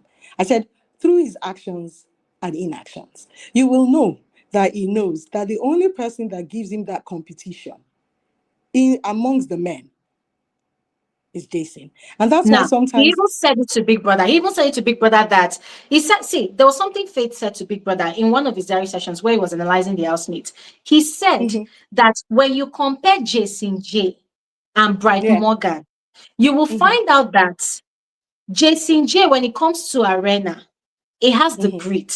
But when it comes to the game itself, he likes the psychoanalytical prowess. And he said that thing that Jason J lacks, that is what Bright Morgan has. That 1 second, Bright Morgan is down. But the moment it is time for action, challenge, anything, competition, task, anything, Bright Morgan is awake. And he said that is why his respect for Bright Morgan is really high. Faith has never really presented himself or giving off any body language to suggest that he sees Jessie as a competition or a threat. He keeps on saying to Big Brother that there are certain housemates that does not impress him. And when he describes these housemates, Jessie is one of those housemates that does not impress him. For real. Okay. I say your point, but I still slightly differ. And like I said, real recognizes real. Sometimes they don't talk about it. Now, for every other supporting cast that I mentioned, the truth of the matter is that over the years with the show, you realize that by the 9th week, 10th week, even the viewers complain because you just have like 6, 7, and all they do is sleep, eat, wake up, even with the games. The excitement is not there. So probably that is why production wants more people towards the end. Probably. Maybe. Yeah. Probably. Because over the years, you will realize that by week 9, there just maybe 8 of them, and they will evict 3, and then the last week you have 5 of them. That even during the arena games to HOH, the people are even willing to give it to anyone amongst them that has not been there, So even the viewers are, So I can understand if they want more people towards the end. I understand why they brought Rude Boy back, because I strongly believe that Rude Boy's phone call was supposed to be an eviction. Do you understand? I strongly believe it was supposed to be an eviction. But having seen that, the energy also dropped. Because whether we like it or not, Rude Boy's noise it should have a fan base on its own. Whether the noise makes sense or it doesn't make sense, it somehow brings life, into the house. So probably that's why, like I said, each narrative will make them tweak their own twist. But I can tell you that what is going to happen between this week and the final week will really, really shock a lot of people. It might not even be with evictions. I strongly believe that because it's 10 over 10, there's a possibility they want to have 10 finalists. Yes. Just 10, you understand. So it's possible. But I can tell you that they're not panning to viewers' expectations anymore. Yeah. All right. Thank you very much. Thank you very much. So that was nice a talking to you. very exciting conversation. I enjoyed it. Thank you very much. Yeah. All right. Okay, guys, let's speak with the last speaker for tonight. I apologize to you, Sadiq, but I'm glad I get to speak to you today. You're especially welcome. How are you? Hi, Glory. How are you? Hi, I'm good. Listen, I want to especially thank you for always opening up the conversation every Saturday in the comment section. It's, oh my God, it's always really heartwarming to come online and I see that you've been there like 10 minutes earlier and you're putting up so many questions. And I love your questions, by the way, so please keep them coming. Thank you so much for all you do. Thank you very much, Glory. And I've been a fan of this show for the past 5 years. Yes, I even watch Big Brother Titans. So I'm just a fan of this show. And as much as I'm always working, always in the hospital, but I like the show. To me, it's human experiment, just to see human character. And whenever I'm watching the Big Brother, I always remember Game of Thrones. Because the reason I like Game of Thrones is the character development. Yes. You are seeing the characters developing. And then that is why whenever I met a fan of Game of Thrones, I asked him, who is your favorite character? I'm a fan of Game of Thrones. Pick me. and immediately you say Jon Snow. I used to go back and say, why are you saying Jon Snow?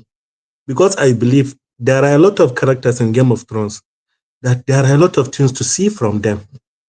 Jon Snow might be the person you want to see, but there are several characters that have something that you can fish out and learn from it. And then that is why when you are watching Big Brother, you don't choose your fave in week 1 or week 2 or week 3. You have to be calm, understand them, See them. Wait for week 5 and 6. By week 5 and 6, you will see their good side and their bad side. Their flaws. You will understand. This person, I might like him, but he is sneaky. This person is a gamer. This person is just being himself. And that is why the previous speaker, I disagree with her about Jason.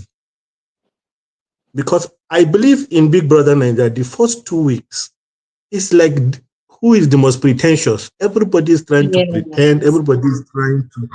You will be seeing people, and from there you will start seeing the errors where the problem might come in week 6 and 7. Yes. And then that is why if you watch closely, several characters develop while some follow. Some develop because you are seeing them, they are becoming more entertaining to you because you want to see what they will do. And then that is why along the way, we lose Dday now because as much as people don't want to accept it, we have to analyze this show. It's like we are watching football. We want you to pass the ball to this one and score the ball. We don't want you to come and play a wrong game for us. We want you to hold on to your strategy, always analyze yourself, be self-aware of what you are doing, and stick to your strategy. Don't allow Ebuka or your housemate to sway you out of your strategy. Regardless of Ebuka will come and say something. If Ebuka says something, don't directly translate what Ebuka is saying. Think about what Ebuka is saying. Go back. Don't re-strategize too much. Try to continue and correct the flaws you've done. But some of them, immediately when Ebuka says something, they will directly translate it. And then their game will be dead. The next week, the game is dead. And that is what exactly happened with Jason. He is with Dday as a friend. But immediately Ebuka talked about that fish, his next week collapsed. He was angry. He feels like he lost his game and everything. And then he lost the game. And then before he is now trying to pick it up, Kola has already used his Maserati and reached Ikoyi. Sharp guy. Yes, sir. Yes, so that is it. It's not about, you have to understand them, see them, wait for week 5 and 6 and say, who is my favorite? Who is doing what I want? And that is why I have 3 favorites. 2 are the ones playing the game. 1, I just like him because I feel like he's a good person. I feel like regardless of him in the diary room being crazy and always crying, I just like him, his personality as a person. But my 2 favorites are Faith and Imisi. These people, they know each other. They understand each other. They are playing the game. In fact, if Faith is not the most intelligent person I've seen in this show in the past 7 years, he's among my top 3. Like, he's so intelligent, so articulate. I really, like you said, I really want to see his family.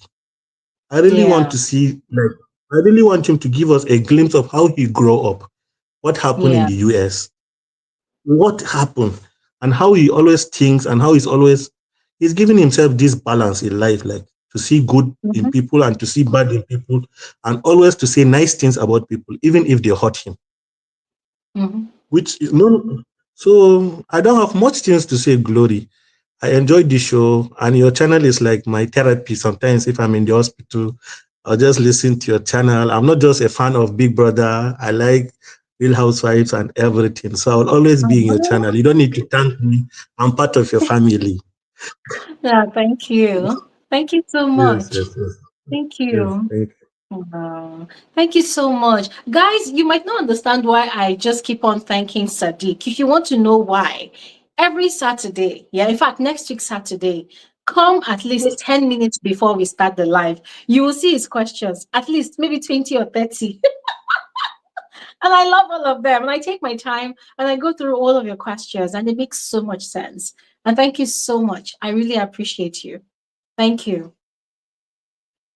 And I want to tell you that I am a huge fan of Game of Thrones. For those of you that follow me on Twitter, I think early this year, I rewatched the entire 8 seasons again for the 3rd time in how many years now? I think 3 years. It's like every year I rewatch the entire 8, is it 8 or 9 seasons of Game of Thrones It's every year. Gloria. Every I have year. lost count of rewatching Game of Thrones. I have lost count.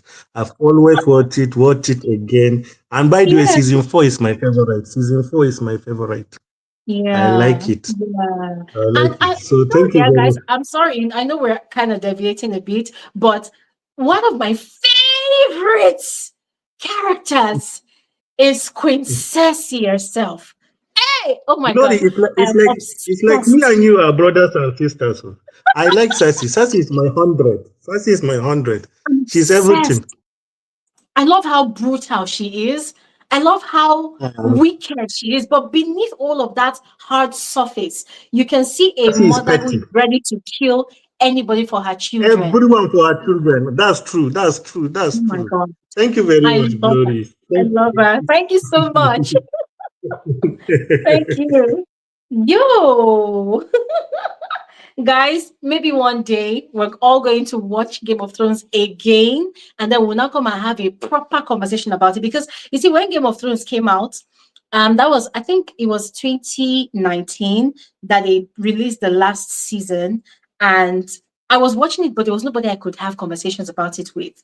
So I was kind of lost, like, oh my God, oh my God, what am I gonna do? So we're gonna watch it again. We should go and start watching it too. So that before the end of this year, we're going to have a wine party or a tea party on this channel where we get to sit down and analyze every single character from that series, because it's a wow. If you love Big Brother, trust me, you would love Game of Thrones, because the games these people play. And that is why when I watch the Big Brother show, the way I think about the housemates, the way I think about their strategies, I think beyond shipping, because I have seen strategies, I've seen games that people play in actual reality TV and also TV series like Game of Thrones. It broadens your mind to how brutal, how vicious, and how fiercely people can actually play for a prize. So, listen, this is the huge recommendation from me. Go and watch Game of Thrones. Watch all the episodes. I think it's currently available on Showmax. Early this year when I watched it, Showmax was saying that they were going to remove it very soon. I'm not sure if they've removed it yet, but if you have Showmax, go ahead and check. Check on Showmax, all right? I only know that it's available on Showmax. I don't know anywhere else that it's available, but just go ahead and check it out if you can, all right? And I will put out a question maybe on my community tab to ask if you guys are done with it so we can fix a date where we can do proper analysis of the show, all right? Anyways, ladies and gentlemen, that is all for today. That is all. I'm super excited about today's conversation. I love the fact that everybody that wanted to speak, they got to speak their mind. I'm happy that everybody shared their own opinion from their own perspective. It's always very refreshing when I hear you all speak from your own perspective. I always want to learn from all of you, and today was just exceptional. So thank you all so much. And guys, I want to give a massive, massive shout out to Mina Aqua. Mina, you will ask for bread. God will give you an entire bakery. Thank you so much for your generosity. I mean, guys, Mina just gave a huge donation, and I am so grateful for it. Mina, thank you so much. God bless you. God bless you. Thank you so, so much. I am grateful and I appreciate your generosity. Thank you so much.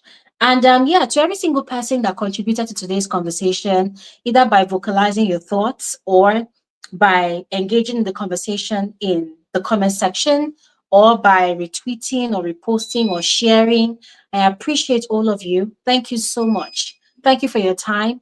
Thank you for your dedication and thank you for your commitment to, keeping this community alive. I appreciate all of you. To our silent viewers, silent listeners, thank you all so much. I appreciate you all for adding to the numbers. You guys are simply amazing. Who else?